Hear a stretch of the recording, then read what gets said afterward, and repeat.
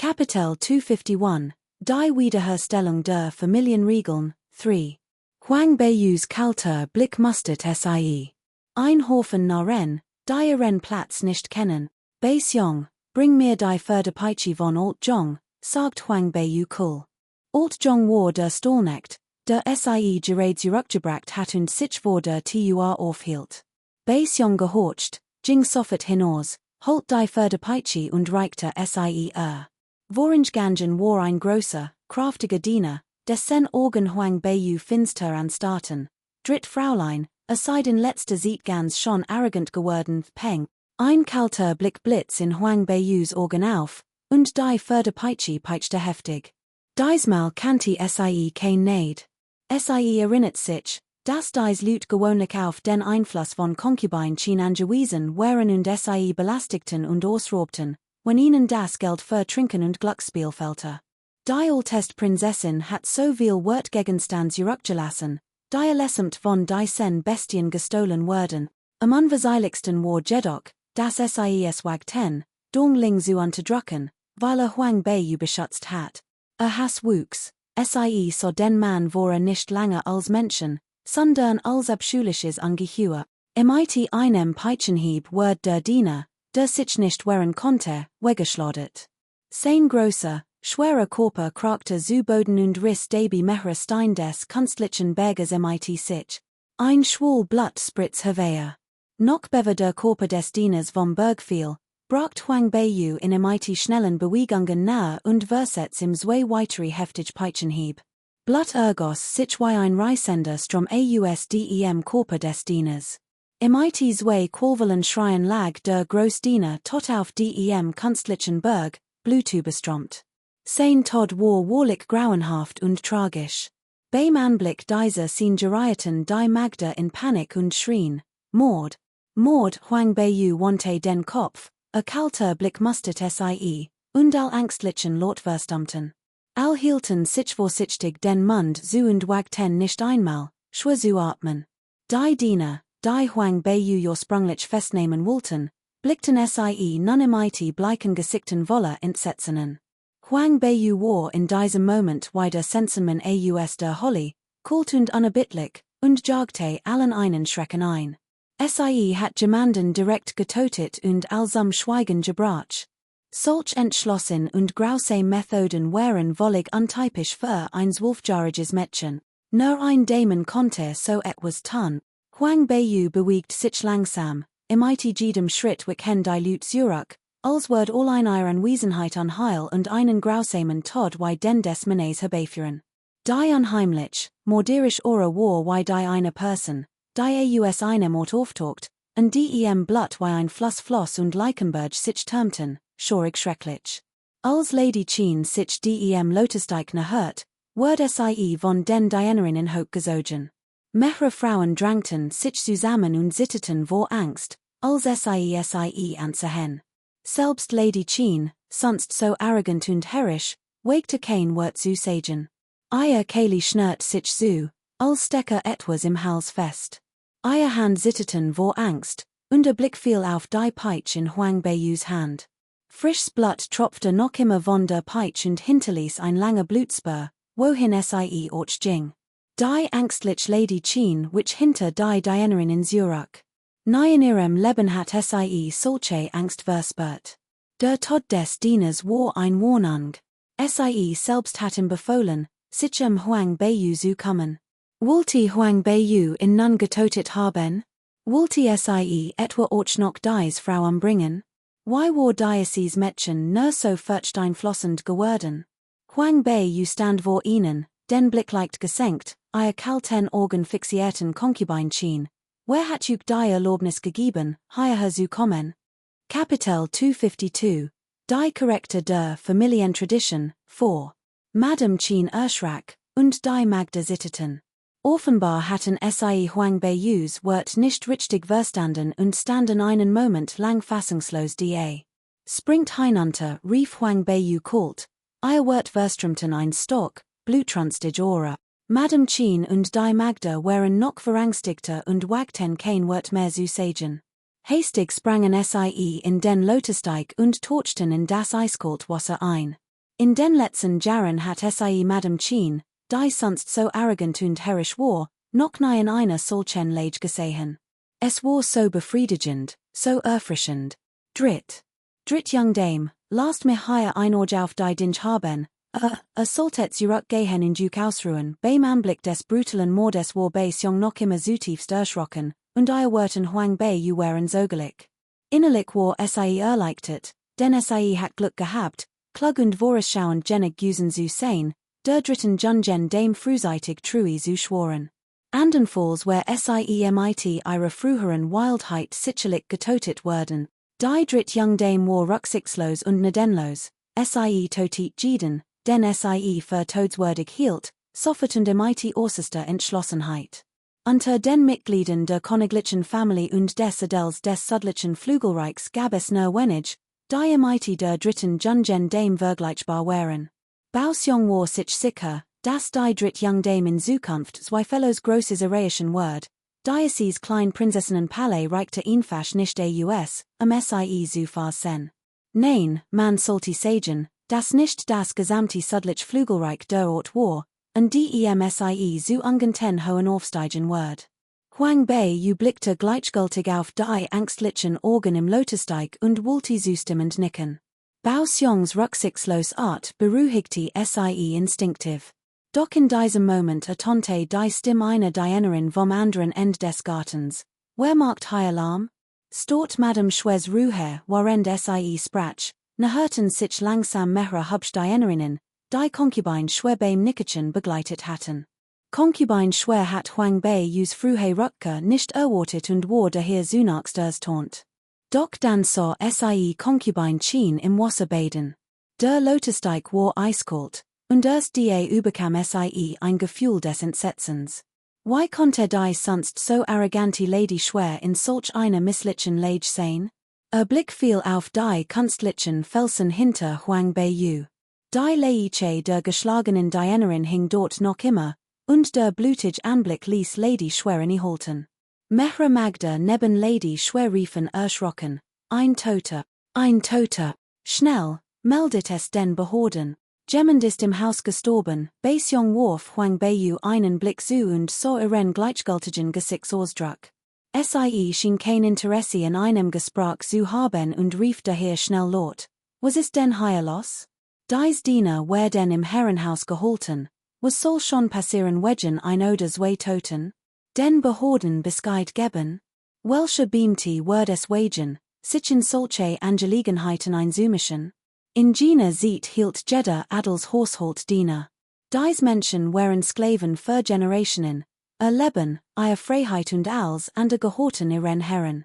Von Geburten waren sie Sklaven, für immer und ewig, sie denn, ihre Herren waren gütig und brachen ihr Netzschaftswirtrig.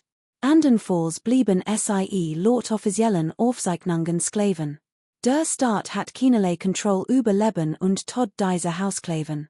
Kurz gesagt, sie waren YTR, Leben und Tod wurden vom Hausherrn entschieden, ohne Einfluss von Außenstehenden. Das System, bedienstet im Haushalt zu halten, hat sich über Generationen bewährt, und Huang Bei war seit ihrer Ankunft von dieser Regel zutiefst angeweidet gewesen und hat daran nichts geändert. Zu Lebzeiten der Großprinzessin hat sie als Sklavenwirtrig der Bediensteten in ihrem Anwesen aufgelost, ihnen ihre Freiheit zurückgegeben und ihnen sogar zusätzliches Geld zum Lebensunterhalt gegeben. Doch seit dem Tod der Großprinzessin hielten Xiao Yuan Cheng und einige Konkubinen es für unwürdig, dass ein Adliger kein Bediensteten hielt. Daher kauften sie ein Grupp zu einem hohen Preis und hielten sie im Hinterhof des Anwesens der Großprinzessin unter. Kapitel 253, die Familientradition korrigieren, 5. Weil sie das genau wusst, sagte sie kein Neid, als sie den bösen Diener schlag. Sein Leben lag in ihrer Hand, sie hatten getötet, wenn sie gewollt hat. Sobald Paisjongs Stimme tonte, wagte die Magd nicht mehr zu schreien oder zu brüllen, sondern wich ängstlich einen Schritt zurück und flüstert. Madame, seht, die dritt Young Dame holt ein Peitsch in der Hand, konnte es ein Waff sein, tant schwer hat die Peitsch in Huang Beiyus Hand bereits bemerkt. Die Peitsch war noch blutbefleckt und schleifte über den Boden, wobei sie ein langer Spur hinterließ, unmöglich zu übersehen. Also Word dieser Diener von Huang Beiyu getotet. Xuanyangs Gesicht Word augenblicklich blass, und sie spürte plötzlich einen Schauer, ein eisig Kalte. Huang Beiyu war für einen Blick zu, ein kaltes Lächeln umspielte ihr Lippen, als sie auf Xuanyang zuging. Xuanyang war entsetzt über die blutrünstige Aura, die von ausging, und wich Schritt für Schritt zurück, doch ihre Bewegungen waren zu langsam, schon nach wenigen Schritten stand Huang Beiyu vor Dritt Young Dame, was wollen sie, stammelte Xuanyang, hers Hammet so schnell, als würde es gleich aus der Brust springen. Die Szene erinnert an ein kleines weißes Kaninchen, das von einem großen grauen Wolf verschlungen werden soll. Doch Xuanyang war klug und wurde ihr Angst natürlich nicht so offensigen wie Niang. Obwohl Gesichtsausdruck etwas verlegen wirkte, zwang sie sich zumindest zu einem Lächeln. Der heutige Wettkampf war anstrengend, ich möchte Madame Schwer einen Gefallen bitten. Huang Beiyu öffnet langsam den Mund und hob plötzlich die Peitsche in ihrer Hand. Was wollen sie? Schrie Madame Schwer, und Panik huschte über ihr Gesicht. Sie konnte ihre Angst nicht verbergen. Ein blutüberströmt Leiche hing noch immer an dem künstlichen Felsengerüst, und die Menschen im ihren entsetzten Gesichten, all das hat sie zutiefst erschreckt. Why hat sie auch keine Angst haben können? Lady Schwers Gesicht ward blass, als sie Huang Beiyu anscha, ihr Brust hob und senkte sich. Wer die nicht die aufgüsen, die sie stutzte, wer sie sicherlich gestürzt. Huang Beiyu nähte den Kopf, ein Anflug von spielerischer Belustigung lag in ihrem Lächeln. Wover hat Lady Schwer den Angst? Huang Beiyu betonte die drei Wort Lady Schwer absichtlich, was Lady Schwer spottisch und sarkastisch vorkam. Dritt Young Dame markt einen Witz. Why kann es sein, dass ich Madame genannt wird? Nur dies ungebildeten Sofen nennen mich so. Das wär lächerlich. Das ist eindeutig ein unangebrachter Titel, ein unpassendes Wort. Dritt Young Dame, nennen sie mich bitte weiterhin Tant. Lady Schwer war nicht so naiv wie Lady Qin, sie wusste sich anzupassen. Lady Schwers Stimme zitterte, und Huang Beiyu wusste, dass sie entsetzt war. Sie schüttelte die Peitsche in ihrer Hand beiläufig und stieß sie den Lady Schwer in die Brust, so dass sie auf ein kostbares Seidenkleid fiel. Das frisch Blut, das an der Peitsche klebte, farbte Lady Schwers Kleidung sofort rot. Das lübtend rot hob Lady Schwers blasses Gesicht hervor. Lady Schwer schluckt schwer und sagt widerwillig, Dritt Young Dame, das ist, ich heb doch gesagt, dass ich Hilfe bitten wollte, sagt Huang Beiyu ruhig, Qin.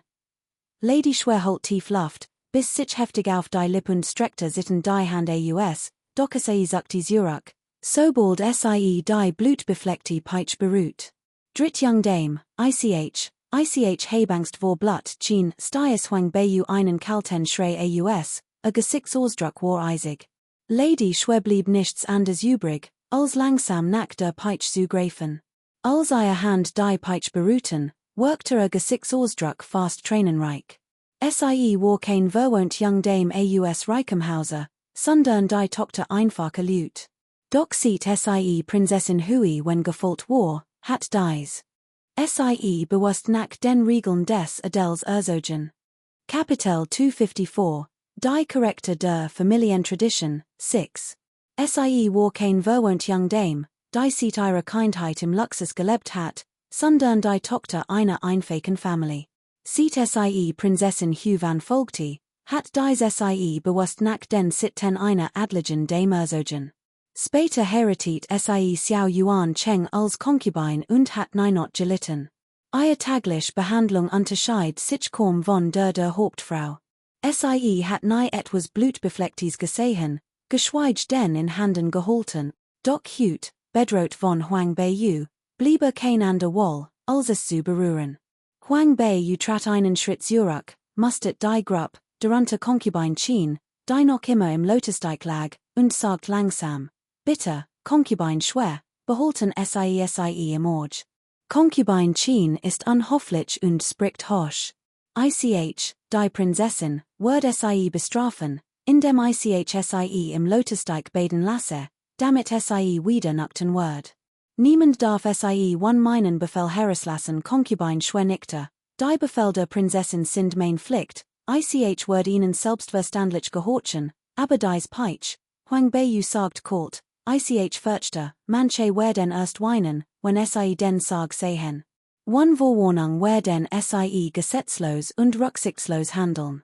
Die shall bitte ich tant schwer, die Peitsch, imite der sie geregimanden getotet hat, zum Lotusdijk zu stellen, damit sie es deutlich sehen und die heutige Lection nicht vergessen sie wollte, dass sie imite der Peitsch im Lotusdijk stand?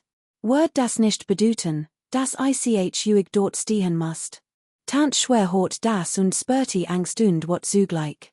Doch niemand war jetzt im Herrenhaus, und och xiao nun xiao zhongqi waren nicht da. Word es nicht genauso ergehen wie Tant Chin, wenn sie sich wird? Das wär noch viel schlimmer. Kein Sorg, ich word tun, was sie sagen Lady schwer zwang sich zu einem Lacheln.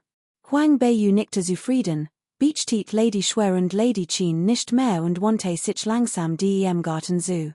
Sie hat erst wenig Schreit getten, als ein zaghafter, zittrige Stimme von hinten ertönte, Dritt Schwester, Huang Beyu dreht sich und so Xiaolinger Gesicht war von Angst gezeichnet, doch sie braucht ein Lacheln Zustand. Was ist los, Großschwester? Xiaoling schluckt nervös und wusst nicht, wohin imite ihren Handen. Sie hat Huang Beiyus Mord mitanzehen müssen und braucht kein Wort heraus. Als sie sich daran erinnert, dass sie selbst Huang Beiyu einst skikaniert hat, überkam sie noch mehr Angst. Kapitel 255, Die Charakter der Familientradition, 7. Xiaolings Gesicht word kreidebleich, als sie anscha. Ihr Lippen bewegten sich mehrmals, aber sie braucht kein Wort heraus. Heb ich dich nicht zu Tod erschreckt? Hat ich nicht zu grausamen Methoden gegriffen, hatten dies Lüt niemals die Macht des Feindes erfahren Fraulein, rief Dong Ling, als sie die Nachricht hort, und eilte herbei. Als sie Xiao Ling imite Huang Beiyu sprechen saw, dachte sie, es ist etwas passiert, und eilte herbei. Doch als sie Xiao Lings blasses Gesicht saw, war sie etwas erleichtert. Es ist sehr windig draußen, Fraulein, lass uns zurückgehen, sagt Dong Ling, so Xiao Ling lächelnd und sagt, Fraulein, du siehst so schlimm aus, du solltest zurückgehen und dich ausruhen, damit trat sie vor, stutzte Huang Beiyus Arm und Hafer langsam zurück. Boy Hung, die ein weil von hinten zugesehen hat, holt sie ein. Die dritt Fraulein macht hut wirklich einen imposanten Eindruck. Ich heb gesehen, dass Concubine Chin und Concubine schwer ebenfalls eingeschüchtert waren. Sie werden es ganz sicher nicht mehr wagen, auf die dritt Fraulein herabzusehen wie früher. Dong Ling war für einen Blick zu und sagt, wenn der Herr und der Altest Jungherr zurückkehren, werden sie vielleicht sogar einen Aufruhr veroorsaken. Was freut dich denn so? Dong Ling verabschut solche Dienerinnen, die ihren Herrn varieten und sich im anpassten, und sprach deshalb unhoffentlich. Boy Hung wusst, dass Dong Ling und Huang Beiyu sehr eng befreundet waren, und wagte es daher nicht, gegenüber respektlos zu sein. Boy Hung, fragte Huang Beiyu langsam, wie bist du imite der Aufgabe gekommen, die ich dir betragen heb, dritt Fraulein, kein Sorg. Ich weiß einiges darüber. Nachforschungen haben mir einiges an Informationen eingebracht, Boy Hung, die so, dass sie sich damit profilieren konnte, antwortet schnell. Im Herrenhaus werden die Buchhaltung und die Kasse von Verwalter zugeführt. War einst Diener von Prinzessin Huan, wird aber später von Concubine Kam bestochen, bei der Verwaltung der Finanzen des Bezirks Tonha zu helfen. Concubine Kam war in den letzten Jahren nicht dumm, sie hat einen Teil der Jarlichen Stuen des Bezirks Tonha verentrut. Sie ließ Verwalter zu heimlich die Konten manipulieren, damit die Forschung später nicht mehr auffindbar war. Ich denk, Concubine Kam hat sich das so gedacht Huang Beiyu nickte. Sie hat diese Art von Buchhaltungsforschung schon oft gesehen und war daher nicht überrascht. No die Tatsache, dass Verwalter zu, der einst von der Prinzessin Hock geschätzt wird, von Concubine Chin bestochen worden war, enttäuscht sie sehr. Also überraschend war es jedoch nicht. Die der Prinzessin einst true ergeben waren, wurden entlassen, und die meisten der verbliebenen Werden bestochen. Wie sonst hat Huang Beiyu, angesichts des Anzehens der Prinzessin zu ihren Lebzeiten, so unterdrückt werden können? Werden al Konten von Verwalter zu geführt, fragte Dongling Verwalter zu führt sie, und tant schwer hat sich ebenfalls bemüht, die sie so gewissenhaft war. Die Schaub hat der Herr sie damit betraut, was die Manipulation erleichtert, sagt Huang Beiyu ruhig. Wenn die Konten manipuliert werden, wird man nichts finden. Sultan tant Chin und tant schwer jedoch ein betrachtlichem Verentruut haben, konnte die Privatkasse in Schwierigkeiten geraten. Als Dongling das Hort, runzelt sie die Stirn und sagt, wenn es Geld geht, kann es in Lan Mosier aufbewahrt werden und ist ohnehin nicht zurückzuverfolgen. Gold, Silber, Jade und Antiquitäten hingegen können in separaten Räumen gelagert werden, was die Rückverfolgung noch schwieriger macht. Lan Mosier, dakt Huang Beiyu kurz nach und brach dann in Lachen aus die größte Privatbank im Südflügel Königreich muss der Family Bug gehören, Dongling lacht. Und sagt, nicht nur im Südflügel Königreich, die größte Bank auf die im gesamten Kontinent Jarata gehört ebenfalls der Family Bug ein entschlossener Funkblitz in Huang Beiyus Organ auf. Wenn es tatsächlich die Family Bug war, wird sie eine Lösung finden. Angesichts ihres Selbstvertrauens fragte Dongling neugierig, Fräulein, welch gut Lösung haben sie sich denn ausgedacht? Kapitel 256, die Charakter der Familientradition, 8. Ein Lösung wird sich langsam finden. Huang Beiyu dreht sich und sagt zu Peixiong, beholt tant Chin gut im Auge, kein Sorg, dritt Young Dame, ich wird mein Aufgabe für sie gewissenhaft erledigen, sagt Boyhung fröhlich. Es ist mir ein Ehre, von der dritten Jungen Dame so hoch geschätzt zu werden, nachdem sie Boyhung entlassen hat, sagt Dongling besorgt, Fräulein, ist die heutige Angelegenheit nicht etwas zu ernst? Haben sie Angst? Dongling hat Angst, aber was auch immer Fräulein entscheidet.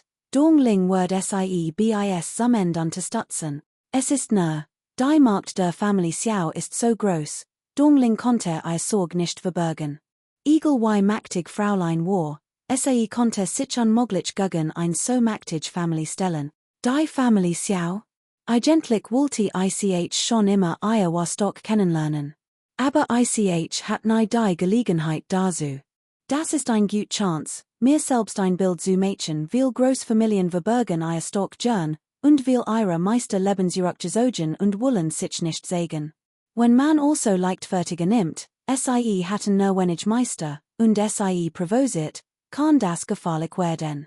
Wenn die Family Xiao ihr Stock ebenfalls so verbirgt, wird sie sich anstrengen müssen, ihnen fertig zu werden. Diesmal ist Xiao Kaiyuan geflohen, und sie will sehen, wie imite der Sache umgeht, sein wahres Wesen zu erkennen. Aber ist das nicht zu riskant? Fragte Dongling besorgt. Sie wussten nicht viel über die Family Xiao, und wenn Xiao Kaiyuan noch andere mächtige Experten hinter sich hat, wird das problematisch werden. Wie soll man ein Tigerjunges fangen, wenn in die Hole des Tigers zu gehen? Sagt Huang Beiyu elegant und versog die Lippen. Wie kann man Großes wohlbringen, wenn man sich so viel Sorgen die Konsequenzen macht? Sie handelt direkt und effizient und nimmt das Risiko gern in Kauf. Außerdem war sie der Meinung, dass Xiao Kaiyuan kein Bedrohung darstellte. Asterisk asterisk asterisk asterisk asterisk asterisk asterisk asterisk asterisk asterisk asterisk asterisk asterisk asterisk Kaiserliche Dynastie der Nordlichen U asterisk asterisk asterisk asterisk asterisk asterisk asterisk asterisk asterisk asterisk asterisk asterisk asterisk die Blutüberstromt Leiche lag auf dem Kunstlichen Berg und schien all Anwesenden anzustarren. Angesichts dieses Anblicks hat selbst die arrogante Concubine Schien es nicht gewahrt, unüberlegt zu handeln. Zudem standen sie und Lady Schwer standig im Streit. Wird sie den Lotusteig verlassen, wird Lady Schwer die Situation sicherlich noch verschlimmen und sie bei Huang Beiyu beschuldigen. Sie wollte nicht sterben, sie wollte nicht wie dies die Erinnerung enden. Sie war sich sicher, dass sie getötet wird, wenn sie Huang Beiyu verraget. Zu dieser Jahreszeit war das Wasser sehr kalt. Lady Qin bediet im kalten Wasser und zitterte heftig. Mehrere Dienerinnen umringten sie, doch froren und drängten sich zusammen, was a korm half. Lady Schwer, die am Verstand, war etwas besser dran als Lady Chien, doch sie hielt ein Peitsch in der Hand, die zum Toten benutzt worden war, unter hers war voller Angst. Es ginge nicht besser als Lady Chien. Madam, Huang Beiyu ist fortend Word ans Haier nicht sehen. Warum werfen wir das nicht weg, schlug sie Chun, Lady Schwers Sof, vorsichtig war. Die Sofen hatten Huang Beiyu nicht selbst beim Toten beobachtet, daher war ihr Angst natürlich weniger groß als die von Concubine Chien. Kapitel 257, die Charakter der Familientradition, 9. Selbst wenn sie noch bizarre Methoden anwendet, solange die zweite Young Dame den alten Meister einlad, why kann sie die noch so arrogant sein, sagt sie Chun selbstsicher. In den Augen der Magda war der Altmeister der Family Xiao ein Act stern Beschworer, why sollte Huang Beiyu im Widerstehen können? Und der Altmeister liebte die zweite Young Dame so sehr, wusste doch, why hatte sich nicht für sie einsetzen können? Als Tant Schwedis Hort, fühlte sie sich etwas beruhigt. Stimmt, sie haben immer noch den alten Meister als ihr Stutzi. Unter den direkten Nachkommen der Family Xiao besitzt nur Xiao Yun das Talent eins Beschworers. Selbst wenn Yunus Ruff dersit nicht gut ist, wenn außer Yuna konnte der Altmeister sonst noch leiben, ehrlich gesagt wünschte sich Tant Schwer, Huang Beiyu word sterben. Zuvor hat sie Huang Beiyus Leben verschont, weil sie wollte, dass diese Mighty der Kaiserin Witwi sprach der Half, die Hauptfrau zu werden. Doch nach den Ereignissen im Palast des Premierministers wusste sie, dass Huang Beiyu nicht mehr unter ihrer Kontrolle stand. Dieses Mädchen, das nach außen hin so rein und gütig wirkte, war unglaublich bösartig. Sie in ihrer Nähe zu behalten, war eine Katastrophe. Wenn sie sich jetzt nicht mehr auf Huang Beiyu verlassen konnte, welchen Sinn hat es dann, sie zu behalten? Was den Palast des Premierministers anging, solange sie und Xiao Yun nicht unterlegen waren, konnten sie die Lage im Griff behalten, warum sollte sie sich also die Lohnen dieses Mädchens sorgen? Bei diesem Gedanken stieg in Schwer niang allmalig mörderischer Zorn in auf. Schwester Schwer, ich hat nie gedacht, dass du, normalerweise so furcht einflossend, so viel Angst vor diesem Mädchen haben würdest, Concubine Chien, die im Wasser lag, beloscht das Gespräch zwischen und dem Dienst Mädchen und spottet. Concubine Chien, bist du nicht immer noch dieselbe? Sei dich nähren. Wenn der Herr zurückkehrt, wird das ein Spektakel, Concubine Schwer erwidert mit einem kalten Lachen. Concubine Chien sagt verraget, dieses Mädchen wird ich nicht angeschoren davonkommen lassen, sie hat einen mächtigen Sohn, daher war es nur natürlich, Huang Beiyu ein Leckchen zu erteilen. Gerade als sie dies dacht, brach draußen ein Tumult aus, und die Diener schrien laut. Vermutlich war der Wettkampf in der Lingyang Academy beendet, und Xiao Yuancheng und sein Männer waren zurückgekehrt. Die Diener waren bereits hinausgestürmt, ihre eigenen Geschickten zu den Ereignissen im Herrenhaus beizutragen und so einen großen Aufruhr zu verursachen. Xiao Yuanchengs wütend Stimme holte von weitem wieder, Rebellion? Hast du denn gar keinen Respekt vor deinem Vater? Als Concubine Chien dies hort, lente sich augenblicklich in ihr Dienerin und brach in Tranen aus wischte sich die Tranen ab, als stand kurz vor dem Tod. Where sorgfältig gekleidet und geschminkt güsen, hat wie leicht etwas Charme besessen. Doch nun, Schlamm bedeckt und exhaustem Haar, so wahrhaft furchterregend aus Mutter, rief Xiao Zhongqi als erster und eilte herbei. Beim Anblick des Lotussteigs traten ihm fast die Tranen in die Augen, und wütend brandt sprang in es Wasser, Concubine Chien zu retten. Meister, musst mir Gerechtigkeit widerfahren lassen, schluckst Concubine Chien Ufer und fleht Xiao Yuancheng Hilfen.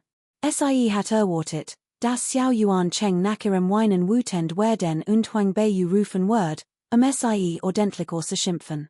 Doch, weinte lange, nur festzustellen, dass Xiao Yuanchengs war wütend dreinblickte, aber schwieg. Was war nur los? Mutter, wein bitte nicht mehr, sagt Xiao Zhongqi zahnerknirschend, sein Stimm voller unterdrücktem Zorn. Chia, was ist geschehen? Fragte Concubine Chien verwirrt. Why konnte selbst der stolzeste Sohn sich so seltsam verhalten? Xiao Zhongqi. Blickte zu der Leiche des Dieners hinauf, die auf dem Kunstlichen Berg lag, sein Gesichtsausdruck war grimmig. Es war, als wäre als Genemen werden, was besessen hat. Kapitel 258, die Charakter der Familientradition, 10. Hut hat Huang Beiyu den Talentwettbewerb an der Lingyang Academy gewonnen, sagt Xiaozhongqi widerwillig. Tant Chin riss die Organ auf. Gewonnen. Diocese Nutzlos Mädchen hat tatsächlich den Wettbewerb an der Lingyang Academy gewonnen? Sie hat gehört, dass der Wettbewerb diesmal gegen die Kaiserliche Akademie von der Kampfkunstakademie ausging, und die Schüler der Kampfkunstakademie konnten unmöglich so schwach sein. Wen hat sie besiegt? Schnaubte Xiaozhongqi. Lin Wne Ausdem Ministerpalast, die zukünftige Prinzessin von Jing, fragte Tant Chin und hielt sich den Mund zu. Ich habe gehört, dass Lin Wne auch ein beeindruckend Persönlichkeit ist, und stark unterscheidet sich tatsächlich deutlich von der ihres stolzen Sohns. Sie ist nicht mehr die Prinzessin von Jing, Xiao Yuan Cheng rief plötzlich kalt. Prinz Jing ist heute außer sich vor Wort. Hat gesagt, wird so ein hinterhältig und boshaft Frau auf keinen Fall heiraten, Concubine Chin stammelte ängstlich, ein Schauer liefer über den Rücken. Doch sofort begriff dass es für sie von Vorteil wäre, wenn Lin Wne nicht Prinz Jings Gemahlin werden wird. Schließlich war sie im Palast des Premierministers geboren und wusste, dass Vater ständig mit Minister Lin im Streit lag. Wäre es nicht gerade recht, wenn Minister Lins Tochter nicht Prinz Jings Gemahlin wird? Es scheint Arger im Palast des Premierministers zu geben, sagt Concubine China mit einem Lächeln, Gesicht und Gestalt mit Schlamm beschmiert, ein wahrhaft widerlicher Anblick. Xiao Yuan Cheng schnaubte verachtlich. Was soll denn dieser Gesichtsausdruck? Freust du dich etwa, Meister, Huang Beiyus Sieg über Lin Wne war reiner Zufall. Lin Wne stammt Ausdem Ministerpalast und steht nicht mehr in derselben Position wie unsere Familie. Sie nicht die Prinzessin von Jing werden konnte, sollten wir uns nicht freuen, entgegnet Concubine Chin trotzig. Du undankbares Weib, rief Xiao Yuan Cheng. Was weißt du schon von Glück? Ein oder zweimal ist Glück, aber was ist im dem dritten Mal? Gibt es kein Glück, was ist das drittmal? Fragte Concubine schwer, ein typisches Beispiel für ein torikte Frau, blinzelt und Soren sonen, Chia, was ist hüt passiert? Xiaozhongqi dreht den Kopf, runzelt die Stirn und sagte mit trockener Stimme, hüt hat Huang Beiyu Lin Zicheng besiegt. Word schwer verletzt, bum. Die umstehenden Magda und Diener waren wie Start und stießen unwillklich einen Schrei aus Concubine schwer, deren Hand noch immer zitterte, weil sie die blutbefleckte Peitsch gehalten hat, die Xiao Yuna gerade abgenommen hat, erschrak plötzlich, als sie das hört. Sie ignoriert Xiaozhongqi, dreht sich und fragte, ich hab gehört, sie kurz davor, den Rang eines goldenen Kriegers zu erreichen. Hat man in etwa unterschätzt? Während sie sprach, spürte Concubine schwer Hers Raisen. Xiao Yun sagt leise, man hat ihn nicht unterschätzt. Lin Zicheng hat alles gegeben, sogar sein ganz Kraft eingesetzt, war ein begabter Schwertkämpfer, und trotzdem wurde von diesem Mädchen gedemütigt und schwer verletzt, süfst tant schwer und umfasst ihr link sieht. Wie konnte das sein?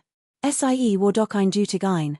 Nein, sie war kein nutzlos Person, rief Tant China mit geweiteten Augen. Blick fiel auf die Leiche, die noch immer auf dem Kunstlichen Berg lag. Die erinnert sich an die Scene, in der Huang Beiyu eben jemanden getötet hat, überall Blut, grausam und brutal. Plötzlich fühlte sie sich machtlos, ihr Sicht verschwamm, und sie sank in Xiaozhongqis Arm. Mutter, rief Xiaozhongqi, umarmte Tant Chin schnell und sagte zu Xiao Yuan Cheng, Vater, lass mich Mutter erst einmal zum Ausruhen bringen, rief Xiao Yuan Cheng, nunwollig aufgelost. Wollte Tant Chins Aufruhr von wohin auf keinen Fall mehr sehen. Dies Frau hat nur in ihrem Zimmer Spaß, aber wenn es wichtige Angelegenheiten ging, benahm sie sich wie ein Narrin. Kapitel 259, Wer wagt es, mich anzufassen, 1. Nachdem Tant Chin und Xiaozhongqi gegangen waren, sagt Xiao Yuan Cheng etwas hilflos. Wie kann dieses Mädchen nur so mächtig sein? Xiao Yun erinnert sich, dass Großvater Hut im Wald bei den 7 Türmen Huang Beiyu persönlich eine Lektion erteilt hat. Sie fragte sich, why das wohl ausgegangen war. Mutter, ist Huang Beiyu verletzt, fragte Tant schwer etwas verwirrt. Nach kurzem Nachdenken schüttelte sie den Kopf und sagt, ich glaub, es geht gut. Juna, was ist denn los? Nicht verletzt. Why kann das sein? Fragte Xiao Yun ungläubig. Hatte Großvater etwa Angst, dass der Kronprinz zu dieser Zeit in der Lingyang Academy war, und deshalb Huang Beiyu nicht angefasst? Das muss so sein. Huang Beiyu hat schließlich noch den Kaiser und die Kaiserin Witwe hinter sich. Wenn etwas zugestoßen war, der Kaiser mit Sicherheit sehr wütend gewesen. Zu jener Zeit wussten auch Kronprinz und Prinzessin on da, dass sie von ihrem Großvater ausgesandt worden war, Hoang Bak Neuet zu finden. Sollte Hoang Bak Neuet etwas zustoßen, wird die Familie Xiao sicherlich nicht angeschoren davonkommen. Pf. Why praktisch für sie, sagt Xiao Yun und biss sich auf die Lip. Sie ist hüt so arrogant. Wenn wir nicht ein Lection erteilen, wird ihr Arroganz noch himmelhoch Georgesend sein, konnte es wirklich so weit kommen? Fragte Lady schwer und warf Xiao Yuan Cheng einen vielsagenden Blick zu. Hüt behauptet sie ist die Herrin des Prinzessenpalastes und die Familie Xiao habe kein Recht, die Palast zu verwalten, geschweige den Herrn zu respektieren. Xiao Yuan Cheng, der bereits vorwort kokte, wird noch wütender, als dies hort, pff. Ich wusst doch, dass sie ein Hers Loses, hinterholtiges Mädchen ist. Ich hat nicht gedacht, dass sie amsens so ersehen must, Mutter, du hast sie so viel Jahrgut behandelt, aber warum behandelst du sie hüt so? Dein Gesundheit ist doch schon schwach, why kannst du so ein Angst ertragen? Xiao Yun sprache mit Zunmende scharf. Ich muss wohl Großvater Hilf bitten, der Meister hat sich viel Jahr lang fleißig dem Kultivieren gewidmet. Ich fürchte, wir sollten in nicht mit Familienangelegenheiten storen. Lady schwer sprache mit sanfter, nuancierter Stimme. Pff. Why kann die Familie Xiao sich so leicht einschüchtern lassen? Why sollen wir unseher what noch unterdrücken? Juna, ger und such deinen Großvater und Bitterin, sichem die Familienangelegenheiten zu kommen. Kapitel 260, wer wagt es, mich anzurufen, 2. Xiao Yun hort dies und freut sich insgeheim. Selbst der Vater hat so entschieden. Es schien, als würden Huang Beiyus friedlich Tage bald enden. Hastig rief sie auf schier ni und wise sien, zur Familie Xiao zu gehen und den alten Herrn einzuladen. HMPF. Mit einem Ältesten, der die Familienangelegenheiten regelt, konnten der Kaiser und die Kaiserin Witwe sich auf keinen Fall einmischen.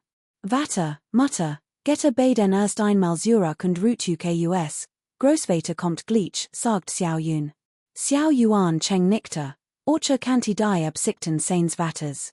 Das Anwesen der Prinzessin war in der Tat ein saftiges Stück Fleisch. Seitweilen Jaren hat Xiao Kai Yuan immer den Wunsch gehiet, einen Anteil daran zu ergeten, aber fürchtet, seinen Ruf zu schadigen. Doch diesmal war es anders, war das nicht ein gut Gelegenheit? War schon so viel Jahr im Anwesen der Prinzessin, sollte es längst unter sein Kontroll gebracht haben, als schier ni ging, alte Passion ebenfalls zum Lüen Pavien, Bericht zu erstatten. Alter Meister Xiao, mit so gemandem ist nicht zu spaßen, rief sie. Drittjung Dame, soll ich etwa heimlich gemanden beauftragen, schier ni etwas anzutun, fragte Passion mit einer grausamen Gest, als würde sie im die Kehle durchschneiden. Ein Horch von Spott lag in Huang Beiyus Augen, als sie leise kichert. Wenn du den alten Meister einladen willst, why kannst du dann die zweite Schwester allein gehen lassen? Dongling, ger du auch mit und sag ihm, ich hat den alten Meister zu Gas. Sag dem alten Meister, selbst tot müssen Respekt erweisen und kommen, rief Boy Hung verdutzt. Woher hat dies Drittjung Dame nur diesen Tunfall? Den alten Meister so proaktiv einzuladen, war das nicht, als würd man ein Buddha-Statue zurückholen? Der Altmeister wird sich ganz sicher auf die Seat der zweiten Jungen Dame schlagen, was wer, wenn. Die Stock einer Achtstern-Beschworerin war nicht zu unterschätzen. Boy Hung war nicht Huang Beiyus Vertraut, daher verstand sie natürlich nicht, was dies dacht. Dong Ling Hinge Gen Verstand Soffert, Stimmte zu und Jing. Boy Hung Sora Nak, Voller Nied und Bewunderung. Sie war viel kluger als Dong Ling. One word sie wohl die Vertraut der dritten Jungen Dame werden? Sobald dies das en Wiesen übernahm, word sie ze obersten Zof aufsteigen. Dritt Young Dame, kann ich noch etwas für sie tun? Gehen sie Zurück und beobachten sie Concubine schien genor. Finden sie heraus, wo sie das Geld versteckt hat, das sie über die Jahr verentrut hat. Boy hung sogert einen Moment, dann sagt sie, Dritt Fraulein, wenn ich cute helf, word tantchen mich viel leicht nicht mehr dulden. Wär es nicht besser, wenn, Beis Jong rief Huang Bei und blickte sie in. Wenn juk gut markt, heb ich die grost Schwasch von Concubine schien entdeckt. Wenn juk ein solche Leistung gelingt, word ich juk allwichtigen und unwichtigen Angelegenheiten im Palast der Prinzessin anvertrauen. Dan wordet die best Haushalterin, Beis Jong war begeistert und vergaß ihr Bedenken und ihr Angst. Im Königreich des südlichen Flügels Genes der Palast der Prinzessin Hos ansehen. Wenn sie die Haushalterin des Palasts word, stand Status dem anderer junge Damen in nichts nach. Ich sollte jetzt gehen und mein Arbeit für die Dritt Fraulein erledigen, sie so Beis Jong nach und lächelt kalt. Die eine solchen Person war wahrlich erschreckend. Aus Lustwürden sie ihr eigen Sicherheit verges sen. Xiao Yun schickte jemanden, den Patriarchen der Familie Xiao einzuladen. Dies Nachricht verbreitet sich, und die Magda und Bediensteten im Anwesen schienen still zu werden. Wieder wartet sie gelassen auf die Ankunft des alten Mannes, es wird bestimmt etwas Interessantes zu beobachten geben. Huang Bei nutzte ihr Freizeit, das Butch der 100 verfeinrungen. Hervor zu holen und Verstuiden Entgiftungsmethoden zu studieren. Sie probiert jede Methode aus, die auch nur im geringsten nützlich schien. Obwohl drei Tage kurz waren, dacht sie stets in Johns Leben. Sie war nicht der Typ Mensch, der es hasst, anderen Gefallen zu schulden. Kapitel 261, Wer wagt es, mich anzufassen, 3. Unterdessen im Jadewasserhof. Großvater sagt, kann nicht kommen? Warum? Rief Xiao Yun aufgeregt.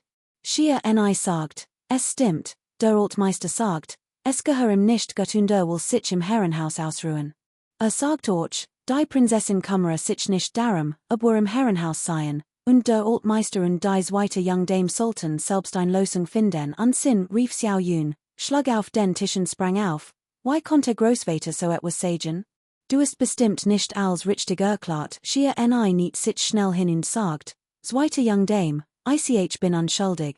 Auch wenn ich nicht gut reden kann, heb ich doch als klar erklärt. Das sind die genuinen Wort des alten Meisters, ich werde es nicht wagen, dich anzulügen, zweite Young Dame. Bitter ist ehrlich, Xiao Yun nürschte den Sahnen, atmet tief durch und setzte sich langsam hin. Das ist unverschämt. Warum ist Opa nicht gekommen, murmelte sie. Tant schwerkam ausdem Zimmer und sagt leise, Juna, den Vater schlaft. Was magst du denn für einen Lärm? Xiao Yun schmollt, Opa hat nicht zugestimmt. Warum ist Opa nicht gekommen? Der Ort hat es nicht eilig. Glaubst du, ist why du? Juna, dies Schlamp hat hüt ganz schon gelitten. Sohn, warum lassen wir sie das nicht erst mal unter sich ausmachen?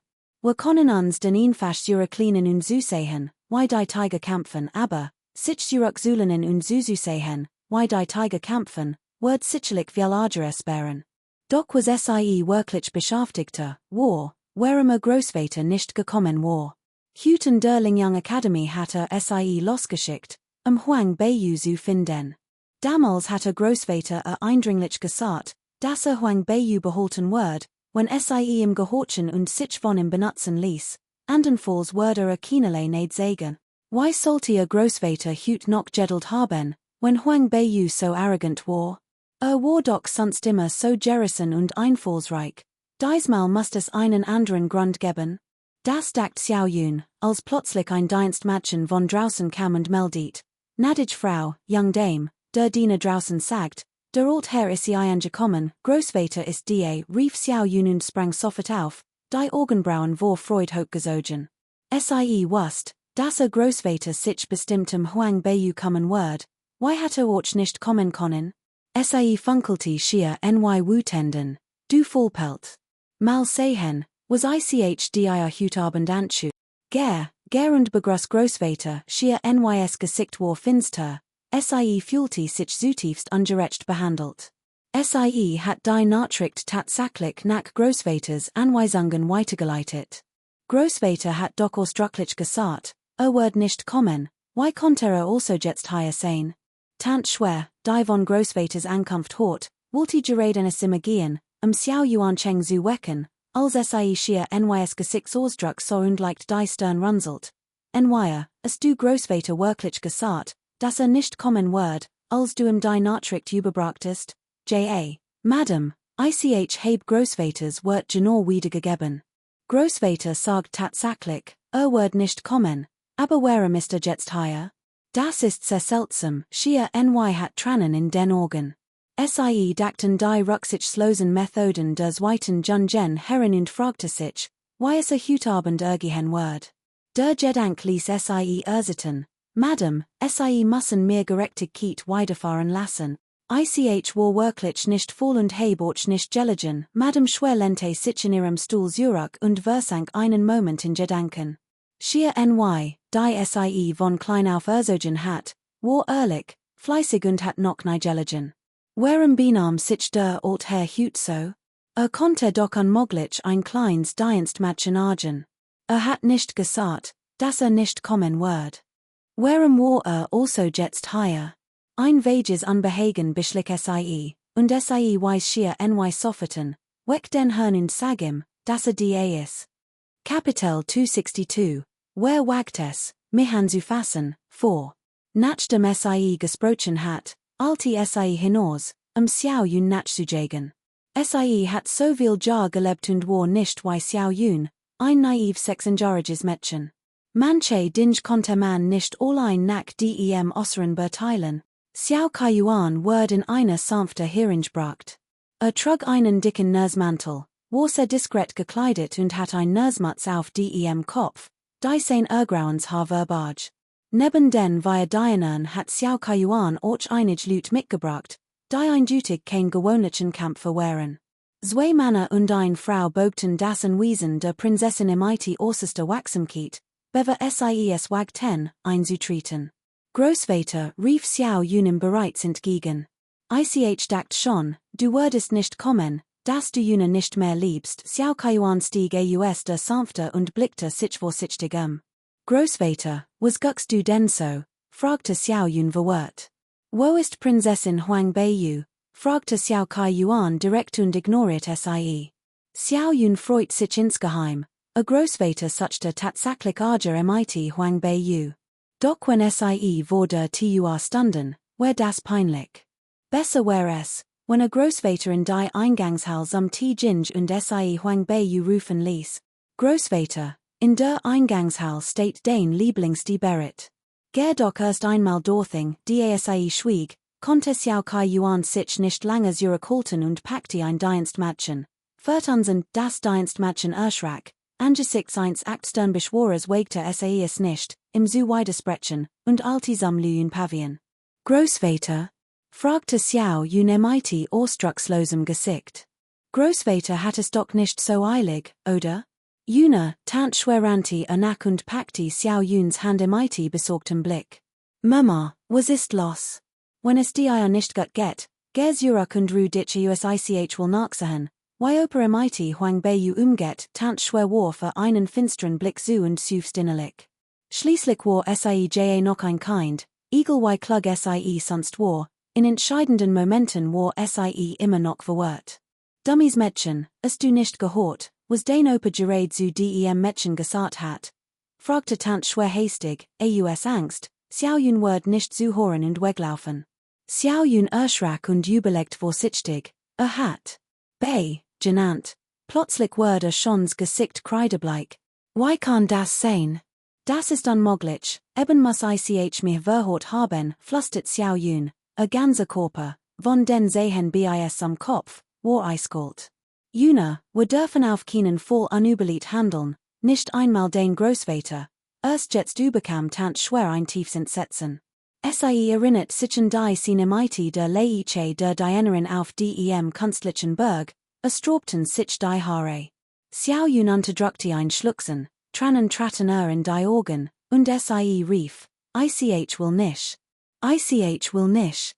Mutter, ich sterb lieber, als das zu glauben, was hat dieses Mädchen nur für ein Recht dazu. Ich leser, sagt tant schwer und hielt sich schnell den Mund zu.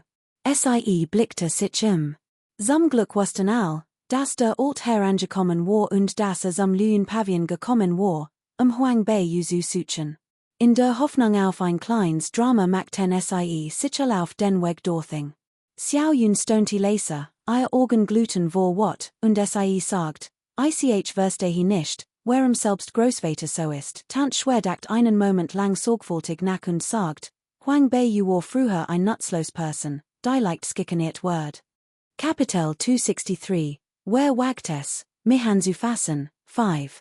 Tant schwer dacht angestrengt nach und sagt, dies Huang Bei war früher nur ein nutzlos Person, die man leicht herumschubsen konnte, aber in letzter Zeit scheint sich wollig verandert zu haben.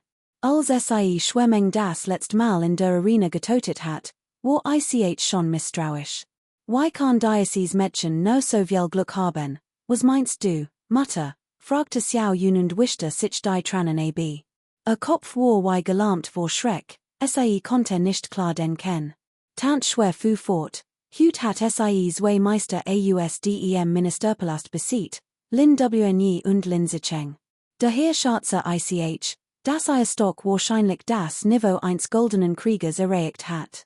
Dass ihr Stock in so kurzer Zeit so rasant gestiegen ist, müssen eine glücklichen Begegnung oder der Anleitung eines Meisters liegen, dies wird Clan Gen in Xiao Yuns Ohren äußerst hart. Von Kindheit bis eines erwachsenen Alter hat sie immer gestrebt, doch boten sich neue surgewöhnliche Gelegenheiten, noch erhielt sie von einem Meister Anleitung. Warum hat Huang Bei solche Möglichkeiten? Wird sie Huang Bei Gemmels einholen können? Wird sie von mighty Fussen getreten werden? Mutter, senkte Xiao Yun plötzlich die Stimme, voller Groll, selbst wenn sie unglaublich mächtig ist, wird sie nicht mehr lange leben. Mutter, warum erhöhst du nicht die Dosis dieses Medikaments? Tot sie ein für allmal, dann gibt es kein Problem mehr, ich habe mein eigenen Plan, du brauchst dir kein Sorgen zu Mädchen, ein kalter Glanz blitz in Tant Schwers Augen auf. Mutter, sagt Xiao Yun bewegt. Tant Schwer streichelte ihr Gesicht und lächelt. Juna, ich setz all mein Hoffnungen in diesem Leben auf dich. Die darf auf keinen Fall etwas zustoßen, Xiao Yun nickte entschlossen. Mutter, sei unbesorgt, ich wird dich auf jeden Fall glücklich Mädchen, Tant Schwer, zweite Schwester, was magte denn noch heuer? Ich heb gehört, der Altmeister kommt, sichem Huang Bei zu kommen, rief Xiao Ling lautstark. Tant Schwer und Xiao Yun wechselten Blicke, dieses Mädchen war wirklich dumm. Großschwester, gerne, ich komme gleich nach. Xiao Yun dreht sich und so Xiao Lingen. Als deren selbstgefälligen Gesichtsausdruck sah, empfand ein wenig Mitleid. Dann gehör ich schon mal. Xiao Ling zupfte in ihrem Rock und eilte ihre Sof zum Lüen Pavillon. Juna, lass uns auch mal nachsehen, was los ist. Lady Schwer zog Xiao Yun in der Hand, und die beiden folgten dicht hinter her. Im Lüen Pavillon angekommen, eilte Dong Ling zu Xiao Kai Yuan und soggerade noch, wie Huang Bei sich gesogen hat. Sie trug ein hellrosa Kleid Schmetterlings- und Blumenstickerei und darüber einen kurzen Nussmantel. Haar war zu einem kreuzformigen Dot hochgesteckt, der eine goldenen Phönix Harnadel versiert war, ein Harnadel mehreren herabhängenden Seerstrangen, die bei jedem Schritt sanft mitschwangen. Ihr seelisch Gestalt und Cools, aber dennoch wunderschöns wiesen Verlihenne die Ora eine vornehmen Dame. Dong Ling trat lächelnd vor, Fraulein, sie sind so klug. Ich habe ihnen erst ein paar Mal die Haare frisiert, und sie haben es schon gelernt, Haare frisieren ist schwieriger als mit diesen Koschen. Es quält mich zu Tod erwidert Huang Bei, rückte ihr golden Phönix Harnadel zurecht und kichert. Ist der Altmann schon wie konnte es wagen? Nicht zu kommen? Fragte Dong Ling, hielt sich den Mund zu und lacht leise. Als sie bei der Familie Xiao ankom, must sie über Xiao Kai Yuan's entsetzten Gesichtsausdruck lachen, als sie hort, das Prinzessin bei Yu jemanden geschickt hat. Huang bei Yu hobie zarten Augenbrauen. Dieser alt Mann war tatsächlich nichts Besonderes. Das Geschenk, das Ling Sun im gemacht hat, wurde wohl sein Leben lang nicht vergessen. Bei einem so gewaltigen Kraftunterschied. Konnte sich selbst als Schwarz Schildkröte nicht verstecken. Besitzer noch betrachtlich verborgen Krafter, konnte vielleicht etwas Widerstand leisten, aber one jeglich Stock blieb ihm nichts anders übrig, als sich von herumschubsen zu lassen. Bei diesem Gedanken must Huang Beiyu Ling Sun ein wenig bewundern.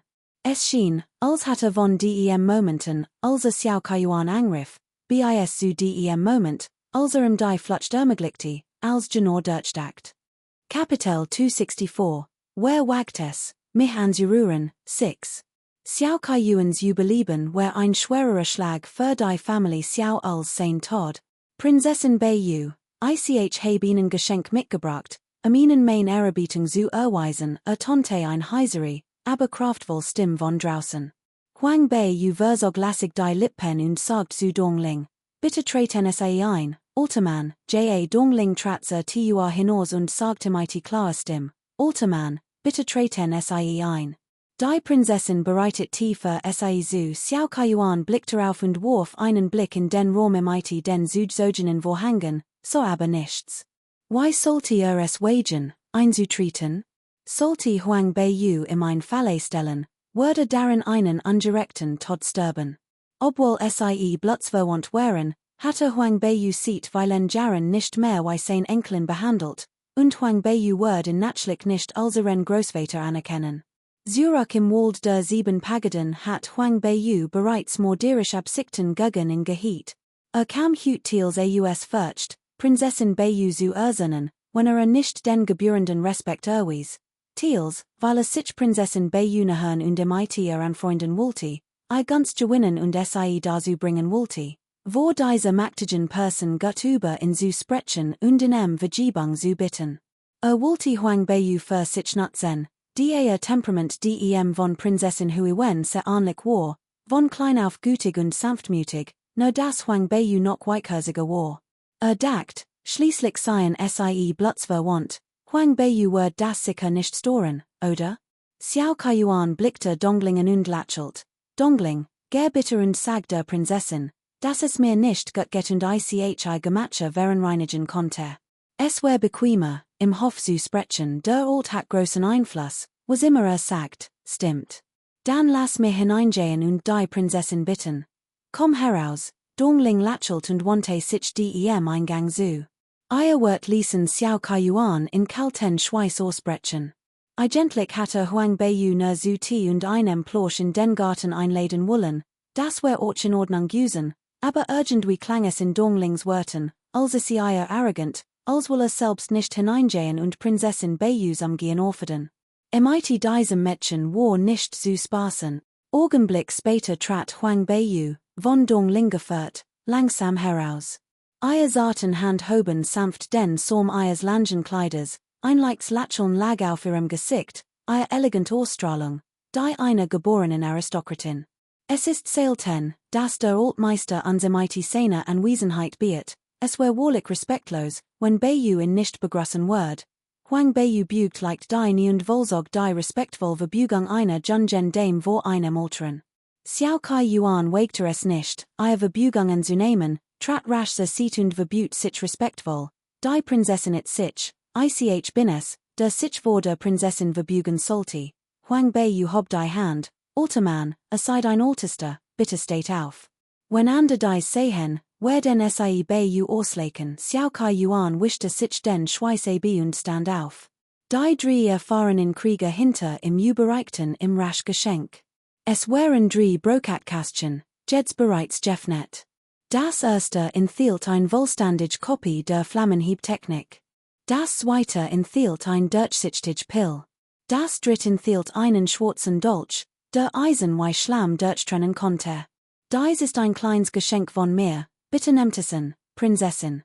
Xiao Kaiyuan beobachtet aufmerksam Huang Beiyus Gesichtsausdruck beim Anblick dieser Schatze. Dies Dinge, sie Schatze zu nennen, reichte nicht aus, es wären als Gegenstand, die man im IT Geld nicht kaufen konnte. Huang Beiyu war erst vor kurzem mächtig geworden, sonst hat sie sich von der Familie Xiao nicht so leicht skikanieren lassen. Wenn sie erst vor kurzem an Markt gekommen war, hat sie sicherlich noch nicht so viel Schatze gesehen. Wenn man dies Dinge nun schenkte, würde sie sich bestimmt sehr freuen. Kapitel 265, wer wagt es, mich anzufassen, 7. Die Geschenk des alten Fuchses Xiao Kaiyuan waren nicht nur kostbar, sondern auch äußerst selten. Nur so konnten sie die Herzen der Menschen beruhigen, doch unerwartet betrachtet Huang Beiyu sie nur gleichgültig. Gesichtsausdruck variiert weder Überraschung noch Freude. Ihr Lippen formten ein elegantes Lächeln, und sie sagt, Dank, alter Mann. Dongling, bring die Geschenk zurück. Dongling trat vor, schloss die Schachtel und brachte sie hinein, sie zu verstauen. Dann holt sie Tee und Gebäck herbei und stellte sie auf den Steintisch im Hof. Alter Mann, bitte setz dich. Huang Beiyu hob abwend die Hand und setzte sich dann schnell. Xiao Kaiyuan kam herüber und setzte sich ebenfalls. Etwas verlegen fragte sich insgeheim, konnte dieser hochrangigen Expert etwa noch seltener Schatze besitzen? Wer das nicht? Kapitel 266, wer wagt es, mich anzufassen, 8. Ein plötzlicher Schauer lief ihm über den Rücken. Xiao Kaiyuan sprang sofort auf und rief Xiao Yuzu, du bist so blind. Die Prinzessin hat dich auf ein Tass Tee eingeladen, why konntest du nur so unachtsam sein? Biel dich und entschuldig dich bei der Prinzessin, Xiao Yu umfasste ihren schmerzenden Arm sie wusst, why ernst die Lage war. Xiao Kaiyuan wollte ihr einen Ausweg bieten, einen größeren Zwischenfall zu verhindern. Obwohl sie sehr wütend war, musst sie die Situation verstehen und versuchen, sich zu beherrschen. Es war mein Unachtsamkeit, zum Glück habe ich die Prinzessin nicht verletzt. Bitte bestraf mich, es ist nur eine Kleinigkeit. Du bist ein hochgestellter Gast, nimm es nicht so schwer, sagt Huang Beiyu ruhig, nahm ein weitere Tass Tee und reichte sie Bitte trink etwas Tee. Xiao Yu's Hand zitterten noch immer. Als sie sah, wie Huang Beiyu den Tee anbot, erschrak sie zutiefst. Xiao Yu warf Xiao Kaiyuan einen Blick zu und sah, wie leicht nickte. Schließlich nahm sie den Tee an. Ihre Verlegenheit überwand sie, nahm einen Schluck und zwang sich zu einem Lächeln. Der Tee der Prinzessin ist wirklich exquisit. Dank, Prinzessin, die beiden neben Xiao Yu, die dies beobachtet hatten, warteten nicht darauf, dass Huang Beiyu ihnen selbst Tee anbot.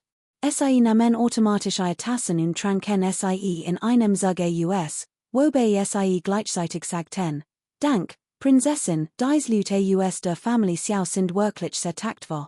Huang Beiyu lächelt gelassen. In diesem Moment ertönte plötzlich Xiao Ling's Stimme aus dem Hinterhof. Großvater, dieses Mädchen ist sehr bösartig. Du darfst auf keinen Fall nicht sagen. Charakter ist wirklich unverschämt, du ist die Gelegenheit nicht verpasst, sagt Huang Beiyu, blickte auf und sah Xiao Kaiyuan an. Ist der Alt diesmal gekommen, jemanden zu bestrafen? Wie kann das sein? Dieses Mädchen ist so ahnungslos. Sie hat die Prinzessin zum Narren gehalten, sagt Xiao Kaiyuan hastig. Xiao Ling, als Mitglied der Familie Xiao, hat sie in Verif gebracht, und auch Xiao Kaiyuan schämte sich. Die Familie Xiao war so mächtig, und dann hatten sie so ein nutzlos, talentlos Person in ihren Reihen, sie war völlig wortlos. Dutit den beiden Mannen im IT den Organ zu, und sie eilten sofort hinaus, Xiao Ling aufzuhalten. Was wollte denn? Rief Xiao Ling, die es nicht besser wusste, laut. Sie hat draußen gestanden und die Schrei und das Klirren der Titus gehört und gedacht, Huang Beiyu schwer bestraft worden. Die Schalb war sie eilig hineingegangen, nachzusehen. Plötzlich packte einer der beiden Männer Xiao Ling am Hals und sagt kalt, Prinzessin Beiyu ist hier, wie kannst du es wagen, so leichtsinnig zu handeln? Xiao Lings Augen weiteten sich, und sie bracht nur noch wenig gedampfte Laut hervor, bever sie im Hals gepackt und weggesert ward. Ihr Arm und Bein zappelten wild, Gesicht ward kreidebleich. Tant Schwer und Xiao Yun, die folgten, sahen das ebenfalls, und ihr Hazen ras 10. Xiao Yun which sofort einige schreit Zurück. Der Mann, der Xiao Lingam Hals Pakti, war tatsächlich ein sehr mächtiger Expert der Familie Xiao namens Xiao Wei. Dieser Mann gehört definitiv zur Familie Xiao, warum also sollte Xiao Ling angreifen? Obwohl sie Xiao Ling normalerweise nicht mögte, war sie immer noch ein Mitglied der Familie Xiao. Huang Bei fügte den Mitgliedern der Familie Xiao Lied zu, und das bereitete keinerlei Freude. Bruder Xiao Wei, selbst wenn Großschwester ein schweres Verbrechen begangen hat, ist sie immer noch ein Mitglied der Familie Xiao. Du solltest etwas nicht sagen, Xiao Wei warf Xiao Yun einen Blick zu. Und Xiao Yun hatten ein Verhältnis, aber in diesem Moment konnte Xiao Yun nicht zuhören. Wartet darauf, dass Huang Bei sprach. Huang Bei trank langsam ein halb Tasse Tee. Blickte dann auf, als hat sie gerade mit ansehen müssen, wie Xiao Ling gewirkt wird, und rief überrascht aus. Was hat die Großschwester verbrochen, dass dieser angesehen Gast so ersant ist? Xiao Kai Yuan so eiskalt aus und sprach mit autoritärer Stimme. Wir gehören zur Familie Xiao und unterliegen strengen Familienregeln. Auch wenn sie nicht die Gastgeber sind, sollten sie sich anständig benehmen. Kapitel 267. Wer wagt es, mich anzufassen? Nein. Xiao Kai Yuans Gesicht war kalt, und sprach mit großer Autorität. Wir gehören der Familie Xiao und genießen ein streng Familienerziehung.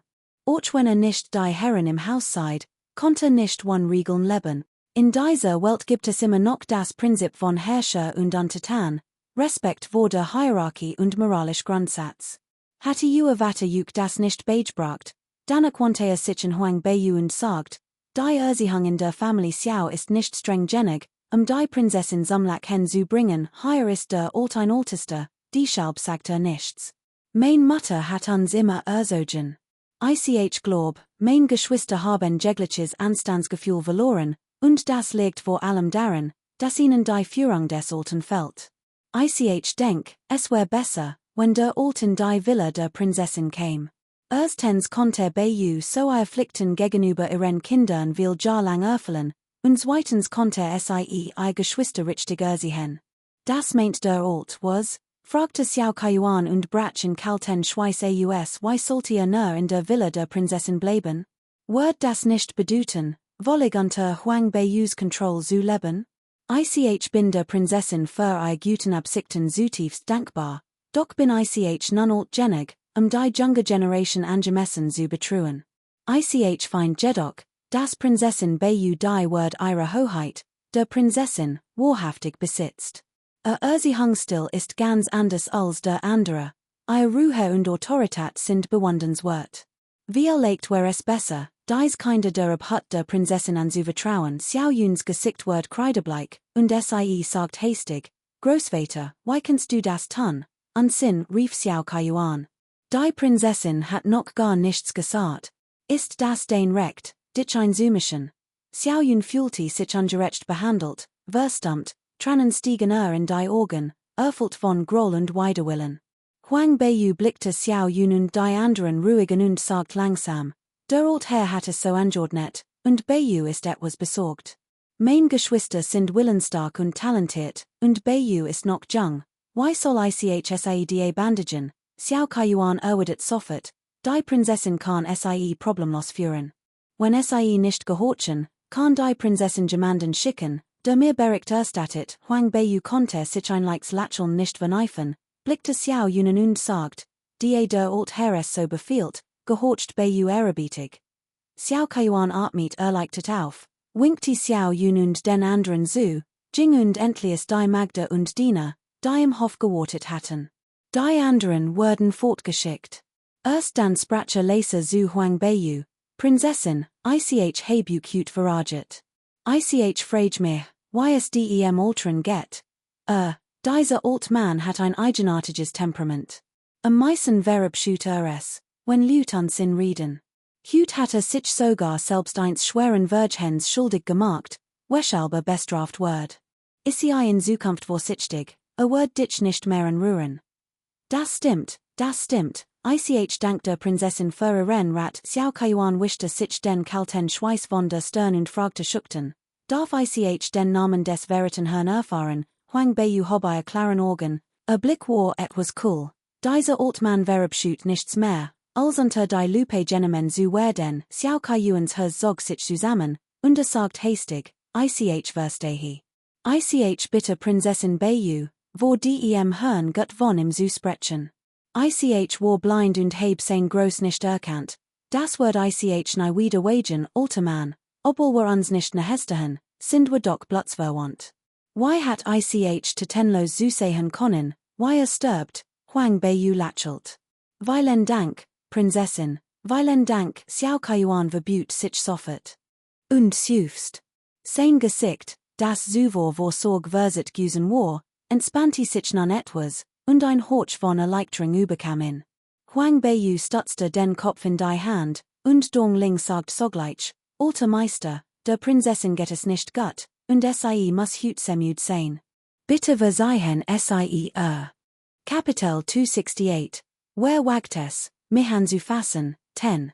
Die Prinzessin sollte sich früh ausruhen, ich bitterem Verabschiedung, Xiao Kaiyuan wollte schon lange gehen, doch die Huang Beyu noch nicht gesprochen hat, zögert Nun, die dies Wort hort, ging sofort. Kaum hatte den Lüyen Pavillon verlassen, stürmte Xiao Yuan Cheng auf in Zu.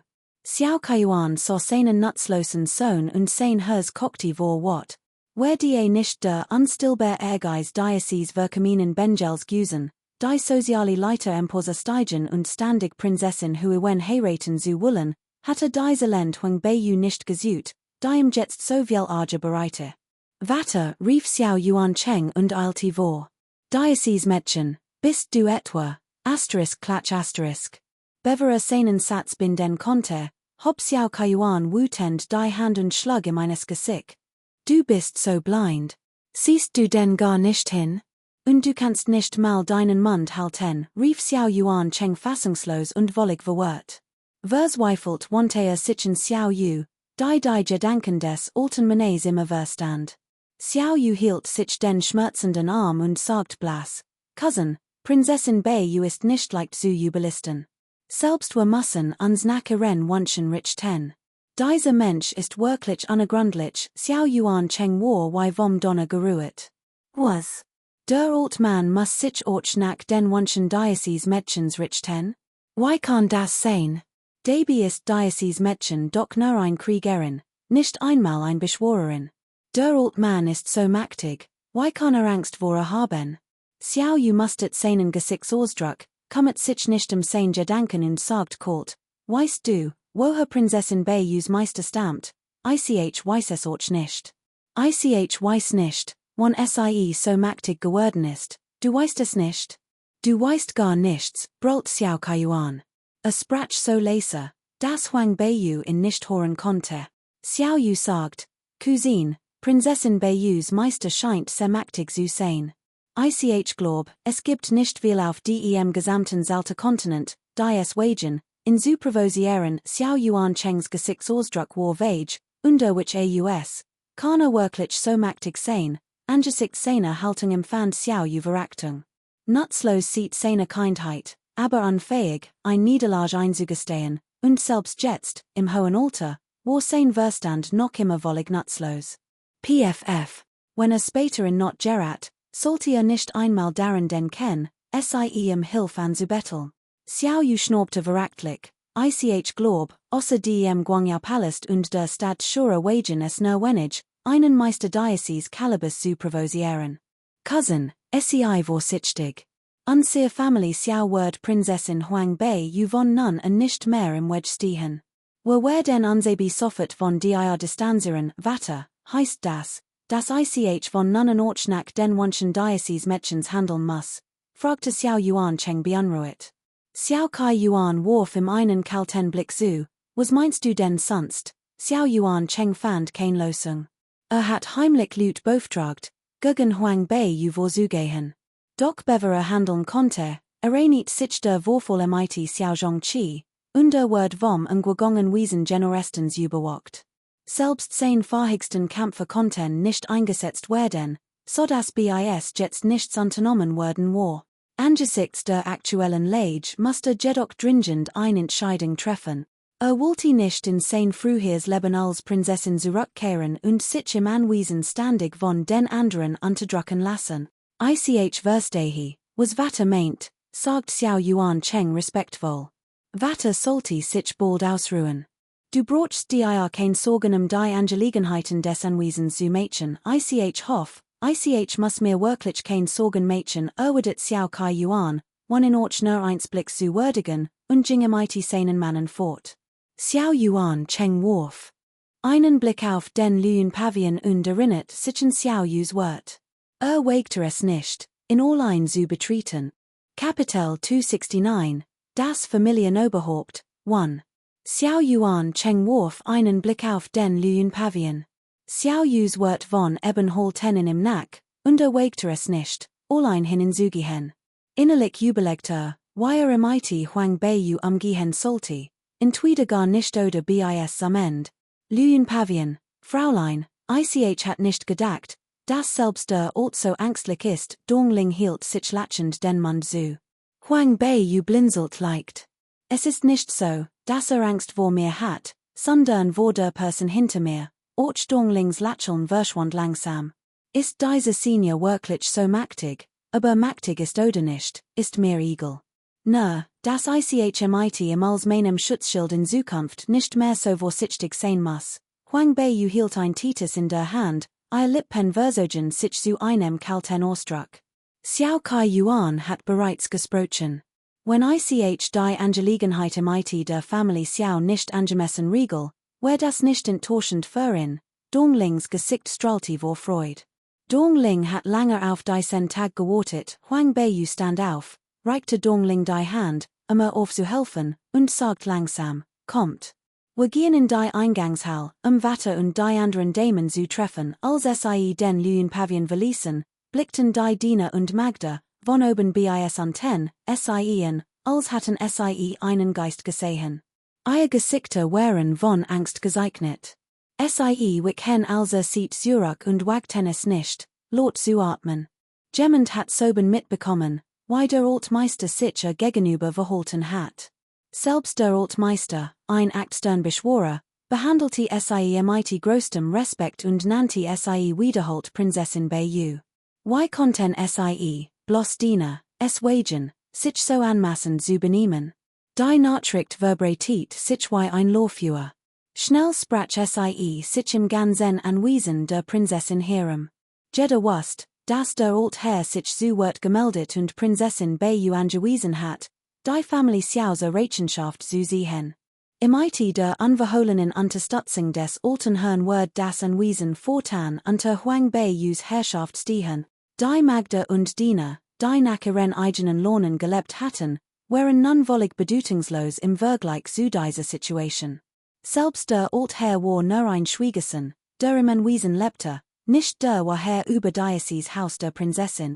Die Genigen, die Huang Beiyu einst unterdrückt hatten, fühlten sich nun unwohl, ihnen standen die Haare zu Berge, als sie das Ende der Welt gekommen. Ihr Blicke wagten es nur, kurz aufzublicken, bevor die Köpfe schnell wieder senkten. Als Huang Beiyu in den Garten ging, blieb plötzlich stehen. Dongling rief ein Dienstmädchen, das neben dem Felsengarten stand, und sagt, Schwester Beiyu, bitte Concubine Chin in die Eingangshall zu bitten, ein Tass Tee zu trinken.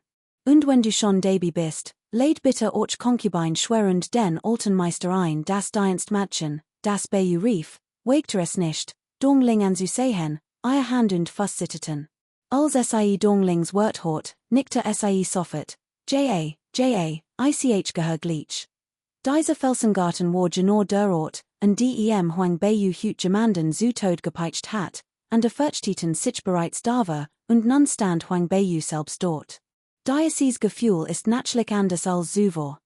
Huang Beiyu blickte auf die Blutflecken auf dem künstlichen Berg, ihr feinen Augenbrauen zogen sich zusammen, und sagt, warum hat niemand dieses Blut weggewischt?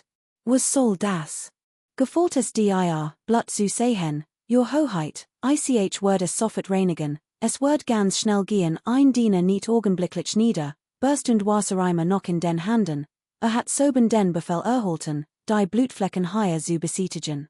Your Hoheit sehen kein Blut, es tut mir leid, Überlastigen, sagt dong ling lachelnd. Ja, your Hoheit, der. Diener senkte den Kopf, als wolle Selbstmord begehen, ein Großbuhl schwoll auf seine Stirnen.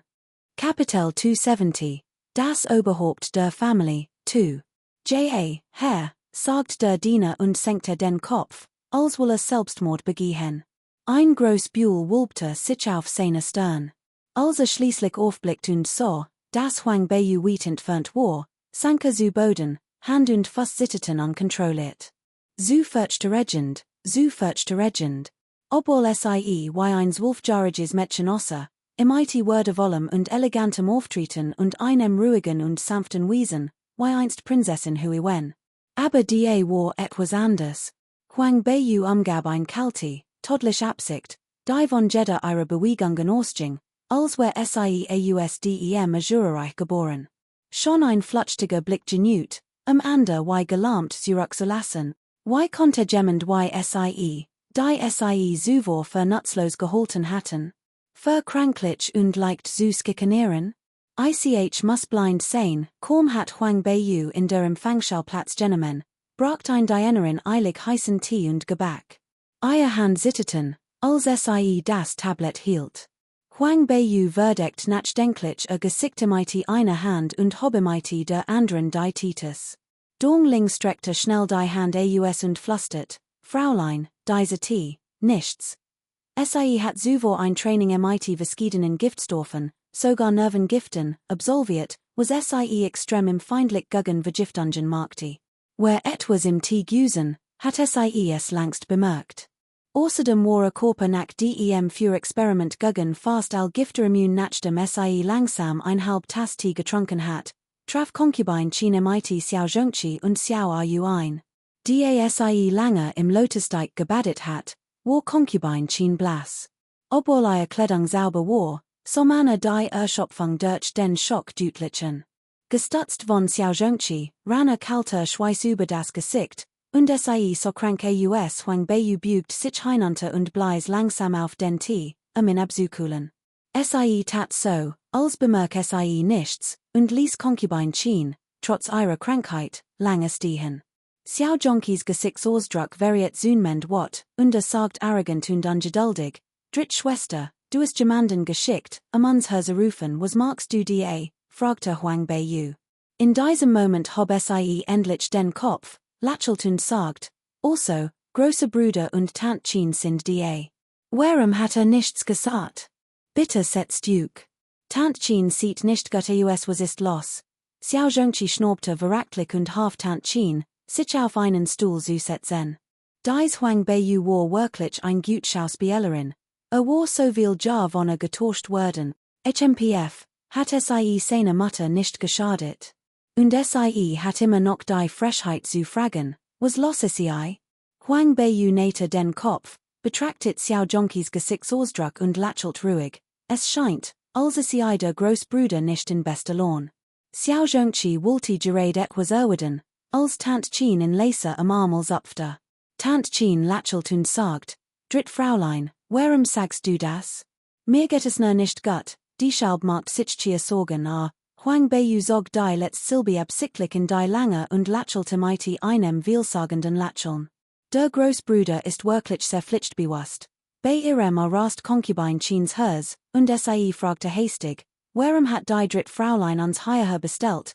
Concubine Chin word den Tag am Lotusteig Verges sen und verchtet Huang Beiyus Methoden zutiefst. Xiao Zhongqi's Wort, word Lin Zicheng ausdem Ministerpalast schwerverletzen, verstärkten ihre Angst nur noch. Hat sich lediglich leicht erkältet, und etwas Schlaf und Ingwersup hatten Janet, doch im Schlaf erinnert sich plötzlich an all die Dinge, die Huang Beiyu in der Vergangenheit angetan hat. Kapitel 271, das Familienoberhaupt, 3. Ursprünglich war nur etwas kalt, und nach einer kurzen Pause und etwas Ingwersup war wieder gut gegangen. Doch im Schlaf erinnert sich plötzlich an all die Dinge, die Huang Beiyu angetan hat, und träumt, diese sie zurückgekehrt, rasch zu nehmen, habe getötet und ihren Körper auf dem künstlichen Berg zurückgelassen. Als erwacht, war zutiefst verängstigt.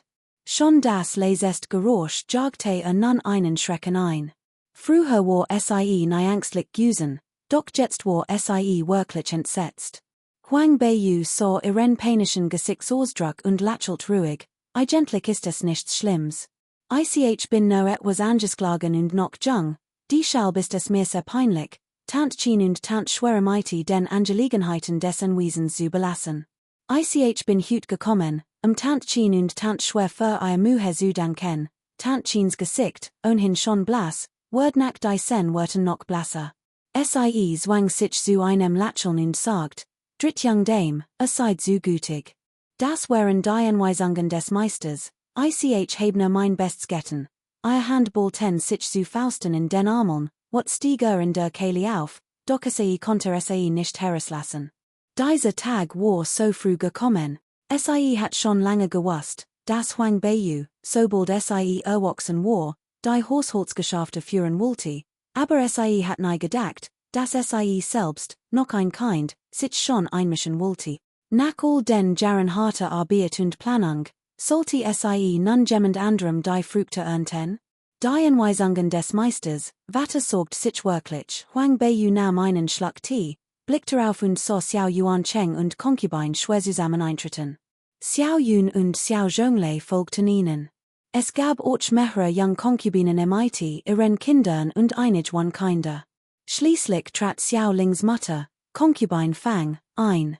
Concubine Fang trug ein rein weißes Kleid, ernährt sich jahrelang vegetarisch und hielt sich an buddhistisch Rituale, weltlich Angelegenheiten zu meiden. Sie verließ das Haus nur selten und wurde nur gelegentlich an Feiertagen gesehen. Man sagt, sie kranklich, sanftmütig und bescheiden gewesen, und es ist ein wahres Rätsel, why ein Tochter wie Xiao Ling so Welt gebracht hat. Einst wurde Huang Beiyu skikaniert und versteckte sich im Hof von Concubine Fang. Dies gabe zu essen und Gewater an zu Schlapf. In Erinnerung an dies gut sagte sie Xiao Ling gegenüber Nachsicht. Als Xiao Yuancheng eintrat, sah Huang Beiyu auf dem Ehrenplatz sitzen, Gesichtsausdruck etwas missmutig. Huang Beiyu ergriff als erster das Wort, Vater ist bitte nehmt Platz. Konkubinen, bitte nehmt ebenfalls Platz. Brüder und Schwestern, bitte nehmt auch Platz. Concubine schwerwarf Concubine schien einen Blick zu, beobachtet ihren Gesichtsausdruck und im Stillen, was sie meinte. Es war nicht schwer zu erraten, dass Huang Beiyu sich diesmal in die Haushaltsangelegenheiten einmischen wollte. Als setzten sich, die Magd serviert Tee, und Huang Beiyu sagt langsam, ich habe Tantchen gerät gesagt, dass Vater und die anderen Konkubinen sich jahrelang den Haushalt gekümmert haben und müde sind. Jetzt, sie alt sind und will Kinder haben, ist es sieht, dass Vater und die Konkubinen ihren Lebenseben genießen, bever sie ausreden konnte, sagt Xiao Yuancheng ungeduldig. Beiyu, du bist noch jung, denkst du schon daran, ein Diktatorin zu werden? Huang Beiyu stellte ihr Titus ab, blinzelte und sah aus wie ein unschuldiges, reines junges Mädchen, Wangid Spur von Zorn, und lächelt, als sie fragte, was meinst du damit, Vater? Xiao Yuancheng sagt, so will jahrelang haben. Die Konkubinen all Haushaltsangelegenheiten, ob groß oder klein, verurteiligt. Selbst wenn Befugnis delegieren wollt, sollte dies hierarchisch geschehen, vom ältesten zum jüngsten, sodass ihr Geschwister sie verwalten. Vom ältesten zum jüngsten, Huang Beiyus Blick schweifte über die Jungen Herren und Damen jeden Alters im Raum, und sie lächelt. Vater, darf ich fragen, welch diese Geschwister von meiner Mutter abstammen und welch die Tochter der Hauptfrau sind? Kapitel 272, das Familienoberhaupt, 4. Xiao Zhongqi und Xiao Yun blickten wütend drein. Xiao Yuancheng war vor Zorn kreidebleich und sagt zornig, in unserem Haus gilt nur die Rangordnung. Why kann es einen Unterschied zwischen unehelichen und ehelichen Tochtern geben? Ein kalter Glanz huschte über Huang Beiyus Gesicht, und sie verharrt regungslos. Ihr Finger, die lassig auf dem Rand ihrer Titus lagen, verstummten plötzlich. Xiao Yuancheng war wolle wat und wartet auf Huang Beiyus Erwiderung, doch fühlte sich unwohl. Was genau meinte sie damit? Stimmte sie im etwa zu? Diocese Mädchen word immer unhofflicher, Huang Beiyu war ein Meisterin der psychologischen Taktik. Schweigen ließ nicht nur Xiao Yuan Cheng, sondern all Anwesenden wären sitzen. Sie warteten gespannt auf ihr Wort. Doch je länger sie warteten, desto gleichgültiger und lustloser wurde Gesichtsausdruck. Ihr rosigen Lippen waren leicht zusammengepresst, was einen etwas tragen Ausdruck verliehen des unmöglich machte, zu erkennen, ob sie wütend war oder etwas Böses im Schilde führte. Mitten in der Still der Anwesenden meldet sich tant schwer plötzlich zu Wort. Dritt young Dame, assaultet wenigstens etwas sagen, ihr Stimme war nicht laut, doch kaum hat sie gesprochen, bewegten sich Huang Beiyus Finger leicht, und die Titus auf dem Tisch fiel zu Boden und zerbrach. All erschrecken. Huang Beiyu stand auf, gleichgültiger Gesichtsausdruck verschwand augenblicklich und wurde von einem grimmigen Blick abgelost. Ihr schlanken Finger juteten auf tant schwer, und sie sagt, Dongling, gib ein Ohrfeige, jawohl, antwortet Dongling und trat vor. Xiao Yun, die neben tant schwer stand, hat nicht einmal Zeit zu reagieren, als ein heftig Ohrfeige tant schwers Gesicht traf. Sie war noch gnadenloser als die tant schwer zuvor zugeführt hat. Ein Schlag ließ Blut aus Lady Schwers Mundwinkel tropfen. Du Lenz Mädchen, es du etwa kein Lust mehr zu leben, rief Xiao Yun blitzschnell und hob die Hand. Ihr Lebensenergie war bereits konzentriert. Dieser Schlag wird Dongling mit Sicherheit todlich treffen. Du hast rebelliert, rief Huang Beiyu und schlug mit der Hand zu Boden, so dass Tikan und Blumentopf splitteten. Kalter Blick huschte über sie hinweg. Xiao Yun, die so aggressiv gewesen war, sagte plötzlich zurück und erkannte, warum sie so feig gewesen war. Sie öffnet den Mund und sagt, Huang Beiyu, was soll das heißen? Was hat mein Mutter verbrochen, dass du die Magd angewiesen ist, sie zu schlagen? Huang Beiyu wird nicht wütend, stattdessen lacht sie, Gott, ich sehe, in diesem Wesen gibt es kein Hierarchie. Vaters Nachsicht ist wirklich bewundernswert. Welch Concubine wagt es in dieser Kaiserstadt, die rechtmäßig Tochter anzuschreien? Von Concubine schweigen zu schweigen, selbst wenn sie die rechtmäßige Ehefrau wär das Anwesen der Prinzessin nicht das Anwesen der Xiaos. Huang Beiyu, lebe noch, und du wagst es, dich so rücksichtslos zu verhalten. Xiao Yun funkelte sie in, du, selbst wenn du ein Edelprinzessin bist, Vater ist noch die. Wenn du noch etwas von kindlicher Pietät verstandest, why kannst du nur so respektlos gegenüber Vater sein? Gott, sie vaterliche Zuneigung zu unterdrücken. Was ist schon kindlich Pietät? Bring sie nicht samlach hin. Ist Xiao Yuan Cheng überhaupt würdig? Zweite Schwester, du erinnerst dich noch, dass ich ein Prinzessin bin, aber erinnerst du dich auch an meinen Nachnamen? Sieht Jeher war das Verhältnis zwischen Herrscher und Untertan von Respekt und Vatersohn-Verhalten geprägt, von den 3 Kardinalprinzipien und 5 beständigen Tugenden. Weißt du das denn nicht? Xiao Yun war wollig verbluft und behaart.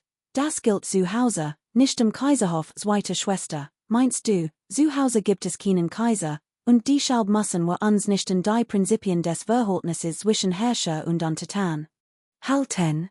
Weißt du, welch ein schweres Verbrechen das wär, wenn es herauskäme? Zweite Schwester, du kennst die kindlich Pietät nicht. Willst du etwa unseren Vater umbringen? Kapitel 273, das Oberhaupt der Familie, 5. Tant Schwezog Xiao Yun hastig beiseit.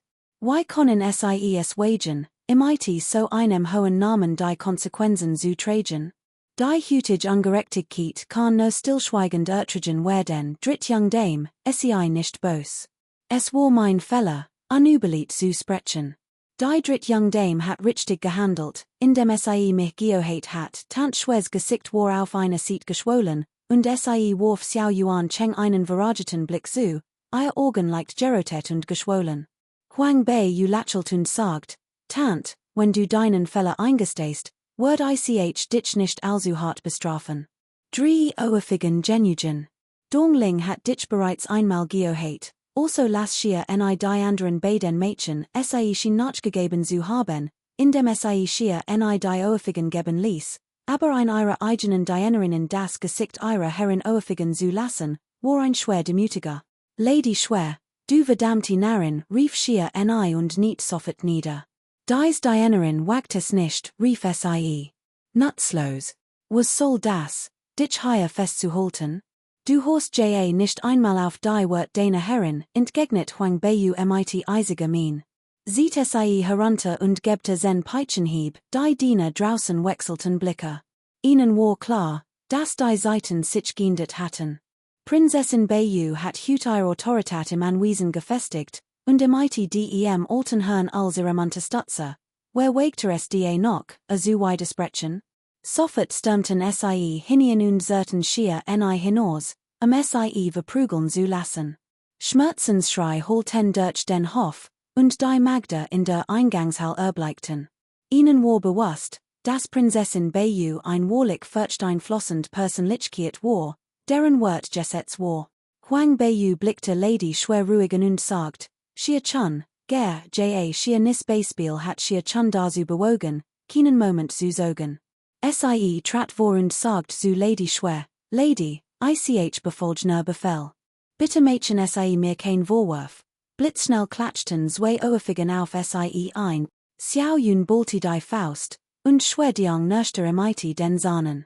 Nach den Ohrfeigen stand sie mit geschwollenem Gesicht auf und verbüht sich vor Huang Beiyu, vielen Dank, Drittjung Dame, für ein Aid gut, dass du den Lection gelentest, diang, sagt Huang Beiyu ruhig, one sie, sondern Xiao Yuan Cheng an zu sehen. Vater, Beiyu ist noch jung und unerfahren und hat einiges falsch gemacht. Bitte dich dennekem Rat? Xiao Yuan Cheng lacht leser. Konnte etwa ratschlich geben, nachdem das Gerät passiert war? Diocese-Mädchen war so schlagfertig und schlagfertig, sie konnte als verdrehen und niemandem ein Chance lassen. So giftig Wort hat Xiao Yuan Cheng noch nie gehört. Seine Frau, seine Tochter, waren ungerecht behandelt worden, und konnte nichts tun, nur hilflos zusehen. War unglaublich frustriert. Chempf, das ist dein Sasch, regel es, why du es für richtig holst. Aber tant ist ein Alter, und du als Jüngerer solltest dich anständig benehmen. Lass nicht zu, das Außenstehend behaupten, im Hause der Prinzessin Faliesen manierend Beiyu wird sich das sicher merken. Huang Beiyu nickte demütig, wechselt dann das Thema und sagt, also, was denkst du, Vater, über die Angelegenheit, die Beiyu eben erwähnt hat? Xiao Yuan Cheng schnaubte laut, darüber reden wir, wenn du etwas alte bist. Hut ist nicht der richtige Zeitpunkt, Huang Beiyu setzte sich langsam, spielte vorsichtig mit dem Sormeyers Kleiders und sagt, Vater, magst du dir sorgen, dass ich das Anwesen der Prinzessin nicht gut führen kann? Du bist noch jung, natürlich gibt es Dinge, die du nicht gut kannst. Vaters Sorgen sind nicht unbegründet. Ich bin jung und unerfahren. Doch einst Tags wird das Anwesen der Prinzessin noch immer unter meiner Kontrolle stehen, daher ist es am besten, frühzeitig einiges zu lernen.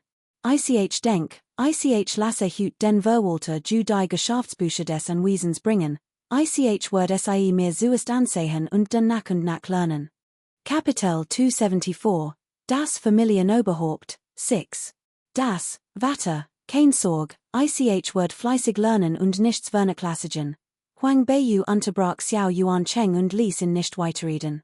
Sanftes und agiles Wesen ließ sie wie ein vernünftig und pflichtbewusst Tochter wirken. Xiao Yuan Cheng blieb nichts anderes übrig. Hastig überlegt wie sein über die Jahr angesammeltes Vermögen in Sicherheit bringen konnte. Das Mädchen hat gerade erst mit dem Studium begonnen, was konnte sie schon sehen? Außerdem saß Butler Chu nicht untätig herum. Doch Xiao Yuan Cheng hat Huang Beiyu völlig unterschätzt. Wenn sie ne Fälle in den Geschäftsbüchern finden konnte, war sie völlig inkompetent. Huang Beiyu schickte Dongling los, Butler Chu die Nachricht zu überbringen, soll die Geschäftsbücher aus dem Herrenhaus holen. Och Verwalter Chu war intelligent. Angesichts der erbärmlichen Lage von Concubine Qin, Concubine Schwer und Xiao Yuan Cheng schickte widerwillig jemanden, die Butcher zu holen. Ging stets äußerst sorgfältig mit seinen Kontobutchen selbst ein 12-jähriges Mädchen hat sie nicht durchschaut. Noch bever die Butcher eintreffen, gab Huang Beiyu Dongling Leser einig Anweisungen. Dong Ling Lachelt und ging hinaus. Niemand wusste, was sie vorhat, und niemand wagte zu folgen. Schnell bracht Verwalter zu die Butcher. Persönlich übergab sie Huang Beiyu, einen gewaltigen Stapel, der einem schon beim Anblick Kopfschmerzen bereitet. Huang Beiyu schlug beiläufig ein Buch auf und blätterte einige Seiten durch. Obwohl sie noch nie zuvor alt Kontobucher gesehen hat, war sie dennoch ein Genie mit einem extrem hohen IQ. In der heutigen Zeit hat sie aufgrund ihrer Aufgaben divers Wirtschaftstext überflogen, so dass sie dies Bucher nach nur wenigen Blicken verstand. Verwalter zu war in der Tat ein akribischer Mensch, der mit äußerster Sorgfalt arbeitet. Nicht die geringste Spur war zu finden. Kein Wunder, das Concubine schien in zu ihrem vertrauten Mädchen wollte. Sie nippte in ihrem Tee, während sie langsam die Butcher durchsah. Viele Blicke in der Eingangshall waren auf sie gerichtet und warteten darauf, dass sie sprach, doch sie schwieg, scheinbar völlig in ihre Arbeit vertieft. Concubine schien, die den ganzen Tag im Lotusteig verbracht und einen Schock erlitten hat, stand nun wackelig auf den Beinen, ihr Körper schwankte und ihr Gesicht war blass. Als Xiao Zhongqi dies sah, öffnete den Mund und sagt, Drittschwester, wenn du die Geschäftsbücher einsehen willst, lass die Eier sieht. Wir gehen erst einmal zurück, Huang Beiyu hob den Kopf und blickte ihn an. Langsam sagte sie, großer Bruder, hüt besprechen wir Familienangelegenheiten. Tant schien verwaltet auch einige Geschäftsbücher, daher kann sie nicht fällen. Xiao Zhongqi wollte gerade etwas sagen, als Dong Ling plötzlich von draußen rief, lasst sie hier, waren verbluft und wussten nicht, was los war. Al drehten sich und sahen, wie Dong Ling mehrere Großtruhen heranbringen und im Hof abstellen ließ. Es waren insgesamt mehr als 10 Truhen, alle mit schweren Schlossen verschlossen, und niemand wusste, was sich darin befand. Verwalter zu blickte zurück, sein Gesichtsausdruck veränderte sich schlagartig. Stürmte hinaus und rief, was tut die? Das sind mein Sachen, warum nimmt sie mit? Dong Ling blickte auf und lächelte, natürlich weiß ich, das als in Verwalter zu Zimmer gehört. Darf ich sie öffnen und nachsehen? Nein, rief Verwalter zu, dessen Gesicht war wat und Angst rotten lief. Das sind mein persönlichen Sachen. Die Prinzessin kann nicht einfach so mein persönlichen Sachen durchsuchen, persönlich Sachen, fragte Dong Ling und hob die Augenbrauen, während sie die etwas Wolf-Truhen betrachtet. Verwalter zu, es scheinen recht viel persönlich Gegenstand vorhanden zu sein. Wir sehen sie mehr die Direktheit, aber ich heb gehört, dass es in unserem Anwesen einen kleinen Mangel gibt, vermutlich aufgrund von Verantruung. Wenn Verwalter zu aufrichtig und ehrenhaft ist, sollten sie als erster ihr Sachen von allen begutachten lassen. Kapitel 275, das Familienoberhaupt, 7. Du redest Unsinn, ich heb nichts gestohlen, welches Recht hat mein Sachen zu durchsuchen. Verwalter zu hob den Hals und weigert sich entschieden, die Durchsuchung zu lassen. Dong Ling sagt, ob es etwas gibt oder nicht, wer denn wir sehen. Verwalter zu, die Prinzessin will, dass du später Lut anfährst, die Zimmer anderer Lut zu durchsuchen.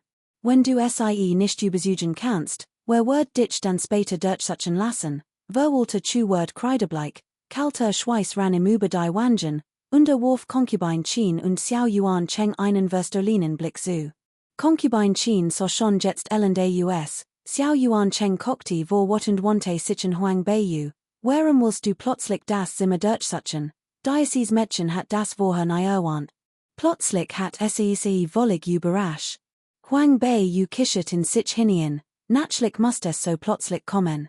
Hattest du es mir früher gesagt, hattest du die Truhen im Westen versteckt. Wannig hat ich den suchen sollen, daran heb ich auch nicht gedacht. Es ist einfach so passiert, deshalb heb ich Dong Ling damit beauftragt, Huang Beiyu hob den Kopf. Gesichtsausdruck war kalt und leicht lächelnd, die geringste Spur von Hinterlist. Verwalter zu ist gemmend, demich vertrau. Ist gemmend, den mein Mutter hinterlassen hat, wird ganz sicher nicht so etwas wie Verantruung begehen oder sicher mighty fremden verschworen, den Lüten im Palast der Prinzessin zu schäden. Xiao Yuan Cheng verstummt, sein Korpositity leicht, sein wat droht or Subrekke. Wenn du im Vertraust, dann brocht man doch nicht zu suchen.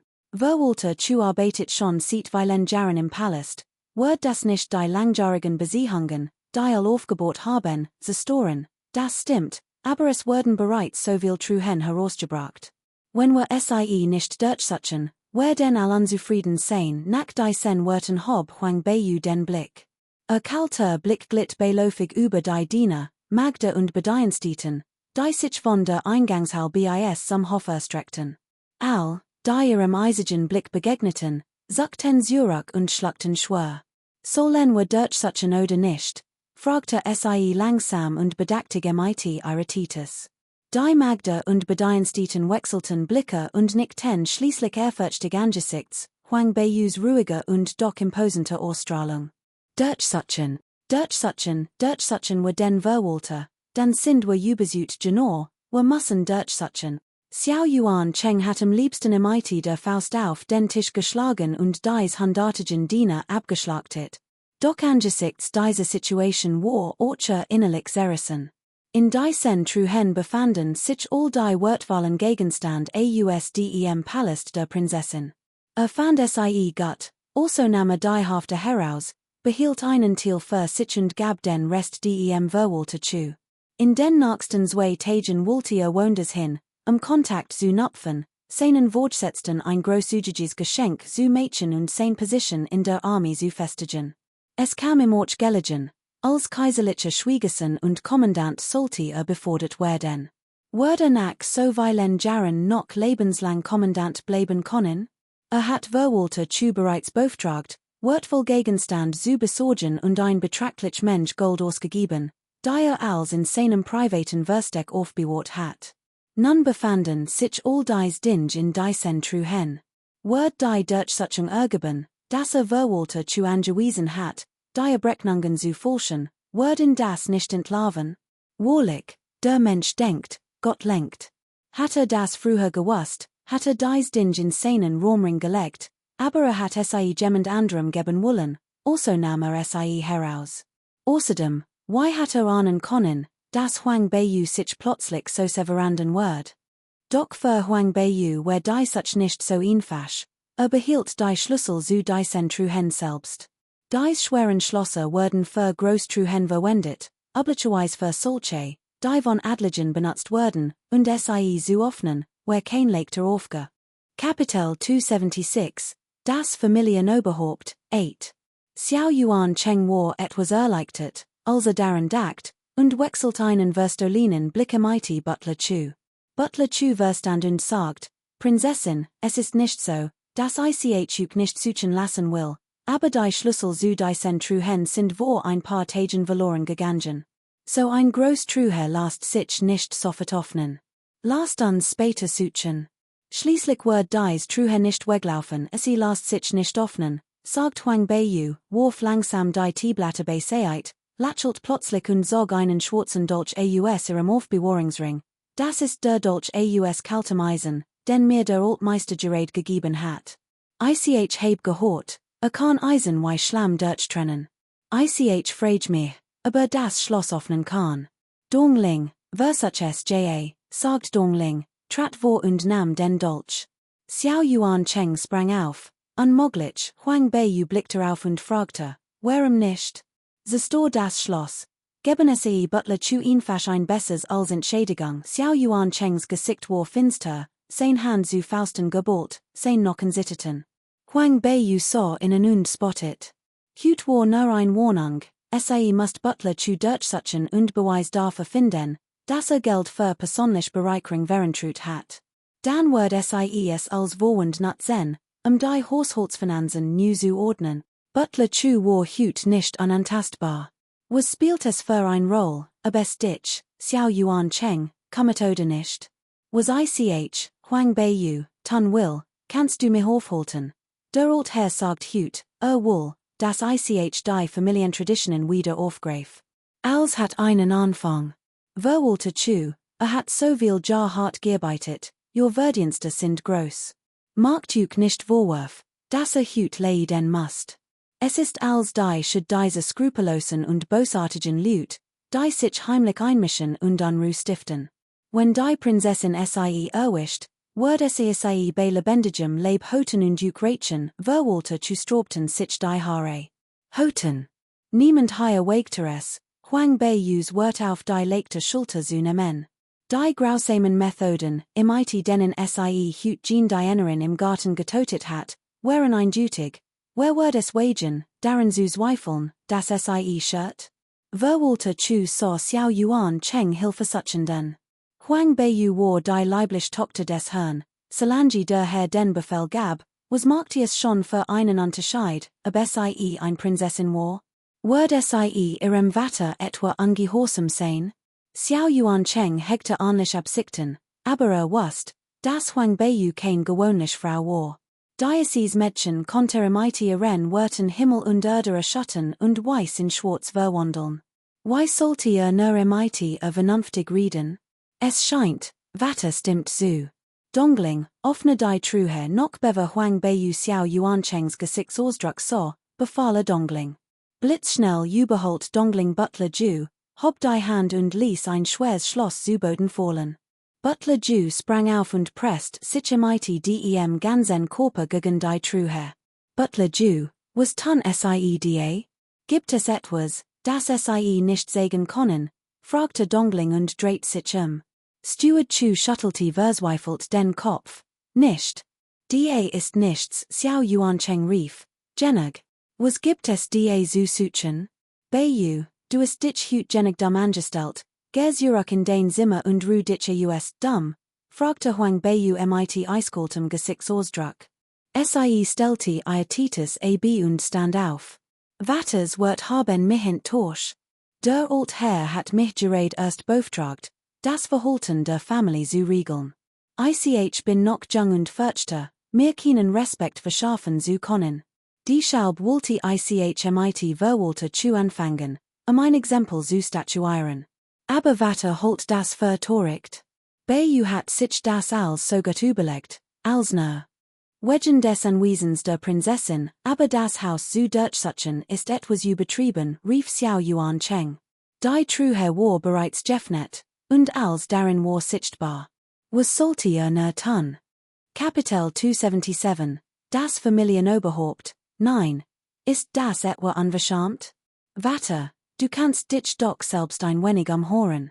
Gibt es in der Hauptstadt überhaupt ein Haus, das noch nicht durchsucht wird?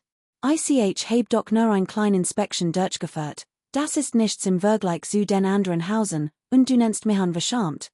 Huang Beiyu ging direkt zur Tür, zeigte mit dem Finger und sagt, was beunruhigt?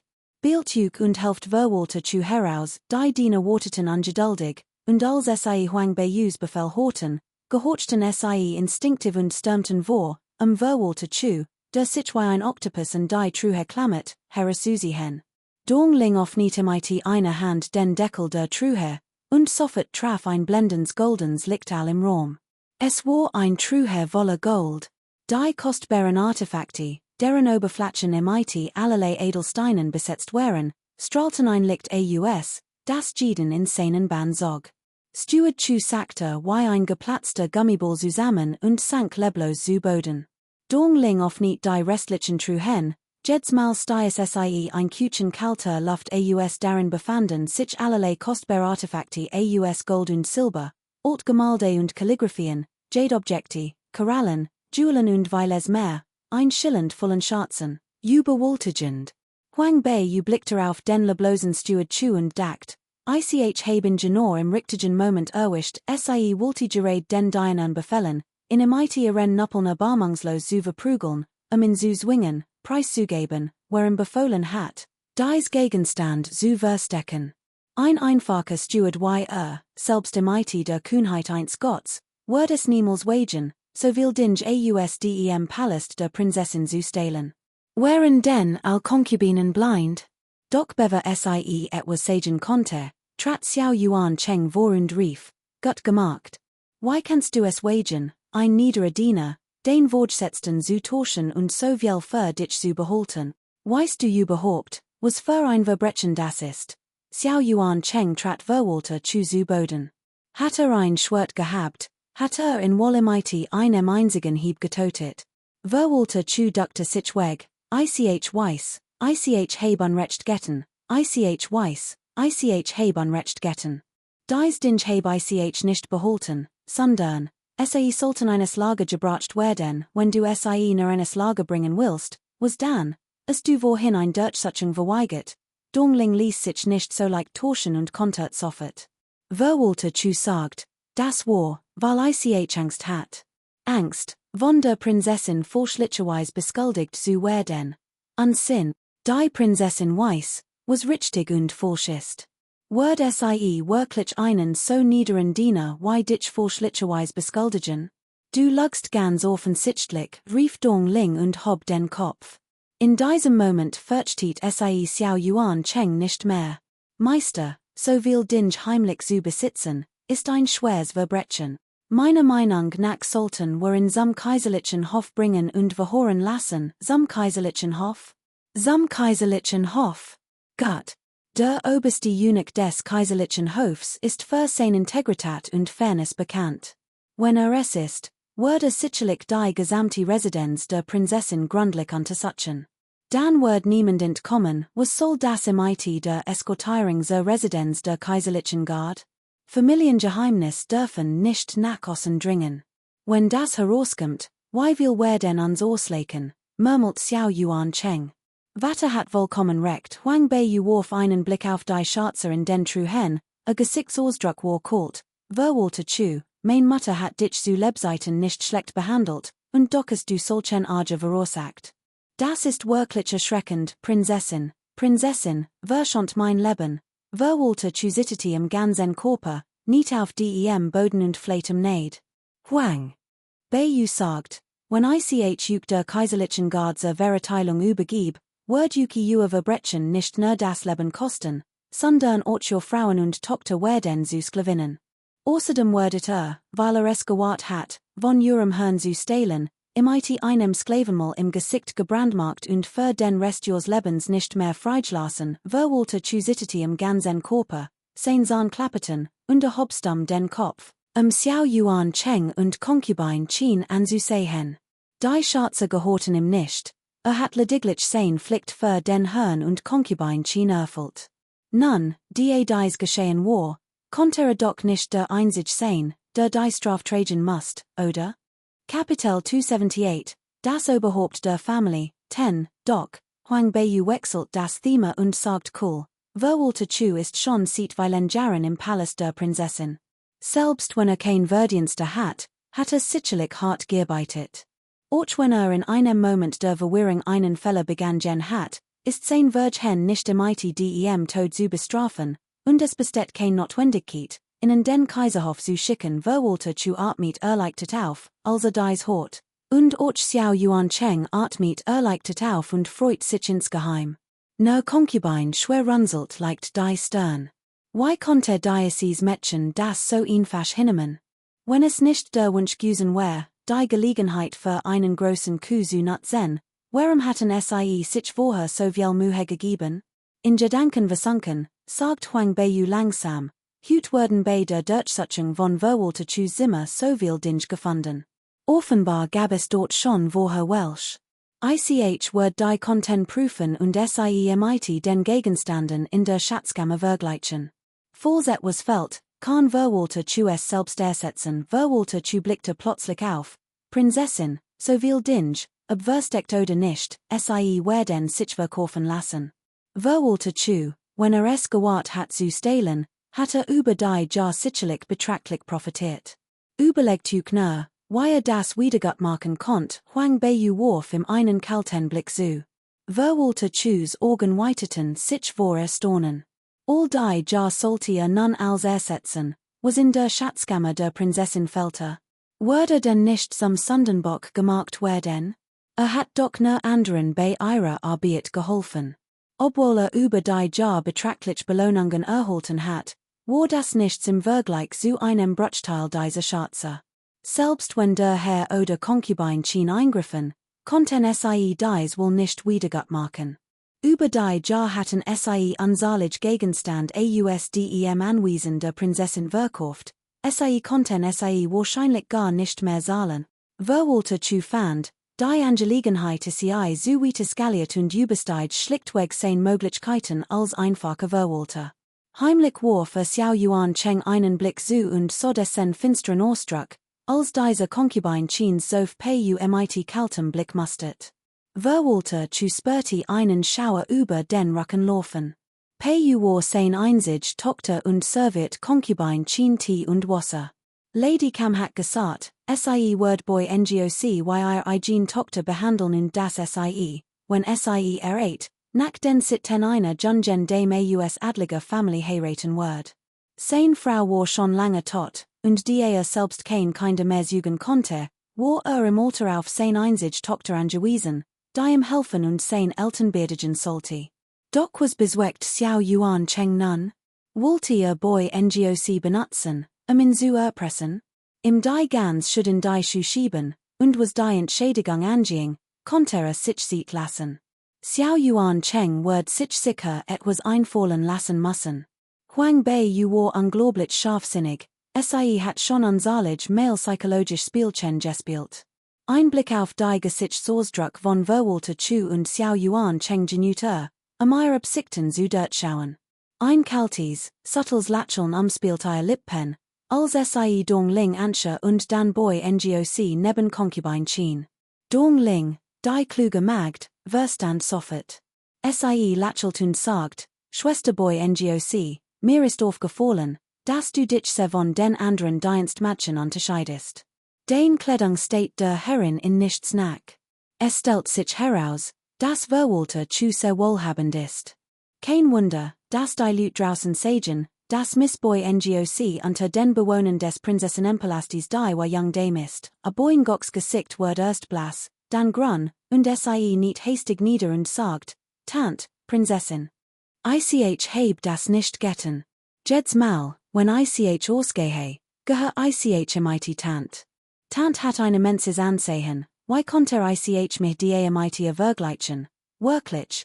Kishet Dongling Schwesterboy NGOC, du meinst, Tant Chins Ansehen ist immens? Why immens? Tant Chin Stias Boy NGOC weg. Wenn du nicht reden kannst, dann halt den Mund. Reden gibt den Leuten nur mehr Markt, du bist echt dumm. Kapitel 279, das Oberhaupt der Family, 11, Fraulein Dongling, Diocese Mädchen ist so ungeschickt mit Wörtern, why können ihr Wort die Wahrheit sein, wo Rauch ist auch fewer. Außerdem ist der Glanz meiner Tant nichts, was nur Schwester Pu gesehen hat, ich habe auch gesehen. Dongling lacht und sagt, allerdings ist Tant Chins Family Mutterliches das Amt des Premierministers, Reihund Maktig, daher ist es nur natürlich, dass Sie so prachtvoll ist. Tant Chin zwang sich zu einem Lächeln. Diocese Mädchen Dongling ist zu Jerison. Ihr Wort sind wolle fallen, genau wie die ihre Herrin. Why konnte SIES wagen, so wide sprechen? SIE wird unabsichtlich in ein Falle tappen und die Konsequenzen tragen müssen. Ihr Family Mutterliches war wirklich angesehen, das Amt des Premierministers hat einen so guten Ruf, ganz anders als Concubine schwer. Wenn SIE etwas anfangen wollte, must SIE mit Concubine schwer anfangen, als die Concubinen, Jungen Herren und Damen, die sonst so würdevoll und glanzvoll wären, nun all bleich wären, verspürten die sonst so unbeliebten und matchtlosen Concubinen und Jungen Damen ein leichtes Gefühl der Genugtuung und warteten gespannt auf das, was folgen war. Huang Bei schritt langsam von der Tur in den Korridor. Dong Ling trat sofort vor und stutzte die Leute in der Eingangshalle wussten nicht, was Sie vorhat, und folgten So viel Jahrlang dacht ich, das Familienunternehmen, das mein Mutter hinterlassen hat, wird vom Verwalter gut geführt, mein Vater wird sich darum kommen und die Konkubinen würden es besonders schätzen. Unerwarteterweise ist mein Mutter erst vor 2 Jahren gestorben, und schon hat es den Besitzer gewechselt. Verwalter Chu, Sie müssen, welch ein angenehm Überraschung, Huang Bei funkelte Verwalter Chu wutenden, der sofort auf die nie fiel und sich verbüht, Prinzessin, verschont mein Leben. Ich heb wirklich nichts verentrut, das ist als ist, hort auf mit dem an Sinn, wenn es wagt, mich noch einmal zu tauschen, schick ich bei user Grenz, wo sie als milita prostituiert arbeiten muss, eine Art Freifahrtschein für Soldaten, hust, ein Euphemismus, Huang Beiyus Chauffeur Ausruf ließ alle Schorden. Wack hen. Verprugeltin, bis die Wahrheit sagt, befahl Huang Beiyu lautstark. Dies Diener waren allesamt Newlinge, die erst kürzlich von Dongling bestochen und manipuliert worden waren, weshalb sie geholfen hatten, Verwalter zu hinauszutragen. Natürlich werden sie in diesem Moment Huang Beiyus Befehlen gehorchen, die Knuppel ergreifen und Verwalter zu brutal verprügeln. Die Bediensteten des Anwesens hatten es ohnehin schon schwer, wurden überall unterdrückt und hegten einen tiefen Groll gegen Verwalter zu. Nun, die sie die Gelegenheit hatten, ihrem Sohn Luft zu machen, ließen sie in natürlich nicht ungenutzt verstreichen. Prinzessin, verschont mein Leben. Ich bin unschuldig, ich bin wirklich unschuldig. Prinzessin, versucht, mir etwas anzuhängen, rief Verwalter zu verzweifelt. Der Knuppel traf in hart, doch weigert sich weiterhin, die Wahrheit zu gestehen.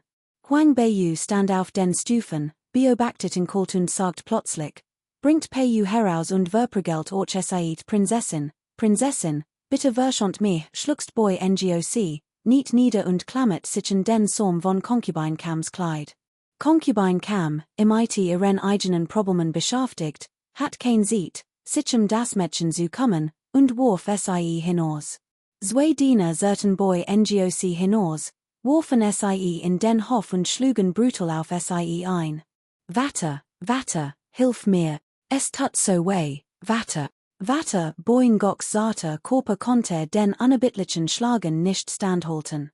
Nach nur wenigen Schlagen schrie sie wie ein geschlagtes Schwein. Verwalter Chus Jesses war bereits geschwollen und voller blauer Flecken. Hat die Schlagem seiner Tochter willen ertragen, doch nun, die so, wie sein Tochter gefoltert wird, wandte sich hilfesuchend an Xiao Yuan Cheng.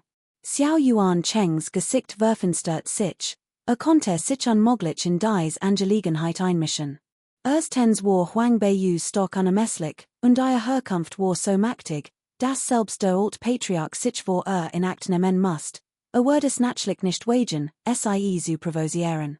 Zweitens war Prinzessin Beiyu die war Herrin im Palast der Prinzessin. Kapitel 280. Das Oberhaupt der Familie, 12. Zweitens ist Huang Beiyu in diesem Anwesen der Herrscher. Schließlich ist immer noch ein Mitglied der Familie Xiao. Wenn Huang Beiyu sich einmischen will, kann selbst der sie nicht aufhalten, dieser Verwalter zu weiß zu viel, und in dieser Angelegenheit muss jemand die Schuld für alles auf sich nehmen. Am besten wäre es, wenn Huang Beiyu in ihn festtotet. Nur ein Toter kann dieses Geheimnis sicher bewahren. In diesem Moment, solange Beiyu gerettet wird Verwalter zu bereitwillig für ihn sterben. Als Xiao Yuancheng darüber nachdacht, sagte zu Huang Beiyu, der Fälle wird von ihrem Vater begann hat nichts mit seiner Tochter zu tun. Bitte verse diesem Mädchen Beiyu. Als Verwalter zu dies Hort, verstand als. Xiao Yuancheng meinte, wollte, dass die Schuld auf sich nahm. Huang Beiyu toteten und rettet so das Leben seiner Tochter Beiyu. War dieser Handel es am Ende wird. Ein kalter Glanz blitz in Huang Beiyus Augen auf, wird ihnen das niemals durchgehen lassen. HMPF. Wegen des dreisten Diebstahls von Verwalter zu ausdem Palast der Prinzessin, sollte vor Gericht gestellt werden, wird sein ganz Familie in Mitleidenschaft gezogen. Und wenn Verwalter zu sich waget zu gestehen, wird sein Tochter als Concubine vor Gericht gestellt und brutal misshandelt. Nein, ich gesteh, rief Verwalter zu herzzerreißend. Halt, bitte, Prinzessin, halt. Ich word gestehen, als gestehen, Huang Beiyu hob leicht den Kopf, und die Diener hielten augenblicklich in, ihr Stock waren blutbefleckt. Verwalter zu krok zu seiner Tochter Beiyu, umarmte sie. Tränen rannen im über die Wangen, als sagt, wenn die Prinzessin einwilligt, mein Tochter zu beschützen, damit sie für den Rest ihres Lebens kein Sorgen mehr hat, wird ich als sollen Verwalter zu, wollte etwa mehr verhandeln, fragte Huang Beiyu ruhig. Verwalter zu erwidert, das Wort ich mich nicht trauen, aber ich habe nur ein Tochter. Mein Tod wär mir Igel, doch Bayu hat damit nichts zu tun. Sie ist unschuldig. Ich bitte die Prinzessin, ein gerechter Teil zu fallen, Huang Bayu nickte und sagt, Bayu ist tatsächlich unschuldig, das weiß ich selbst. Fälle hat sie jedoch hineingezogen. Wenn aber die Wahrheit sagt, wird Bayu mir von nunnen folgen. Ich wird sie später in ein angesehen Family verheiraten und ein großzügig Mitgift geben, das klang machbar, no so wird es an der besuchen. Gut, nach all dem Vertrau ich der Prinzessin Verwalter zu stand langsam auf, sein Finger zitterte, als auf Xiao Yuan Cheng dutit und sagt, dies Brief werden mir vom Herrn aus der Schatzkammer geschickt. Einig sollten verpfändet werden, anderen beamte in der Hauptstadt übergeben werden. Unsinn, brüllt Xiao Yuan Cheng. Was für ein niederträchtiger Diener, dieser Schurk wagt es, mich falschlicherweise zu beschuldigen. Mal sehen, ob ich dich hüt noch toten kann, Xiao Yuan Cheng holte mighty der Handflash zum Schlag aus, sein Lebensenergie sammelte sich in seiner Hand, als auf Verwalter zustürmt. Huang Bei zog ein Hanadel aus ihrem Haar. Die Hanadel flogen im Vorbei, wucht war nicht groß, doch Xiao Yuan Cheng wird hart getroffen und wich sofort zurück. Vater, was tust du die? Ob unrecht vorliegt oder nicht, wird sich nach der Untersuchung klaren. Warum zu Mord Gräfen? Die anderen werden denken, du seist schuldig und wolltest jemanden toten, sie zum Schweigen zu bringen, sagt Huang Bei kalt. Xiao Yuan Chengs Gesicht lief rotten, umklammert sein Schmerzens Handgelenk und Nörter, dieser Elend-Diener wagt es, seinen Herrn zu verliebten, Concubine stand auf und sagt, Prinzessin Bayu, why konnte den Wirten eins solchen Dieners trauen? Wollte etwa ihren eigenen Vater so in Frage stellen? Ich zweifel nicht und verdächtig nicht, ich sehe mir nur die Beweisen. Concubine brocht nichts weiter zu sagen, ich weiß selbst, was ich glaub. Der Wordevol Prinzgemahl des Prinzessinenpalastes wird gewiss nicht solche unmoralischen Dinge tun. Kapitel 281, das Familienoberhaupt, 13. Xiao Yuan Chengs Gesichtsausdruck wirkte etwas unnatürlich. Rouspert sich und sagt, dieser Diener redet Unsinn. Wir sollten ihn schnell toten, so können wir den rough Unseers Anwesens bewähren, Meister. All die Jahr habe ich true und ergeben gedeihend. Als es Problem gab, hatte mir nicht einmal geholfen, und jetzt wollte mich toten, mich zum Schweigen zu bringen, rief Verwalter zu wütend und hob den Kopf. Redet Unsinn. Glotter etwa, ich wird jetzt toten, fuhr fort. Meister, Drohungen sind überflüssig. Hüt ist als eines Licht gekommen, und hat gegen mich gewandt. Ich broch nichts mehr zu verbergen. Why hat ich all die Schatze aus der Schatzkammer holen sollen, ihren Schlüssel zu haben? Steward Chu hat kaum ein paar Wort gesagt, als Xiao Yuan Cheng vor wat nach Luft schnappt. Wollt mir etwas anhängen, mich anhängen? Herr ist der Prinzgemahl, ich bin nur ein einfacher Steward, warum sollte ich etwas anhängen? Hat immer noch den Schlüssel zur Schatzkammer, nur hat das Recht, sie zu öffnen. Why konnten dies Schatze entwendet werden? Xiao Yuan Cheng war sprachlos. Huang Bei richtet sich auf und sagt plötzlich kalt, Genug. Ruhe jetzt, Steward Chu verstummt, und auch Xiao Yuan Cheng verstummt nervös. Nach kurzem Überlegen sagt Bei ich, Genug, keine Erklärung nötig. Ich wird der Sache selbst nachgehen. Vater, gebt mir den Schlüssel zur Schatzkammer. Ich wird nachsehen, was fällt, der Schlüssel ist gerade nicht bei mir. Huang Bei dreht sich abrupt a klarer Blick funkelte vor Kälte. Vater, du ist so weil es vor meinen Augen getten. Als den Tochter kann ich dich nicht so bloßstellen. Aber im Interesse des Prinzessinnenpalastes, als legitime Tochter und in Abwesenheit meiner Mutter, ist es nur recht und billig, dass ich den Palast übernehmen und alleiniges Oberhaupt des Haushalts wird. So muss es sein, auch die Schatzkammer steht unter meiner Verwaltung. Von Hüten, Vater, brauchst du dir darüber kein Sorgen mehr zu machen, Jeds wird klang eiskalt und verströmt ein wütend Aura. Oberhaupt des Haushalts, dies via Werttrafen Xiao Yuan Cheng wie ein Blitz und Erfelten in MIT Groll und Demütigung.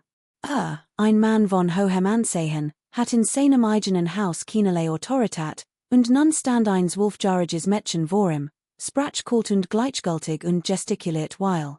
Die Übergabe des Schatzschlüssels wird bedeuten, mehr als die Hälfte seiner Markt im Haushalt aufzugeben, wie konnte das nur akzeptieren? Du bist noch so jung, wozu brauchst du den Schatzschlüssel? Wenn du zufällig einem Schurken begegnest, der dich MIT Lügen täuscht, wer das nicht? Unsinn, brüllt Huang Bei und du Tite MIT dem Finger auf die Truhen draußen. Sei dir dassen, was soll das? Wir haben Zeugen und Beweis. Ich möchte den kaiserlichen Hof bitten, die Sache gründlich zu untersuchen. Gibt es irgendetwas, das nicht aufgedeckt werden kann? Willst du es immer noch verheimlichen? Ich bin zwar noch jung, aber nicht blind. Den Vater hat so viel Menschen enttäuscht. Warum sollten wir den kaiserlichen Hof in Familienangelegenheiten einbeziehen? Als Xiao Yuan Cheng hort, dass der kaiserliche Hof ermitteln wird, geriet in Panik. Die Gesetze des Südflügelreichs waren streng, und die Strafen waren hart. Der Kaiser des Südflügelreichs verabscheut Korruption zutiefst, egal ob es sich Staatsangelegenheiten oder Familienangelegenheiten handelte. Wenn jemand erwischt und dem kaiserlichen Hof gemeldet wird denlos bestraft werden.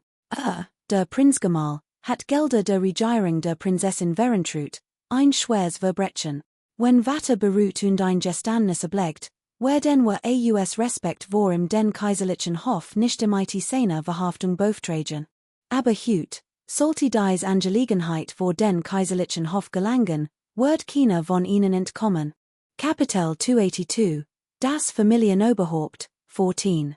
Xiao Yuan Cheng wog die vor und Nachteil dieser Angelegenheit ab. Huang Bei war nicht mehr dieselbe wie früher. Wer sie immer noch so nutzlos, hat sie im Lüenpavillon einsperren und die flucht unmöglich Mädchen können. Doch hüt, an der Lingyang Academy, hat sie persönlich dabei beobachtet, wie sie MIT Lin Wn Yi und Lin Zicheng verhandelte. Außerdem hat sie zu Hause einen Diener getötet, ihre Autorität zu demonstrieren, und Xiao Kai Yuan war sogar persönlich gekommen. Wer wird es jetzt noch wagen, dieses Mädchen anzurühren? Sie war nun jemand, den selbst nicht verraten dürfte. Wenn nicht auch den geringsten Gefallen tat und sie tatsächlich Leut vom Kaiserhof einlud, wird das den Kaiser MIT Sicherheit alarmieren. Der Kaiser, der Xiao Yuan Cheng streng gegenüber Huang Bei immer noch misstraut, hat nun ein solch groß Schwach entdeckt. Für Xiao Yuan Cheng war sein Karriere als Beamter damit beendet. Nach reiflicher Überlegung entscheidet Xiao Yuan Cheng entschlossen, das klein dem größeren Wohl zu opfern. Schließlich war sein Karriere von höchster Bedeutung. Hat über die Jahr ein betrachtliches Vermögen angehäuft, und es für sein Besiehungen zu nutzen, wird kein Problem darstellen. Ehrlich gesagt war die Schatzkammer des Prinzessinnenpalastes hütner noch ein leer Hall. Die meisten Schätze darin waren vollschungen und wertlos. Was nutzte es also, dies Schatzkammer zu bewachen? Nach kurzem Nachdenken sucht Xiao Yuan Cheng, holt langsam den versteckten Schlüssel hervor und reichte in Huang Bei. Huang Bei nahm ihn entgegen, hielt ihn in der Hand und sagt langsam, Dongling, wer horin. Verwalter Chu ist sehr vorsichtig, hat schon anzahlid Schätze und Wertgegenstand gestohlen und über die Jahr hinweg auch Einkommensteuereinnahmen des Prinzessinnenpalastes akribisch gemeldet. Xiao Yuan Cheng sagt missbilligend, Bei, vertraust du deinem Vater wirklich nicht? Vater, wenn du vernünftiger handeln würdest, wie konnte ich dir denn nicht vertrauen? Warum sollte ich denn so ein Aufhebens darum Mädchen? Huang Bei sagt kalt. Xiao Yuan Chengs Gesicht verfinstert sich. Dieses Mädchen ist wirklich unverschämt, es wagt, mir auch noch ratschlich zu erteilen, wagt es sogar, ihren Vater zu belehren, geschweige denn mich. Aber dies Angelegenheit wird wohl ohnehin ans Licht kommen. Sobald ermittelt wird Verwalter zu sicherlich sein jahrlang angehäuften Reichtümer enthüllen. Es ist, als wird man sagen, dass man ein Führer nicht juig verbergen kann, HMPF, wir nutzen die Ressourcen des Anwesens, nicht wahr? Das Dient doch dem Wall Diocese Hauses? Glaubst du, den Vater hat es all die Zeit leicht? Den Mutter ist vor vielen Jahren gestorben, und mein Stellung am Hof ist nicht hoch. Glaubst du, one Diocese Geld wär das Anwesen der Prinzessin so sicher und unversehrt geblieben? Vater, du bist torigt, sagt Huang Beiyu und bemüht sich, stimm zu senken, ihren Sohn nicht wollig ausbrechen zu lassen. Wenn du den Position festigen wolltest, hattest du, es fen und ehrlich zu sagen, unter dem Namen des Anwesens der Prinzessin. Hat ich nein gesagt, aber der hütig Vorfall ist, als wär ein Dieb auf frischer Tatter tappt worden. Wenn das herauskommt, wie will wer denn dich ausleken? Xiao Yuan Chengs Gesicht lief rotten, und sagt, der hütig Vorfall ist erledigt. Niemand darf in wieder erwarnen, und es ist absolut verboten, in weiter zu verbreiten. Huang Beiyu schnaubte verachtlich und weis Donglingen, bringt Verwalter ju zum Lüen Pavian und Verhort in Grundlich Danak wante sich Concubine schwer zu, ich erinnere mich, das die Rechnungsbücher von Miyang, dem Lehender Prinzessin, nach all den Jahren immer noch von Concubine schwer geführt werden, nicht wahr, Concubine schwers Gesichts Ausdruck. Verhartet sich. Why konnte sich so schnell nach dem Lehener kundigen? Regelt die Dinge so schnell, last anderen keinen Raum am Leben, so bösartig. Diocese Mädchen hat bei so einer entschlossenen und scharfsinnigen Persönlichkeit. Why kann nur sogar nicht Prinzessin Hui wenn sanftes und gütiges Wesen haben? Stimmt, sichter tant schwer zwischen süßemengebissen in Sahnen. Es steht unter meiner Kontrolle verwaltet die Butcher der Stadt Mianyang, warend tant Chin die des Landkreises Qinghe 40. Jeder im Anwesen was das, konnte es unmöglich verheimlichen. Also, tant schwer verwaltet die Butcher von Mianyang segut? Dan soll schier chun mir al Butcher bringen. Kapitel 283, das Familienoberhaupt, 15. Tant schwer geriet nicht in Panik. Weis schier chunnen, die Geschäftsbücher zu holen. Anders als die Torikti tant Chin war stets eine kribbisch Person, die sich immer einen Ausweg hielt. Hat nie jemanden im IT der Führung der Geschäftsbücher beauftragt, erledigt stets selbst. Daher befürchtet nicht, dass das Verhör von Verwalter zu belassen wird. Schier chun braucht die Geschäftsbücher zu Huang Beiyu. Dies offnet überflog und wante den Blick ab. Kanti tant schwer gut, wird sich nicht so leicht von manipulieren lassen. Daher war es unnötig, higher Wort zu verlieren. Im IT den Geschäftsbüchern ließ Dongling Verwalter Chu und Pei zum Lüen Pavian bringen. Verwalter Chu wird von den Dienern in den Pavian getrigen. Huang Beiyu weis in Grundlich zu verhoren. Wenn noch cooperierte, konnte sein Leben verschonen und ihm erlauben, sein Tochter Peiyu mitzunehmen, damit dort seinen Lebensabend verbringen konnte.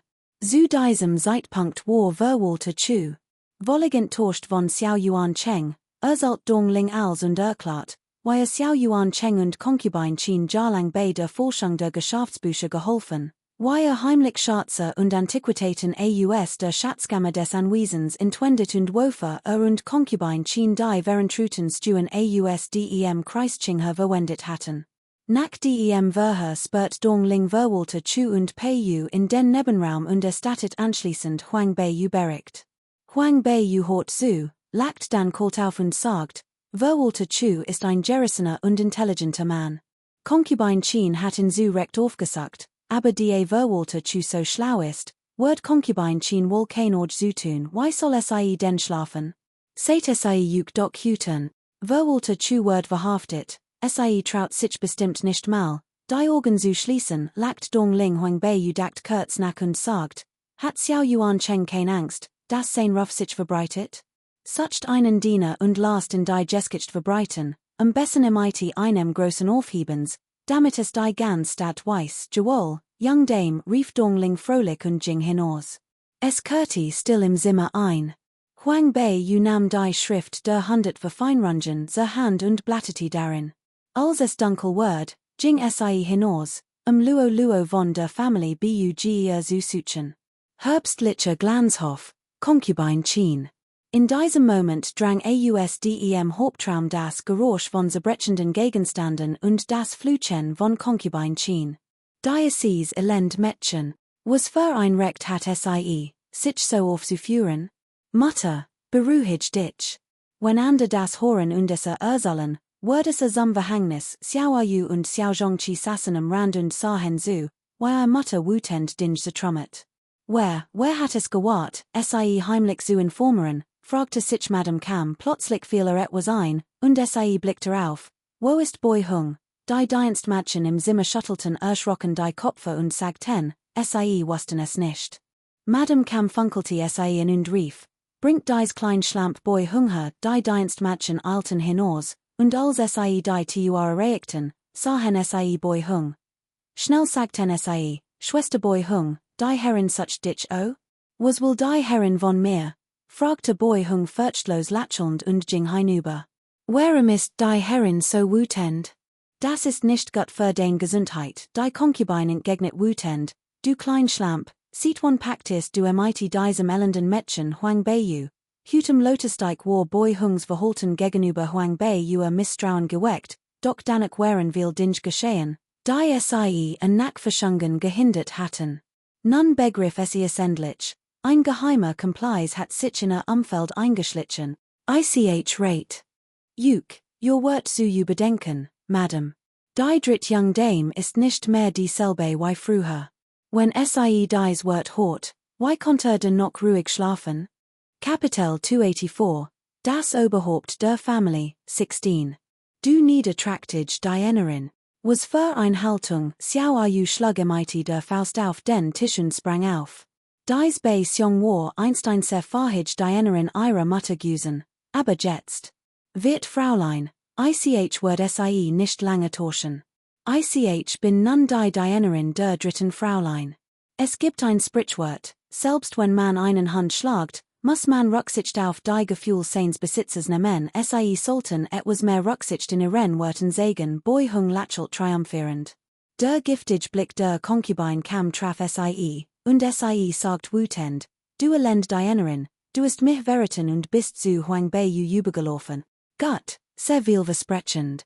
So viel Jahr habe ich einen Wolf mit weißen Augen aufgesehen, Wolf mit weißen Augen. Ein Eigenheim, der sich auf jemanden besieht, der undankbar und treulos ist und ein grausames Herz hat. Der Wolf, von Nature aus bösartig, ist ein Symbol für Grausamkeit und Kaltblütigkeit und steht auch für mangelndes Verständnis für die Menschheit. Besonders Wolf mit weißen Augen sind meist noch wilder. Weiß Augen bedeutet pupillenlos, unfähig zu sehen, genau wie man one Augen die menschliche Nature nicht erkennen kann. Concubine, was ist hier verret? In diesem Palast der Prinzessin ist nur Prinzessin Beiyu die war Herrin. Were als Diener sind unsere Herrin true. Why kann das verret sein? Sie ist die war Herrin? Warum hatte sie nicht schon früher als die war Herrin angesehen? Von Anfang an bis jetzt, hatte nicht schon genig Böses angetan? Fürchtet nicht, dass sie sich ragt, wenn nicht mehr nützlich seid, schien Diang lacht kalt. Jong spürte einen Schauer über den Rücken laufen, als sie das hört, doch sie sagt trotzig, Tant, kein Sorg, die dritt Young Dame ist ganz anders als du, stimmt, sagt Jong und fügte hinzu, Tant, Rücksicht auf die langjährige Beziehung unsere Herrin rate ich der dritten Jungen Dame die gesamte Cast des Kreises Chingher zu erklären.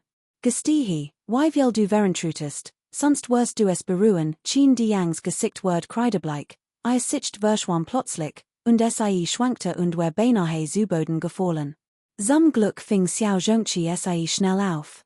Mutter, mit so einer, die ihr Herrin betrut, braucht man nicht zu reden.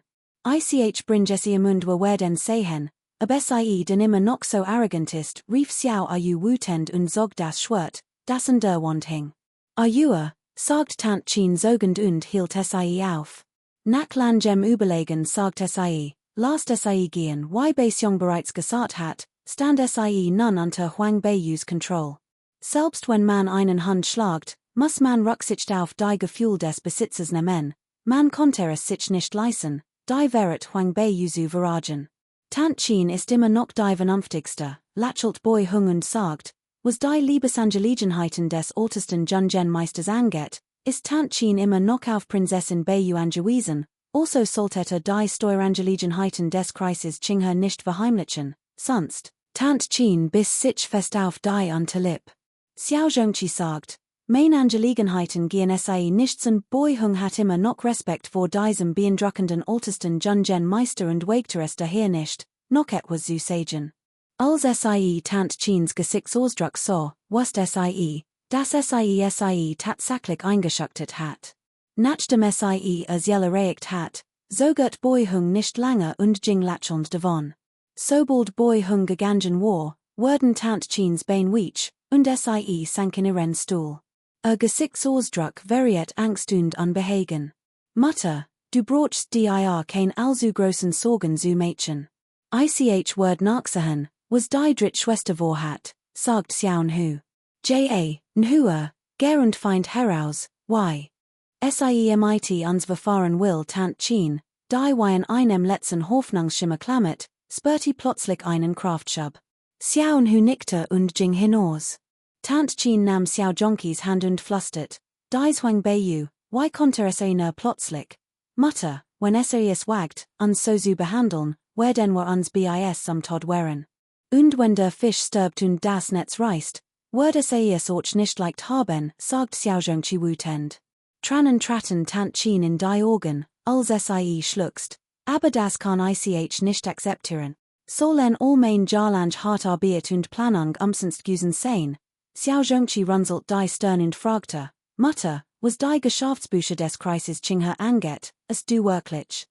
Kapitel 285, das Familienoberhaupt, 17. Wenn wir keinen Finger geruht hatten, why hatten wir dann all die Jahrgenig Geld für als aufbringen können? Elixir für die Chund nu zu kaufen, dacht Tant Chin. Sollen sie doch ermitteln. Ich heb über all die Jahr heimlich ein betrachtlich zum gespart. Selbst wenn sie die Content falsch prüft, wird sie nicht herausfinden, wo das Geld geblieben ist, Tant Chin hat als geplant. Sie war nicht dumm. Sie hat das Geld zuvor heimlich versteckt, damit Xiao Yuan Cheng es nicht herausfand, und jetzt benutzt sie es, Huang Beiyu handlungsunfähig zu machen. Asterisk asterisk asterisk asterisk asterisk asterisk asterisk asterisk asterisk asterisk asterisk asterisk asterisk asterisk asterisk Kaiserlich Dynasty Beiyu asterisk asterisk asterisk asterisk asterisk asterisk asterisk asterisk asterisk asterisk asterisk asterisk asterisk asterisk asterisk Xiao Hu schlich sich heimlich vor den Lüen Pavien und so sich lange one sich hinnen zutrauen. Wirt Fraulein, warum hat es frei, hier herzukommen? Fragte Dong Ling strahlend, als SIAUSDEM hoffte trat. Huang Beiyu spürte Xiao Russ Ankunft und schickte Dong Ling hinaus, nachher zu sehen, in der Hoffnung, Xiao Yu konnte sich als wertvoll Ressource erweisen.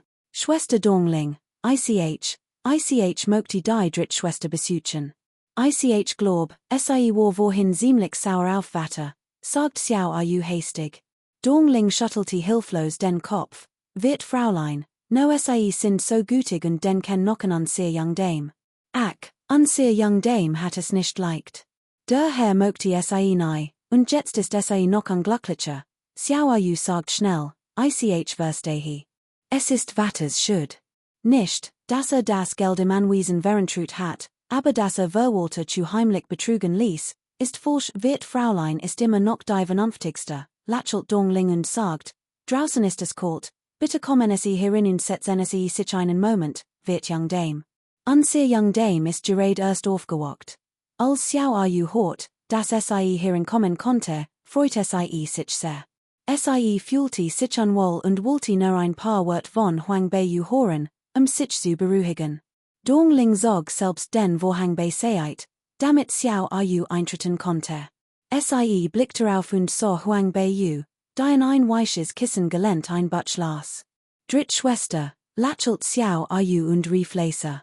Huang Beiyu sah auf, erblickt sie und lächelt, Wirt Schwester ist bitte setz dich. Draußen ist es kalt. Dong Ling, bring schnell ein Tass heißen Tee. Dong Ling lächelt und ging hinaus. Nachdem Xiao Ru Platz genommen hat, so sie einen Moment lang während Sicheten, bever sie langsam den Mund aufniet, dritt Schwester, wegen der Hütigen Uranus, Hutem Lotusdijk hort ich Tantchens Verlium dirisch Bemerkungen über die Kaiserfamilie. Dies wird dürfen nicht verbreitet werden, die Schalb heb ich bestraft. Wird Schwester, magst du mir Vorwurf? Natürlich nicht, Xiao Ru schüttelte schnell den Kopf. Dritt Schwester handelt immer aus einem bestimmten Grund. Mein Mutter ist wirklich wegen ihrer Wort in Schwierigkeiten geraten. Dritt Schwester, du brauchst dir kein Vorwurf zu Mädchen, welch leiblich Tochter wird schon behaupten, ihr Mutter ist sie wegen ihrer Wort in Schwierigkeiten geraten.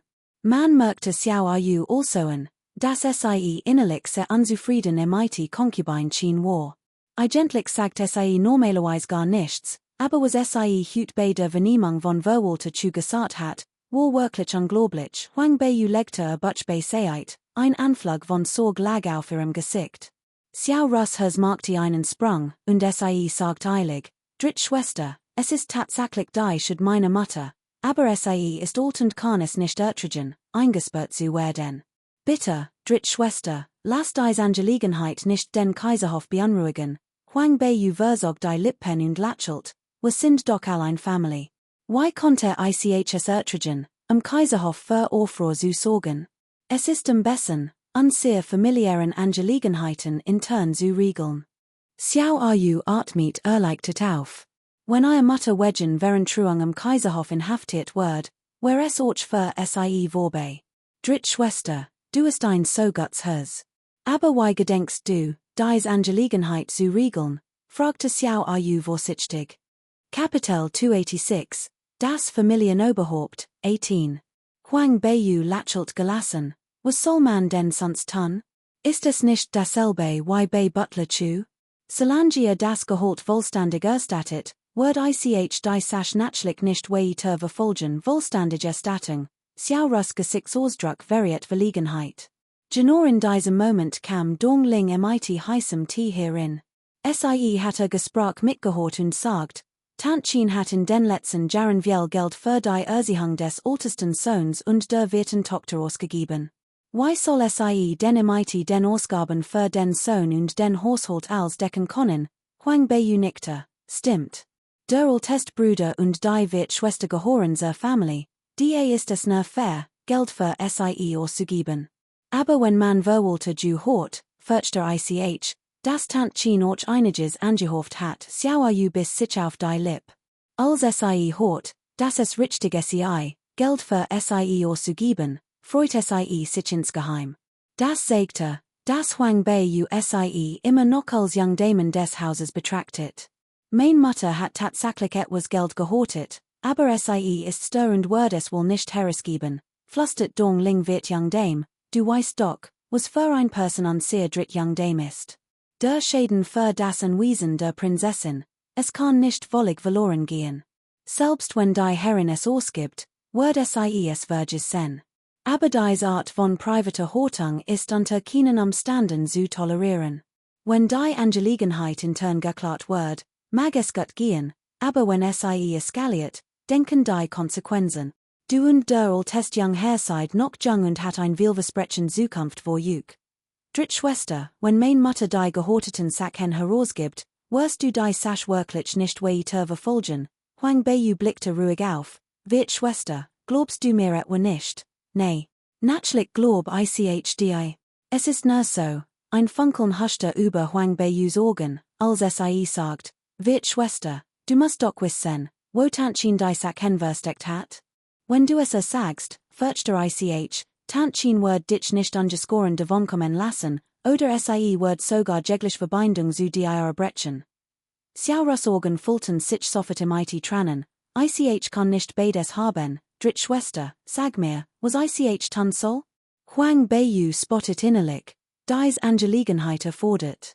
Was auch immer sie sagt, wenn sie Xiao Ru nur ein wenig Spielraum ließ, wird Xiao Ru bestimmt etwas tun, weil Mutter zu verraten wird Schwester. In wenigen Tagen werden die Kaiserin Witwe und Prinzessin Hai Hua in die Hauptstadt zurückkehren.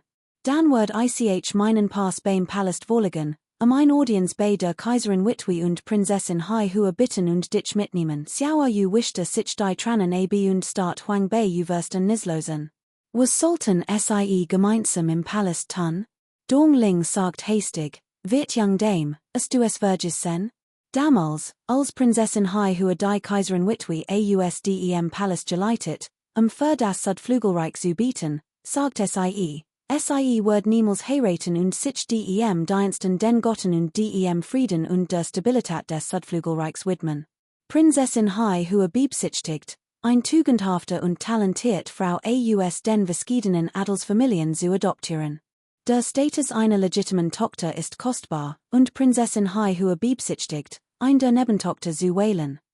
Xiao Yu war von die Sen wurden wie betort und stand nach einer weil plötzlich auf und nicht vor Huang bei nieder. Schwester, bitte gib mir ein solche Chance. Why kann ich jemals ein solche gut vergelten? Ich gib dir nur dies Chance. Ob du nutzt oder nicht, liegt ganz bei dir du bist intelligent und verstehst natürlich, dass es dir nichts ausmacht. Prinzessin Hai Hos Adoptivtochter zu werden, selbst wenn Lady Chen deinen Ruf ruiniert. Xiao Yu balti die Faust, Gesicht war rot vor Emotionen, und sagt entschieden, ich verstehe. Die Fälle meiner Mutter werden vergeltung. Auch wenn ich Tochter bin, kann ich nicht tenlos zu sehen, wie weitere Fälle beget hab dir doch schon vor langer Zeit gesagt, dass die wird Fräulein die vernünftigste Person ist, lächelt Dong Ling und Hafer auf. Kapitel 287, der Meister ist oben, 1. Huang Beiyu lente sich das Weiche Kissen hinter sich und sagt, wird Schwester, dies Angelegenheit bereitet dir willkommen. Was macht schon ein bisschen Kummer für unser Anwesen aus, nicht Xiao Yu nieder und sagt, Schwester, ru dich bitte aus, ich gehör schon mal.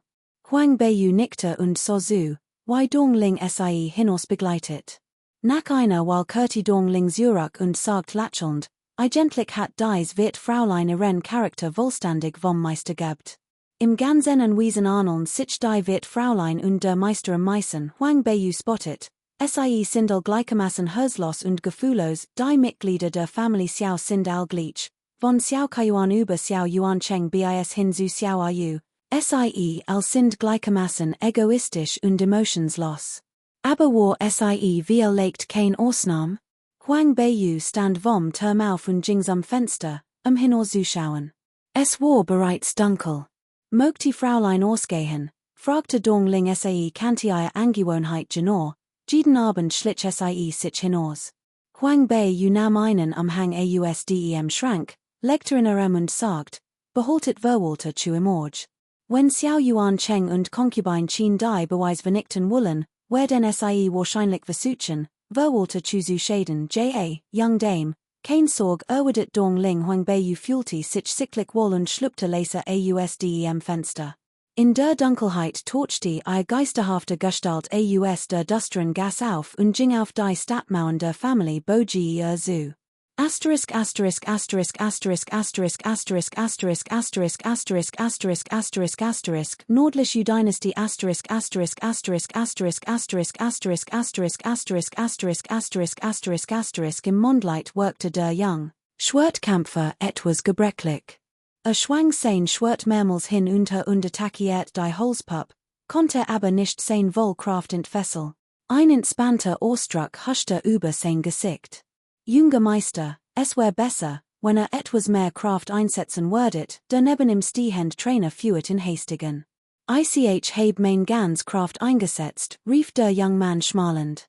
Der Trainer verstummt sofort. Der Young Man stieg sein Schwert auf die Holzpuppe zu, doch sein Gedanken schweiften zum heutigen Wettkampf von der Lingyang Academy AB, wo Prinzessin Bei ihr Lebensenergie genutzt hat, ihr Peitsch zu strecken und Lin sich mit einem einzigen Hieb zu treffen. Was für ein Markt hat das gesät? Warum hat trotz all seiner Bemühungen, es zu lernen, den entscheidenden Punkt immer noch nicht begriffen? Das Schwert in seiner Hand schien seinen Befehlen zu widersprechen. Luo war wütend und wollte das Schwert impulsiv wegwerfen, doch in diesem Moment erschien plötzlich ein geisterhafter Schatten hinter ihm, packte sein Schwerthand und stieß von hinten nach vorn. Das Gefühl war völlig anders. Dieser Schwertstreik war de selbe wie der, denner eben ausgeführt hat, die Technik war dieselbe, aber fühlte sich völlig andersen. Bei diesem Schwertstreik hatte das Gefühl, selbst Linsicheng war im Muhalos erstecken zu können, sei dir das Schwert in deiner Hand genoren, es ist ein Totenschwert, tonte ein heisere, eisig Stimme von hinten. Luos Korposität leicht, sein Ohren roten sich plötzlich, und ein Fewer Bratit sich augenblicklich auf seinem Gesicht aus lastig nicht blenken, sei noch einmal hin. Die Stimme war kalt, doch wie Schnee, der in einem Frühlingssee schmilzt, kalt, aber elegant und angenehm im Ohr. Lacks Handwort von einer kleinen Ren, zarten Hand ergriffen, und nüt stiess sein Schwert zu und durchbohrt augenblicklich das Hers der Holzpup. Unglaublich, rief Lack aus, sein Griff locket sich, und die Person hinter ihm wich zurück. Ein Gefühl der Enttäuschung stieg in ihm auf, und dreht sich schnell. Ein Blitz kalten Lichts erstchen vor ihm, ein Schwert war bereits vor ihm. Kapitel 288, der Meister ist über allem, 2. Wow, rief Luo und hob hastig sein Schwert am Block ken, word aber unsanft mehrer Schreit zurückgeschleudert. Der Trainer war von dem plötzlichen Auftauchen des schwarzen Schattens verbluft. Einen Moment lang war sprachlos, dann erkannte dass der young Meister, den bis im IT dieser Person kämpfte. Wer seid rief der Trainer, zog sofort sein Schwert und stürmte vor. Kommt mir nicht nahe, das ist mein Freund, rief Luo und hob nüt sein Schwert am Block ken. Der Trainer war fassungslos. Der Freund des Jungen Meisters? Dies Person im mysteriösen schwarzen Umhang, konnte es der Sagenumwobin Lord Shitien sein? Huang Beiyus Claire, aber kalte Stimme drang mit einem Anflug von Belustigung unter dem Umhang hervor. Ubt ein paar Züge mit mehr, benutzt die ICHU keben beigebracht habe okay lack nickte und erinnert sich an ihre vorherigen Bewegungen. Ein Gefühl der Zuversicht stieg in auf. Sei dir das Schwert in deiner Hand genoren, das ist ein Schwert zum Toten, genor. Das ist ein Schwert zum Toten, nicht zum Spielen. Lack stiess einen leisen Schrei aus ihr Schwertbewegungen wurden viel schneller als zuvor, und die Kraft in ihrer Hand war ein vielfach starker. Okay. Schneller, kein Panik, bleib ruhig, Huang Beiyu trainierte mit im und 40 in Debi ruhigen. Atem ging gleichmäßig.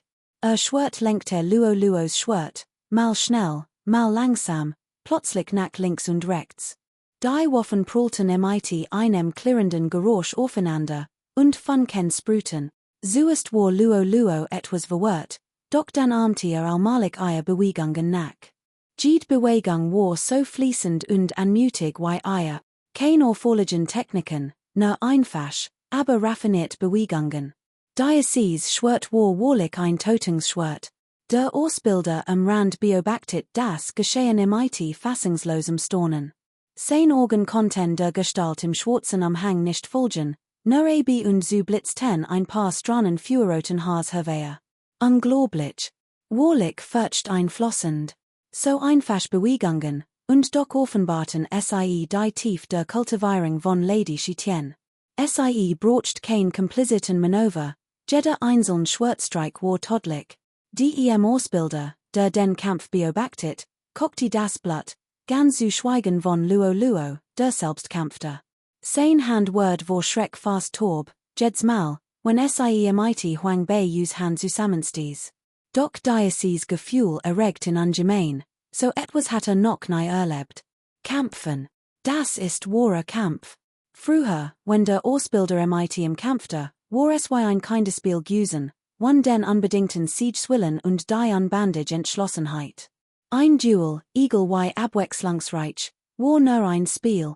Luo stemmte all seine Kraft gegen Huang Beiyus Angriff, Schweißperlen bildeten sich auf seiner Stirn, und wird sich über ein Dutzend Runden lang, bis im schließlich sein Langschwert entrissen wird. Huang Beiyu warf das Schwert beiseite, dreht sich und sprang aufs Dach, schwarzer Umhang wet im Wind. Winkte Luo zu, komm herauf okay, antwortet Luo. Die nicht so elegant wie hinaufspringen konnte, stieg die Leiter nebener hinauf und ging langsam auf Huang Beiyu zu. Ein sanfter Nachtbreis fuhr im durch das schweißnass Haar.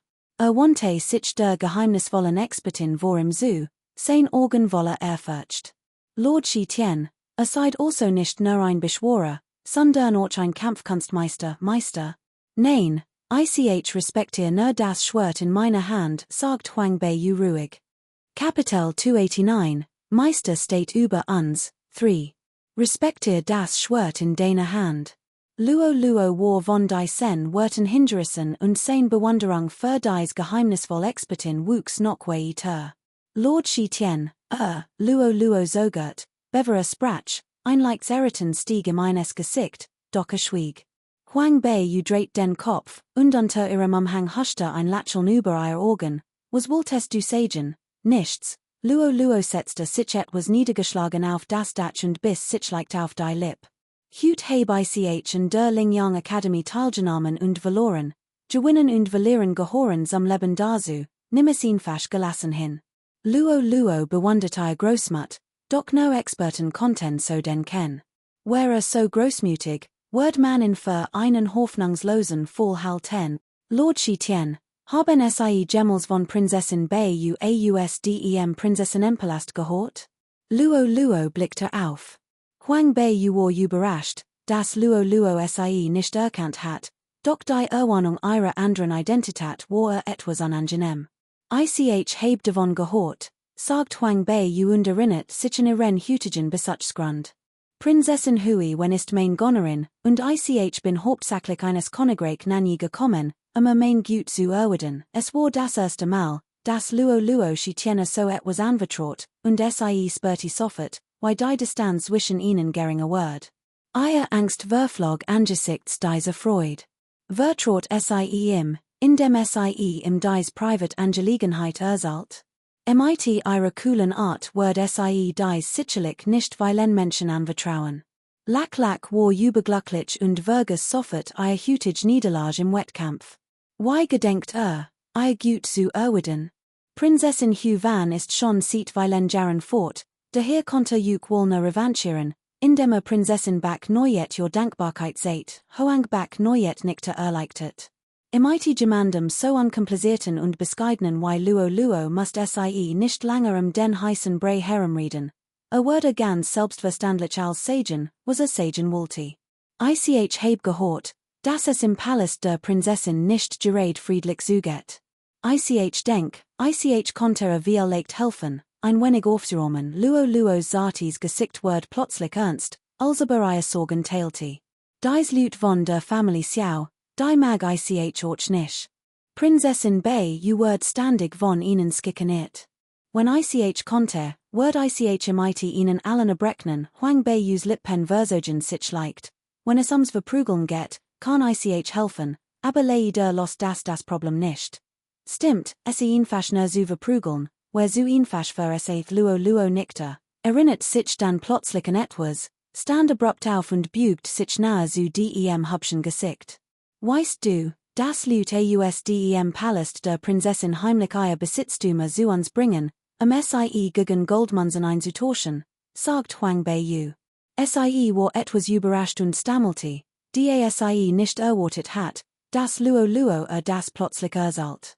Rouspert sich und fragte, woher weißt du das? Ich hab das schon oft gesehen. Dies Konkubinen der Familie Xiao kommen zu unserer Privatbank, der Bug Family, und die Bankengestellten behaupten all, seien Großkunden. Damals hab ich das nicht verstanden, aber mein Großkund unserer Privatbank zu sein, braucht man mindestens 10 Millionen oder mehr Vermögen.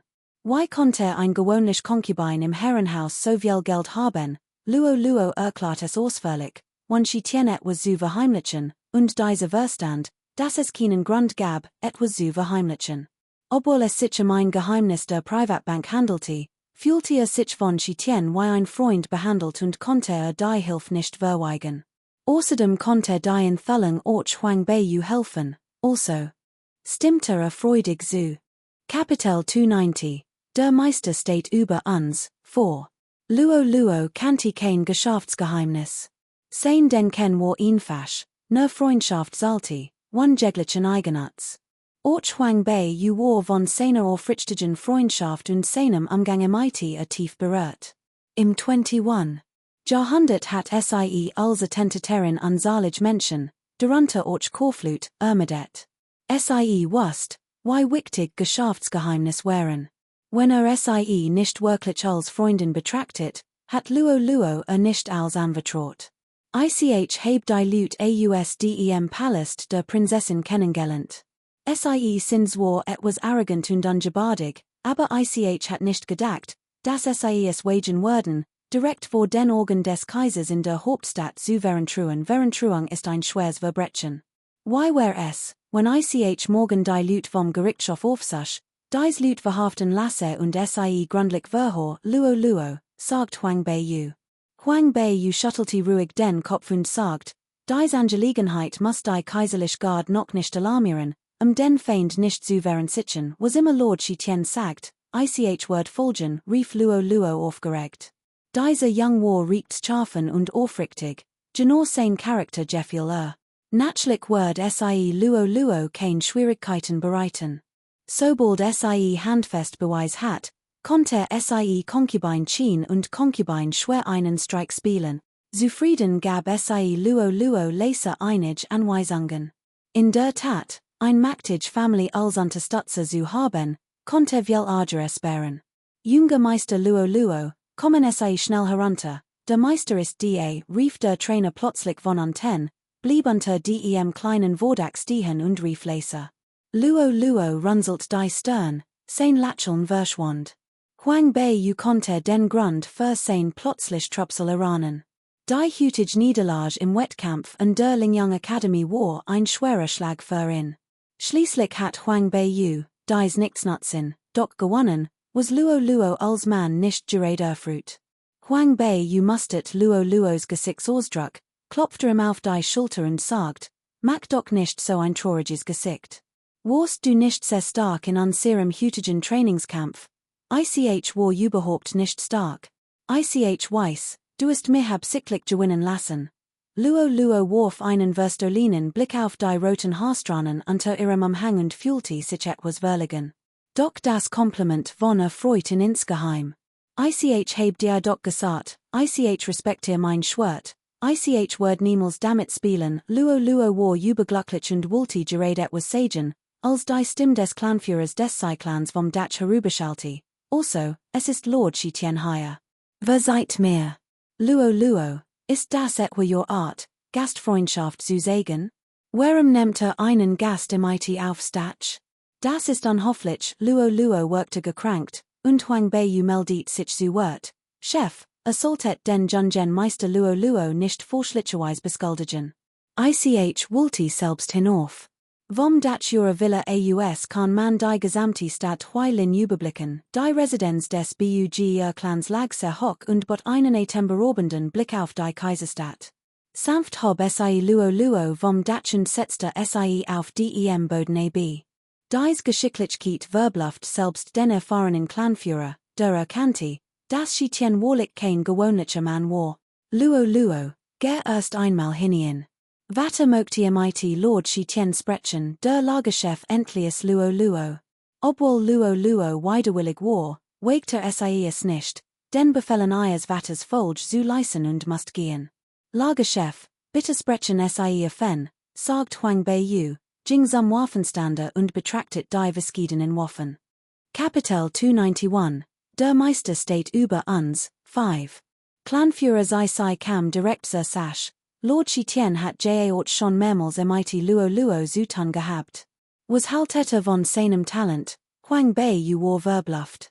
Was wollte sei damit sagen? Luo war sein Sohn, musste es doch am besten wissen, oder? Warum fragte sie?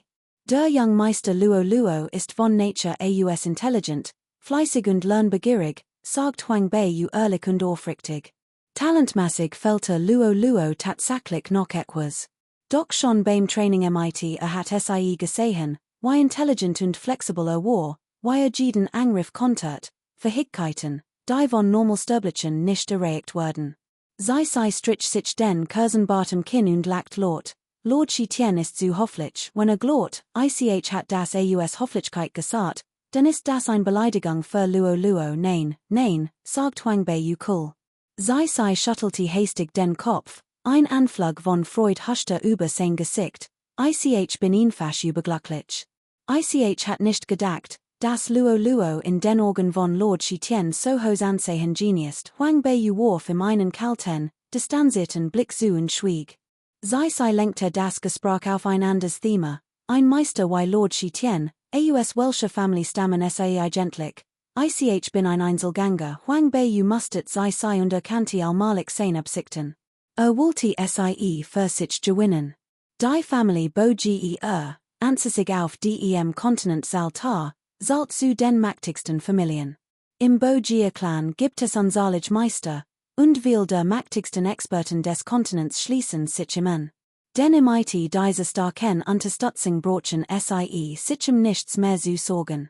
Sie strich sich den Bart und sagt nachdenklich, Your Exzellenz sind wahrlich sehr mächtig, doch hat jemals bedacht, dass auf diesem riesigen Kontinent jeder einzelne stets allein und in der Unterzahl ist.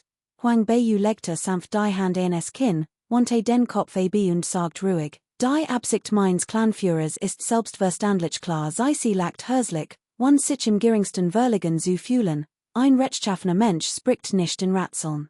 Lord Chitien ist der Inbegriff der Direktheit. Clanführer sie ist ebenfalls ein aufrichtiger Mensch, bitte sprechte Fen. Sie verschränkte die Hand hinter dem Rücken, trat ein paar Schritt vor und seufzt schwer, ich habe immer gehofft, Luo zu meinem Nachfolger ausbilden zu können, aber wer hat das gedacht? Hat absolut kein Interesse im Familiengeschäft, will nur ein mächtiger Krieger werden. Schweren Herzens habe ich viel Meister eingeladen, in zu unterrichten, aber, leider ist sein Talent begrenzt, warende Sprach, dreht sich sei und ein Funkeln Blitz in seinen tiefen, intelligenten Augen auf, ich habe gerade den Unterweisungen an Luo gehört. Ich wollte fragen, ob du Luo als deinen Schüler nehmen konntest, ist das die Bedingung, die Clanchef sei gestellt hat? Nein, nicht wirklich, sagt sei entschlossen. Ich hoffe es nur. Wenn Lord Chitien der Family Bug betreten konnte, war das ein Ehre für unsere Family. Why konnte ich die Bedingungen stellen? Huang Beiyu spitzte sanft die Lippen. Gesicht war unter ihrem Umhang verborgen, so dass niemand ihren Gesichtsausdruck erkennen konnte. Doch die kalte Aura, die von ausging, ließ das Herz des Clanführers der sei vor Sorg höher schlagen. Nach einem Moment der Stillaufnit Huang Beiyu langsam den Mund, ich würde mich your Family Buge nicht anschließen, das Gesicht des Clanführers der sei veriet unverhohlen Enttäuschung. Doch als erfahrener Mann lächelte nur gequält und sagt bedauernd, ich würde ihren Wunsch respektieren, ich hoffe jedoch weiterhin auf ein Verbot seiten vorteilhafter Zusammenarbeit im IT der Family Buge Huang Beiyus Tunful war äußerst ruhig und gefasst, und doch übte ein unwiderstehlich Anziehungskraft auf an der AUS. Kapitel 292, der Meister ist oben, 6. Ich hoffe jedoch weiterhin, ein Verbot seiten vorteilhafter Kooperation im IT der Family Bogier aufbauen zu können. Huang Beiyus Tunful war ausgesprochen ruhig, doch strahlte ein unwiderstehlich Anziehungskraft AUS. Natürlich ist Luos Beziehung kein Partnerschaft. Als sei das Wort Partnerschaft hort, so darin kein Problem. Schließlich war der Beitritt eines Meisters zur Family Bogier doch ein Verbot seiten vorteilhafter Partnerschaft, oder? Sie brauchten das Prestige und die Fähigkeiten der Meister, die Markt ihrer Family zu festigen, und dies Meister hofften, dass die Markt der Family Bogier wachsen und ihnen helfen wird, auf dem Kontinent Fuß zu fassen. Sobald jedoch der Family beitreten wären, würden ihre zukünftigen Handlungen außerhalb der Family den Angelegenheiten der Family Vorrang einräumen. Im IT einer solch bindenden Vereinbarung konnten natürlich nicht mehr nach Belieben handeln wie zuvor.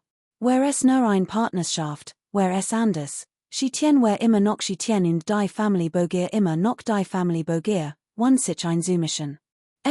Kommeten sich umeinander. Aber jetzt. Wenn vor Schwierigkeiten standen, halfen sich gegenseitig ein wenig, dies Art von Beziehung war gar nicht so schlecht. Sei wollte gerade zustimmen, als Huang Beiyus letzt Wort hort, hielt kurz in, bever freudig sagt, Lord Chitien, meint also. Nimmt Luo als Schülerin, Mein Stühle zu werden ist nicht so einfach. Muss viel mehr harten Ertragen als ander. Clanchef tai sei salty erst Luos Meinung einholen, bever etwas sagt Huang Bei u Ostruxlos. Braucht nicht zu fragen, ich bin Berit. Natürlich bin ich Berit. Was ist schon Lied im Vergleich dazu? Ich lieb deinem Meissen, rief Luo plötzlich ausdem Hof. Huang Bei us Mundwinkel zuckten leicht. Luos Haltung war genau wie zu Beginn ihrer Lehrzeit. Was war schon den im Vergleich dazu? Solange sie stark word, konnte sie jede hart ertragen. Clanchef tai sei lacht und warf Luo den mit einem Anflug von Nachsicht einen finsteren Blick zu. Der Herr spricht, und du loschst draußen? Wie unhofflich. Biel dich und entschuldig dich bei Lord Chitien. Nein, bei deinem Meister Luos groß, rund Organ blinzelten Zweimel, und sie so Huang Bei u vorsitzen. Gesichtsausdruck war voller Überraschung. Meister, your Schülerin weiß, dass sie im Unrecht war, Clanchef tai sei strich sich den Kursenbart und lächelt. Es ist schon spät heute Abend, die Lehrlingszeremonie ist zu überhastet, wie wär es damit? Morgen wird die feierlichste Lehrlingszeremonie vorbereiten, damit Luo offiziell Schule wird, vergist die Zeremonie. Luo hat mich bereits Meister genannt, ich word in anleiten, die Lehrlingszeremonie ist nur ein Formalität, nichts von großer Bedeutung. Außerdem wird sicherlich großen Wirbel verursachen, was für Luo nicht gut wär. Man muss wissen, je höher die Position einer Person ist, desto mehr Menschen wollen stürzen.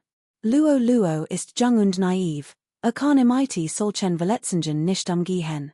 Clanchef tai sei berücksichtigte dies ebenfalls und widersprach daher nicht, sondern sagt nur zu Luo, verbüsch dich schnell und beiet deinem Meister tien, dies mein Desmus und Etikett sind unerlasslich, Luo niet nieder und verbüht sich dreimal.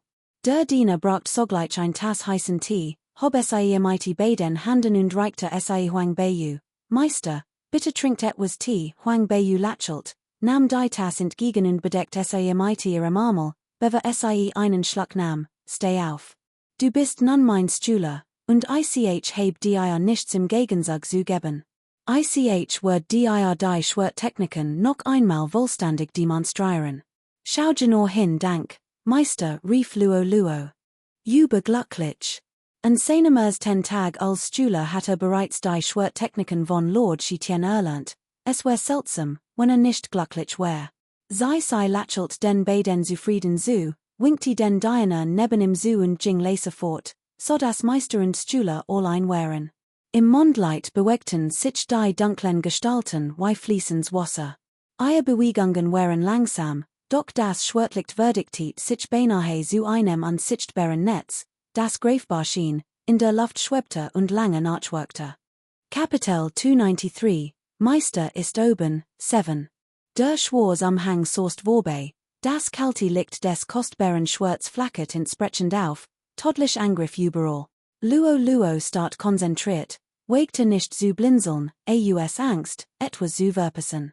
Mobilisiert all sein mental Energie und konzentriert sich darauf, dies scheinbar einfach, aber äußerst praktisch Schwerttechnik zu verinnerlichen. Du es gut gesehen, nachdem die Schwerttechnik gut hat, warf Huang Bei u im das Schwert beiläufig zu. Luo nickte sofort. Ich habe es gut gesehen in der Tat, ein kluges Kind. Üb fleißig weiter, ich komme morgen wieder Meister, mach langsam. Kaum hat Luo das gesagt, stürzte der riesige Eisgeist Phantom Vogel vom Himmel herab, und Huang Bei u sprang auf seinen Rücken. Lack spürte noch einen kalten Windhauch, und der Mann und der Vogel waren schon weit entfernt. Lack blickte bewundernd zu, Meister ist so erstaunlich, wollte so werden wie sein Meister, damit einst tags gemeinsam unter diesem Himmel fliegen konnte. Das Schwert in seiner Hand bewegt sich blitzschnell, das helle Mondlicht fiel auf das kostbare Schwert, ein kaltes, klares Licht blitz auf und erleuchtet Lacks dunkel, entschlossen Augen perfekt.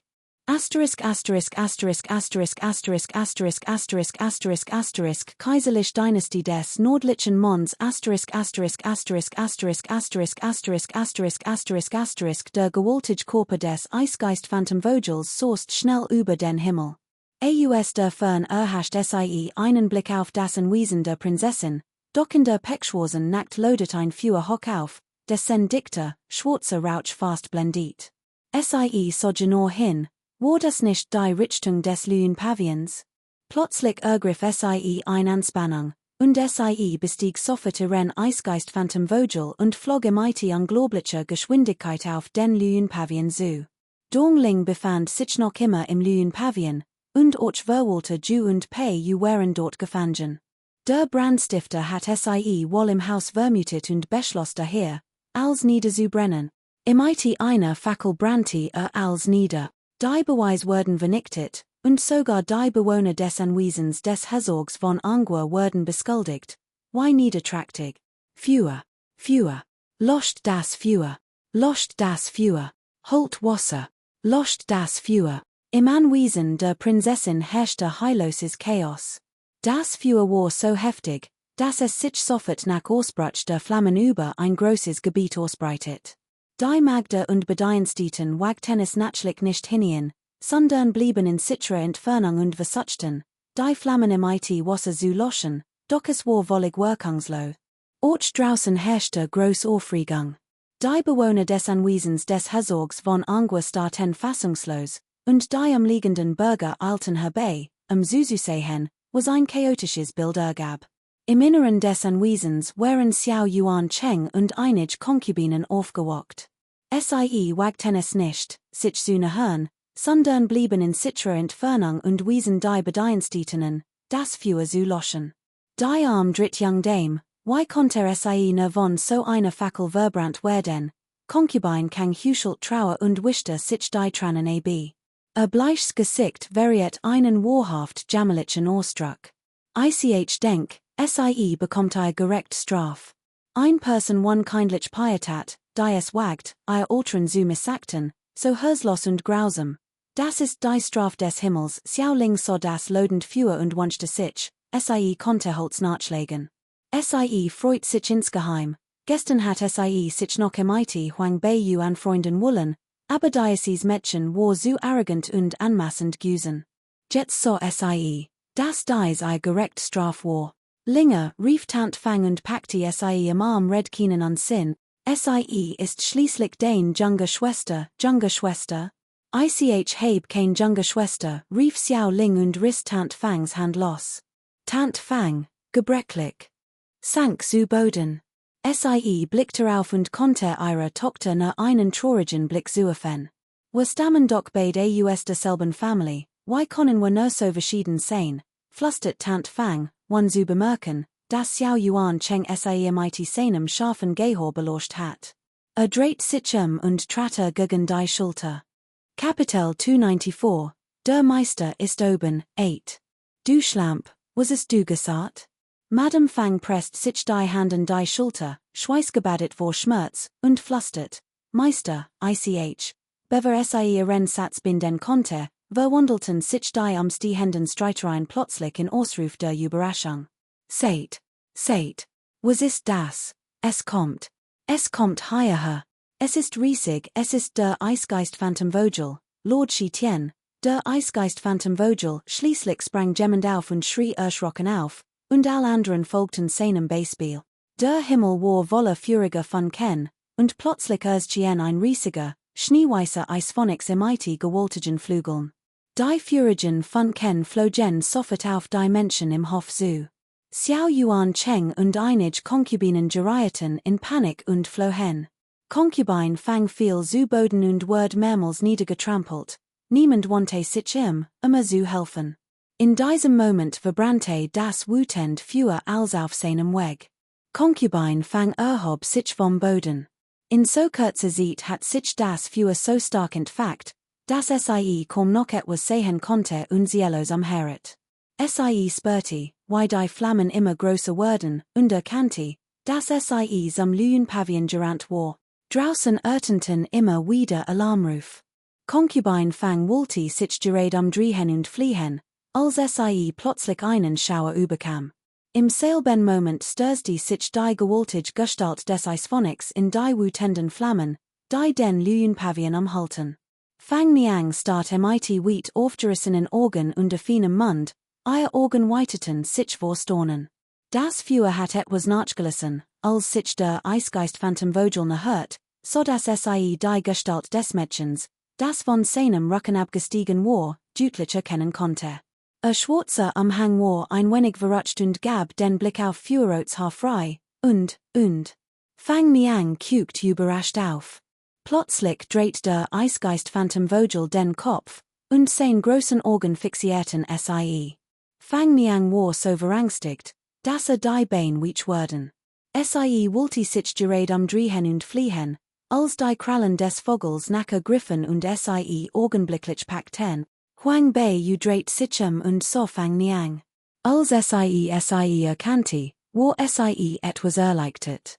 Dritt young Dame, stammelte Fang Niang. Die eisig kalte, die sie in der Gefangenschaft des Eisgeist Phantomvogels ertragen musst, war unerträglich, selbst im Feuer zitterte der ganz Körper. Huang Bei hat den Kontakt zum Reich der Myriaden Bestien abgebrochen. Haar war wieder pechschwarz, und Aushän hat sich kaum verandert, ihr feinen Gesichtszüge waren fast unverändert. Rotes Haar ließ Huang Bei jedoch imposanter und scharfer wirken, während schwarzes Haar sie sanft und anmutig erscheinen ließ. Obwohl die beiden unterschiedlich waren, unterschieden sie sich nur in ihrem Temperament, Ossiers war leicht zu erkennen. Solange hat Huang Bei ihre Identität als Schitien bewahrt und war stets in einem schwarzen Umhang erschienen. Jetzt, inmitten des Großbrands, konnten sie und Fang die Niang kaum miteinander sprechen.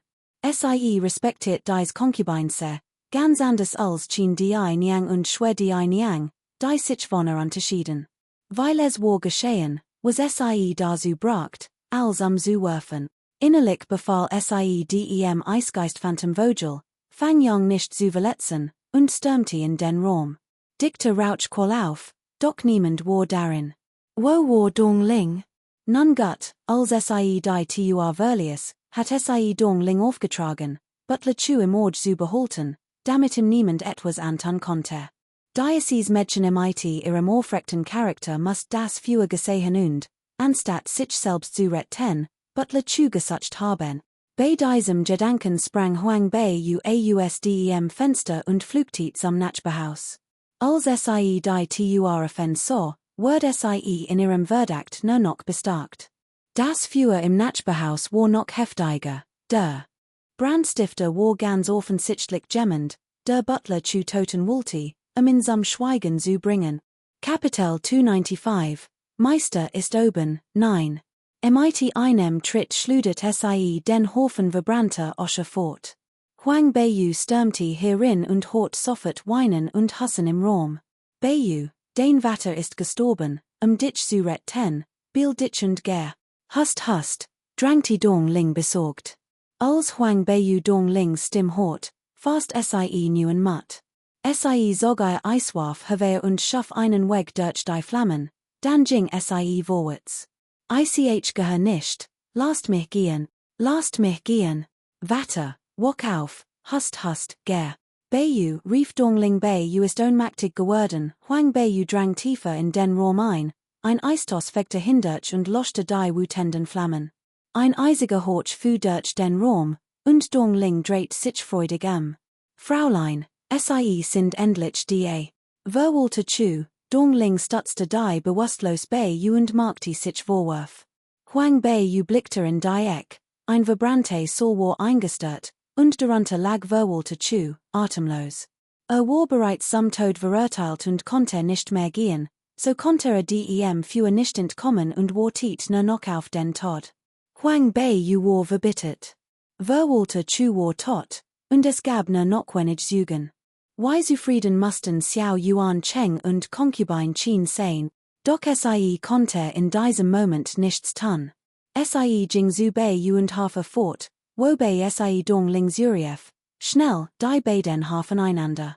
Boy Ngoc ging hinaus, die Eiswarf in der Hand, und die Flammen wagtennis nicht, sich auf sie or subraten.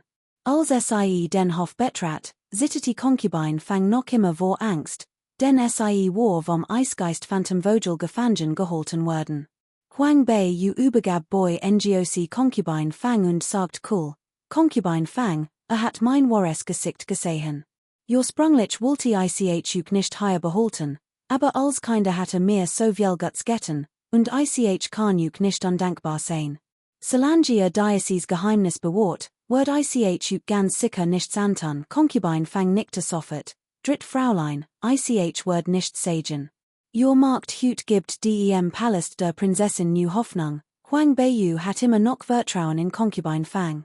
Zu Lebzeiten der Prinzessin war sie ein der wenigen Gusen, die ein paar Wörter mighty wechseln konnten. Obwohl sie cool workte, hat sie der Prinzessin stets den gebührenden Respekt und die nötige Höflichkeit entgegengebracht. Xiao Yuan Cheng Hingen kommet sie überhaupt nicht. Die Prinzessin war gegenüber viel zärtlicher als gegenüber den anderen Konkubinen. Nach dem Tod der Prinzessin wird Huang Bei im Ganzen anwesend skickenert, und Concubine fang war es, die sie mehrmals beskatz. Hatten Concubine schwer oder Concubine schien dies Hut gesehen, hatten sie kein Neid gesät und dafür gesorgt, dass sie nicht weiterleben konnte. Get zuist hinaus, sagt Huang Bei und nickte dem Eisgeist Phantomvogel zu. Der Vogel offnet seinen Schnobel wheat, und Eisklampen flogen heraus. Die Flammen dava erloschen spurlos. Gleichzeitig breitet der Eisgeist Phantomvogel sein riesigen Flügel aus und erhob sich in den Himmel, wo im Menü verschwand. Mehrere Personen halfen einander heraus. Die Genigen, die draußen vor dem Lüen Pavillon standen, wagten kaum zu atmen und beobachteten sie. Einig, mit einem Wasser in der Hand, stürmten sofort vor, sich zu rühmen. Dritt Young Dame, geht es ihnen gut? Das Feuer war so gewaltig, wir Diener waren hilflos. Wir haben sie erschreckt, die Dritt Young Dame ist reich beschenkt und hat ein langes Leben vor sich, Glück ist grenzenlos. Why hat sie die nicht unversehrt davonkommen können, ein Chair von Stimmen umgab sie, deren Blicke noch ehrfürchtiger und respektvoller waren. Act zuingen, das heißt, sie sprachen all durcheinander. Why absurd? Dergenage, der sie geredet hat, war der Neuankömmling in Lin Huai City, der Überaus Maktig Lord Shitian, Prinzessin Bei must ein. Verbindung zu Lord Shitian haben, sonst hat nicht eingegriffen und sie gerettet. Kapitel 296, der Meister steht über ihnen, 10. Obwohl dies Lüt nichts gesagt hatten, wussten sie allem Hazen, dass Prinzessin Bei ein Person war, imiti der Mann sich besser nicht enlegte. Huang Bei's Gesicht war finster. Sie hob die Hand, und die Magde und Diener wagten es sofort nicht, etwas zu sagen, und wir kennen sie zurück. Bringt Pei weg und holt einen Arzt, der sie untersucht. Huang Bei's Blick war nach vorn gerichtet. Xiao Yuan Cheng und die Gruppe Concubine schien blieben in sicherer Entfernung stehen und wagten es nicht, sich zu nähern. Ihr klaren, aber kalten Augen strahlten ein eisig Aura aus, die sie zu überwältigen droht. Xiao Yuan Cheng blieb unverletzt, doch Madame Qin which beim Anblick dieser Augen einig schreit zurück. Hers Hammet vor Angst. Huang Bei schritt langsam vorwärts. Eisiger Blick war so furchteinflößend, dass niemand es wagte, das Wort zu ergreifen. Wirklichen mit Dongling und Pei war sie relativ unversehrt, Gesicht Michelos und rein, strahlte aber dennoch ein scharf, imposante Aura aus Hust. Hustit Xiao Yuan Cheng mit heiserer Stimme, als wäre von Feuer verbrannt. Bei es ist gut, dass es dir gut geht. Vater hat sich groß Sorgen dich gemacht, Huang Bei's kalter Blick hob sich und fixiert in mit einem kalten Blick. Sorgte sich mir. Vater sagt, make sich Sorgen, warum ist denn nicht hineingegangen, mich zu retten? Das Feuer war so groß, selbst wenn Vater hineingehen wollte, hat es nicht gekonnt. Xiao Yuan Cheng presst ein Trockins Lachen Huvea, sein Gesichtsausdruck war wahrhaft widerlich. Huang Bei spottet, Vater kann nicht hineingehen, aber zweite Schwester ist ein Beschworerin, sie kann problemlos hineingehen und mich retten. Warum hat Vatters weiter Schwester nicht gehen lassen? Ein normals für diese groß Word ein Expertin nicht beeindrucken. Xiao Yun war bereits ein Stern Beschworerin, und tien Schwemiau konnte mit einem Niesen Schnee ersuchen. Sich eines für zu begeben, jemanden zu retten, war für sie nichts anders als ein Spiel. Xiao Yuan Cheng was das, und sein Gesichtsausdruck variiert ungeduld. Das, eben war die Lage kritisch. Vatter hat wirklich nicht daran gedacht. Als es ihm einfiel, war Lord Tien bereits erschienen. Mit ihrer Anwesenheit hattest du nicht gebraucht, zweite Schwester, aha. Vatter, du sogest also immer noch, das Leben deiner eigenen Tochter zu retten. Huang Bei schnaubte verachtlich, ihr Augen strahlten ein eisig, todlich Ora aus Xiao Yuan Cheng war lange sprachlos, no Xiao Yun bracht schließlich Herwehr, dritt Schwester, das für Brach plötzlich aus. Niemand hat damit gerechnet. Warum gibst du Vatter die Schuld? Ich geb Vatter nicht die Schuld, ich geb nur dem Brandstifter die Schuld für sein Boshaftigkeit. Huang Beiyus Blickword eisig, ihr Lippen versogen sich leicht. Ihr Wort waren kultund unerbittlich. Wenn es wagt, mir etwas anzutun, lasst du nicht erwischen, sonst rasch ich mir hundertfach dies wird ließen allen einen Schauer über den Rücken laufen, ihnen strobten sich die Haare. Tant schwer lacheltun sagt, dritt Young Dame, lasst du nicht von eurem Sohn schäden. Das für war bestimmt nur ein Anfall. Ich hoffe, dass es nur ein Anfall war. Huang Bei lachelt ruhig. Dies Angelegenheit überlass ich dem kaiserlichen Hof. Von nun darf niemand mehr den Lüen Pavillon betreten, die Vernichtung von Beweismitteln zu verhindern. Xiao Yuan Chengs Gesicht verfinstert sich. Warum den kaiserlichen Hof einschalten? So ein Aufhebens darum bringt doch niemandem etwas, sagt Huang Bei kalt. Vatter, verwalter Chu ist bei dem Brand ums Leben gekommen. Ein Mensch ist im Anwesen gestorben, warum meldet das nicht dem kaiserlichen Hof? Steward Chu ist tot, fragte Xiao Yuan Cheng, und ein Anflug von Schadenfreude huschte über sein Gesicht, doch schien die Angst Victorin von hinten, so dass sein Fassung wiedererlangt. Ist tot, sagt Huang Bei, aber bever starb, sagt noch, was sagen must. Ich word nichts, was untersucht werden muss, unbeantwortet lassen. Kapitel 297, Zenfarsch Vergeltung, 1. Xiao Yuan Chengs Gesichtsausdruck entspannte sich etwas, und auch Tant Chins. Verwalter Chu sagt, was macht das schon für einen Unterschied? Die Person ist tot, why soll es die noch Beweis geben? Nur Huang Bei kennt die Ergebnis des Verhörs. Und selbst wenn es sagt, wer weiß, ob es sich nicht einfach ausgedacht hat. Okay, lassen wir das Thema für heute ruhen. Der Lüen Pavillon ist auch abgebrannt. Bei sie Rom Pavillon. Dort ist alles new, viel besser als im Lüen Pavillon, sagt Xiao Yuan Cheng zufrieden. Der groß Dorn im Orge war besietigt, also machte sich schnell auf den Weg. Von nun an konnte ruhig schlafen und Huang Bei später in Ruhe überreden. Huang Bei hat nicht die Absicht, hier bei ihnen zu bleiben. Wollte die Brandeseik grundlich untersuchen. Jeder, der es wagte, ihren Lüten diesmal etwas anzutun, wird einen hohen Preis zahlen. Gerade als gehen wollte, stürmte ein Diener atemlos herein und rief, Meister, der Kronprinz ist die Xiao Yuan Cheng war start. Die Konkubinen und Junjen Damen zitterten vor Angst, dann aber insgeheim aufgeregt. Der Kronprinz war die. Niemand hat erwartet, dass ein Brand im Palast der Prinzessin den Kronprinzen anlocken wird. Xiao Yun, Xiao Ling und die anderen Junjen Damen begannen sofort, sich Laser zurecht zu machen. Hatten sich gerade bettfertig gemacht, doch das plötzlich Führer hat all in ihrer Hauskleidung und ungeschminkt überrascht. Dem Kronprinzen so zu begegnen, war wahrlich respektlos, aber es blieb kein Sieg, sich Susihen oder zu was Chen. Hastig richteten sich zurecht, als von draußen das Klirren von Rüstungen zu hören war. Nicht nur der Kronprinz war eingetroffen, sondern auch die Schwarzkavallerie, die regelmäßig in Lin Hui patrouilliert. Xiao Yuan Cheng 40 eilig hinaus, sie zu begrüßen. Im Garten traf Zhong Yi ein, in einem praktischen, Werde wollen schwarzen Gewand.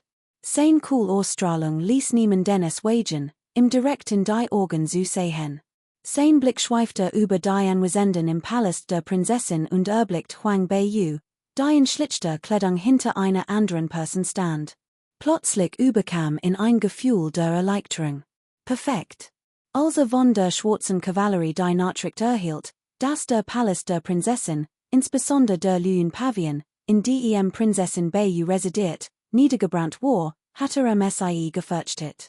Obwohl kein enges Verhältnis zu Huang Beiyu hat, war SIE das einzige Kind der Kaiserin Witwe. Zudem war SIE ein Schülerin von Shitian. Ihre ergebene Diener Xiao Yuan Cheng erweist seiner königlichen Hoheit dem Kronprinzen seine Ehrerbietung. Xiao Yuan Cheng und Xiao Zhongqi, beiden hohen Amtern, traten vor, ihre Ehrerbietung zu erweisen. Die Jungen männlichen Diener nieten ebenfalls nieder, während die weiblichen Familienmitglieder zurückblieben. Dies Formalität ist nicht nötig, sagt Zhongyi cool, sein schons Gesicht ausdruckslos. Xiao Yuan Cheng erhob sich und sagt respektvoll, Your Hoheit, bitte kommen Sie in die Eingangshalle zum Tee. Die Arenas, die sich heute anwesend zugetragen haben Your Hoheit sehr amüsiert, die Huang Beiyu unverletzt war, sagt Zhongyi nur wenig und fragte lediglich, warum ist es plötzlich in Flammen aufgegangen? Ich heb gehört, es ist die Prinzessin Beiyus Residenz. Word die Prinzessin verletzt, Xiao Yuan Cheng antwortet hastig, Your Hoheit, das für war ein Anfall. Glücklicherweise Erzchen Lord Shitian rechtzeitig und rettet Prinzessin Beiyu und all im Lüen Pavillon tatsächlich war Shitian eingetroffen. Ihre Schülerin war in Gefahr, why hat Sie tenlos zu sehen können? Es ist gut, dass es der Prinzessin gut geht. Das für muss Sie sehr erschreckt haben. Sie sollte sich heute Abend früh ausruhen. Zhongyi sah Huang Beiyu mit etwas sanfterer Stimmen. Vielen Dank, Your Hoheit. Huang Beiyu verbot sich leicht und blickte dann auf, Zhongyis blasses Gesicht und seinen etwas geschwankten Eindruck zu erkennen. Kapitel 298, Zenfarsch Vergeltung, 2. Von der verschlingenden roten Schlange vergiftet worden zu sein, war Alexander angenehm. Das Gefühl, das Sie dabei empfunden hat, qualte Sie noch gut. Zhongyi war nicht so stark vergiftet worden, aber es ging ihm auch nicht viel besser. Dass Sie in diesem Zustand warfend, beunruhigte Sie. Sie wollte ein paar besorgt Wort sagen, doch angesichts der vielen Anwesenden war es für ein Young Dame wie Sie unklug gewesen, so viel zu sagen. Zhongyi hat auch nicht die Absicht, im Palast der Prinzessin auf einen Tee zu verweilen. Das Feuer war noch nicht gelöscht, und all im Palast waren mit den Lostarbeiten beschäftigt. Seine Anwesenheit wird das Chaos nur noch vergrößern. Nachdem Sie ein paar Hoffnungsworte mit Xiao Yuan Cheng gewechselt und sich zum Gehen bereit gemacht hat, meldet sich Concubine Chen plötzlich zu Wort. Your Hoheit, bitte halten Sie in. Als Concubine im Palast hat Sie keinen besonders hohen Status. Why konnte Sie den Kronprinzen so abrupt und öffentlich bitten, ihn zu halten? Als Concubine Chen ihre Stimme hört, wandten sich alle Anwesenden zu.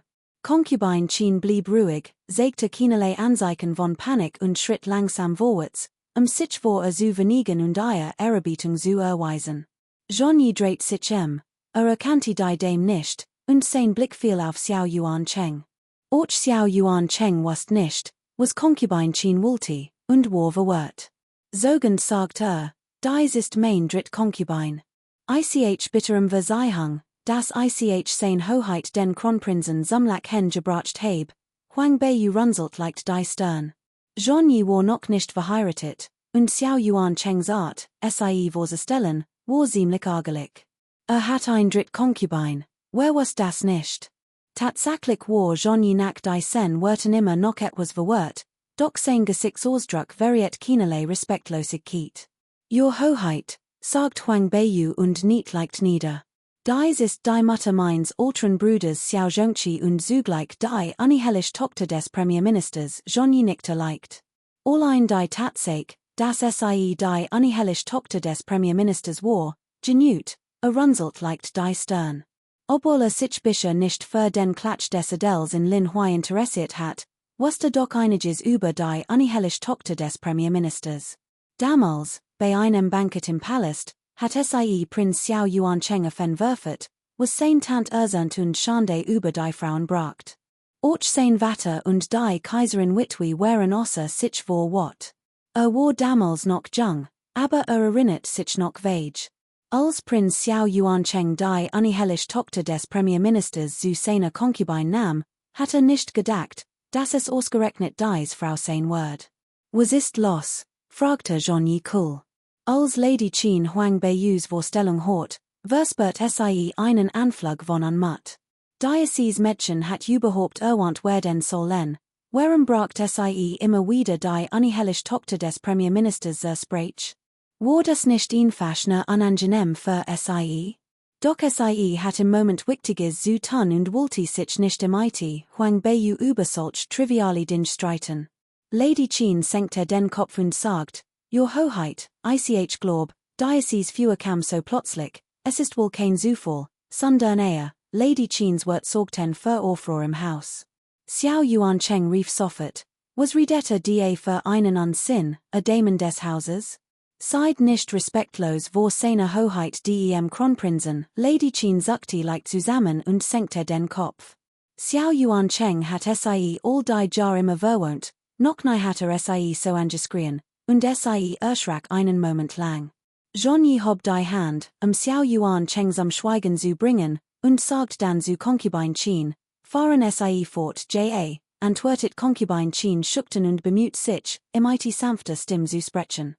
In letzter Zeit gab es einen Konflikt zwischen dem Anwesen der Prinzessin und dem des Herzogs, wonnen daraufhin schickte der Herzog wonnen Lüt, das Anwesen der Prinzessin zu umstellen.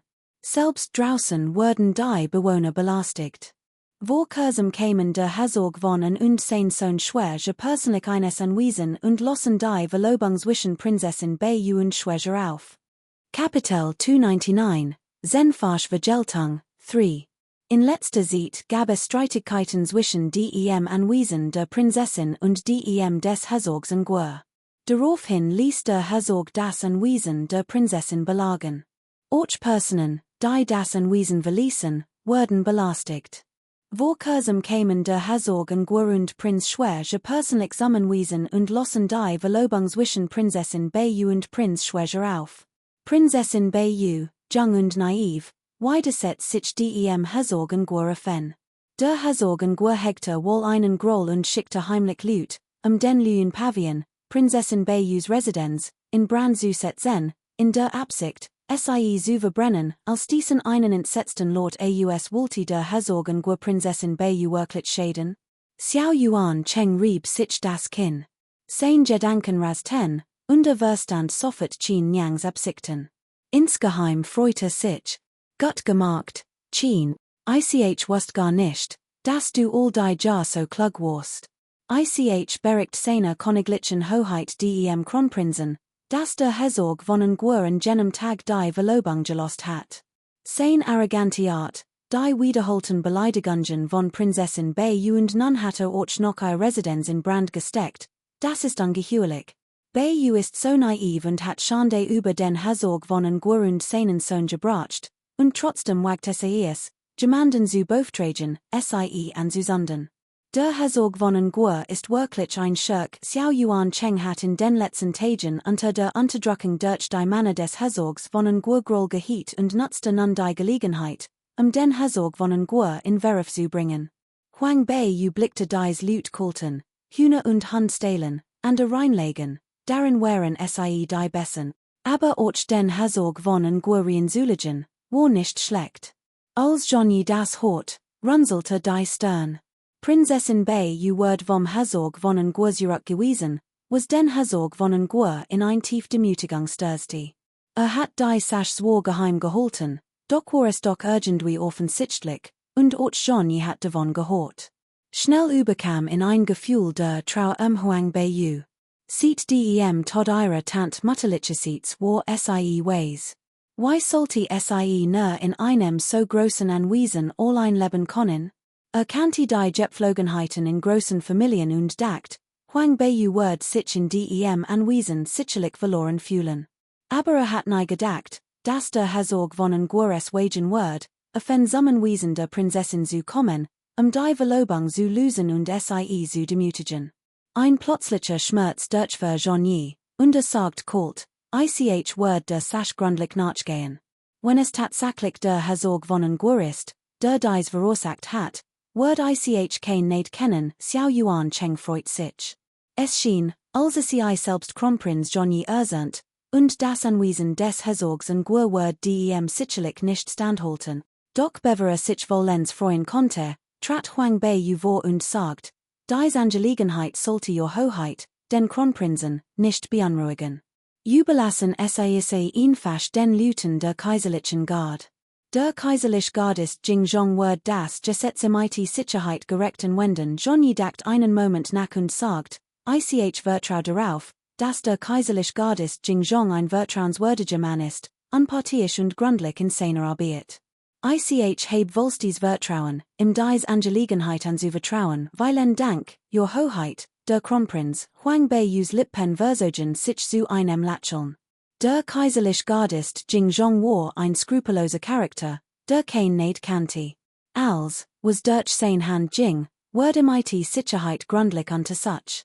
Jemand hat Hüter Haus in Brand gesteckt, und sie waren wahrscheinlich entsetzt. Huang Bei unitem Boden und wandte den Blick zu Concubine Chen, die Herzog Ungur belastens Material unterjubeln wollte, und Xiao Yuan Cheng, der eben noch so fröhlich gewesen war. Ihr Gesichter waren nun kreidebleich, ein wahrhaft befriedigender Anblick. Sie hatten geglaubt, dass der Herzog Ungur durch Genie Unglück erleiden wird, doch hatten sie ahnen können, dass Huang Bei plötzlich auftauchen und erklären wird, sie will die Angelegenheit der kaiserlichen Guard überlassen. Jing Zhong war ein Fels in der Brandung. Kalt und unnachgiebig. Wenn sich in die Geschehnis im Palast der Prinzessin einmischte, wird als eines Licht kommen. Kapitel 300, Zenfasch Vergeltung, 4. Dann wird es nicht mehr nur Einfasch Brandstiftung und Mord gehen, sondern auch Verentruung und Horten, nichts davon wird unentdeckt bleiben. Wie erlegt wird sogar das Lied, das Huang Bei jahrelang in der Villa ertragen hat, eines Licht kommen. Wie konnten sie die noch in Sicherheit wiegen? Von Xiao Yuan Cheng über Concubine Chen und Concubine Schwer bis hin zu den Jungen Damen, die sich nur wichtigeten hatten, ihr Gesichter waren nun Aschfall. Genie ließ eine Einheit der schwarzen Kavallerie vor der Villa der Prinzessin abstellen, vertrieb die Lut aus der Villa des Herzogs Ungur und führte dann sein Männer fort. Concubine Chen, gestützt von Xiao Zhongqi, rappellte sich vom Boden auf. Bevor sie richtig stehen konnte, schlug Xiao Yuan Cheng eines Gesicht. Das ist du dir selbst zuzuschreiben, Xiao Yuan Cheng schrie laut auf, doch im Gedanken an Huang He neben ihm wegte nicht viel zu sagen.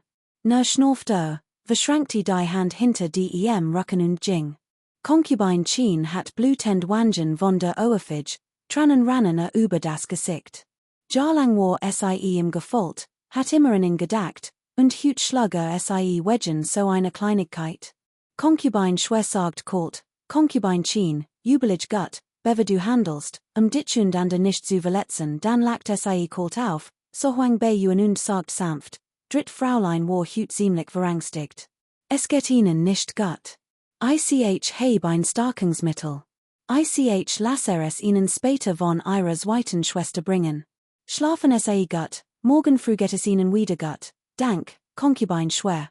Och Huang Bei lente nicht nickte und warf einen Blick auf die Gruppe, zu der och Concubine Chen gehört. Dann führte sie Dong Ling zurück zum Rongyou Pavillon, damit sich ausruhen konnte. Im Gegensatz zum Luoyuan Pavillon war der Rongyou Pavillon der bevorliegste Ort im Palast der Prinzessin. Der Pavillon und der Beischuehof, in dem Concubine Schwer lebte, waren nur durch einen kleinen Teich getrennt und lagen einander gegenüber, so dass man bequem zwischen ihnen wechseln konnte. Unterwegs sagt Dong Ling unruhig, warum hat die Prinzessin zugestimmt, die Medizin zu trinken, die Concubine Schwer geschickt hat? Ich glaub nicht, dass sie es gut meint, natürlich weiß ich, dass sie es nicht gut meint, aber so dumm ist sie wohl nicht. Wenn sie die Medizin vergiftet hat, war ich nach dem Trinken gestorben, und sie hat nichts davon mitbekommen. So etwas dummies word concubine schwer wohl nicht tun, die die Prinzessin es sich überlegt hat, was sollen wir nun tun, Huang bei u lachelt like und sagt, last uns noch keinen Argemädchen. War ten were ab, was sie später bringt, Fraulein ist immer noch die Fahrhigste, sagt Dong Ling stolz, als will sie die Young Dame loben und gleichzeitig Matsu sprechen. War tet bis morgen, when Lord Jingzhong von der Kaiserlichen Guard als Grundlich untersucht hat. Dan dürfen wir keinesfalls nachsichtig sein, Huang bei us lacheln verschwand langsam, unter Satis Gesicht zeigte plötzlich Traurigkeit. When als Grundlich untersucht word ich natürlich glücklich sein.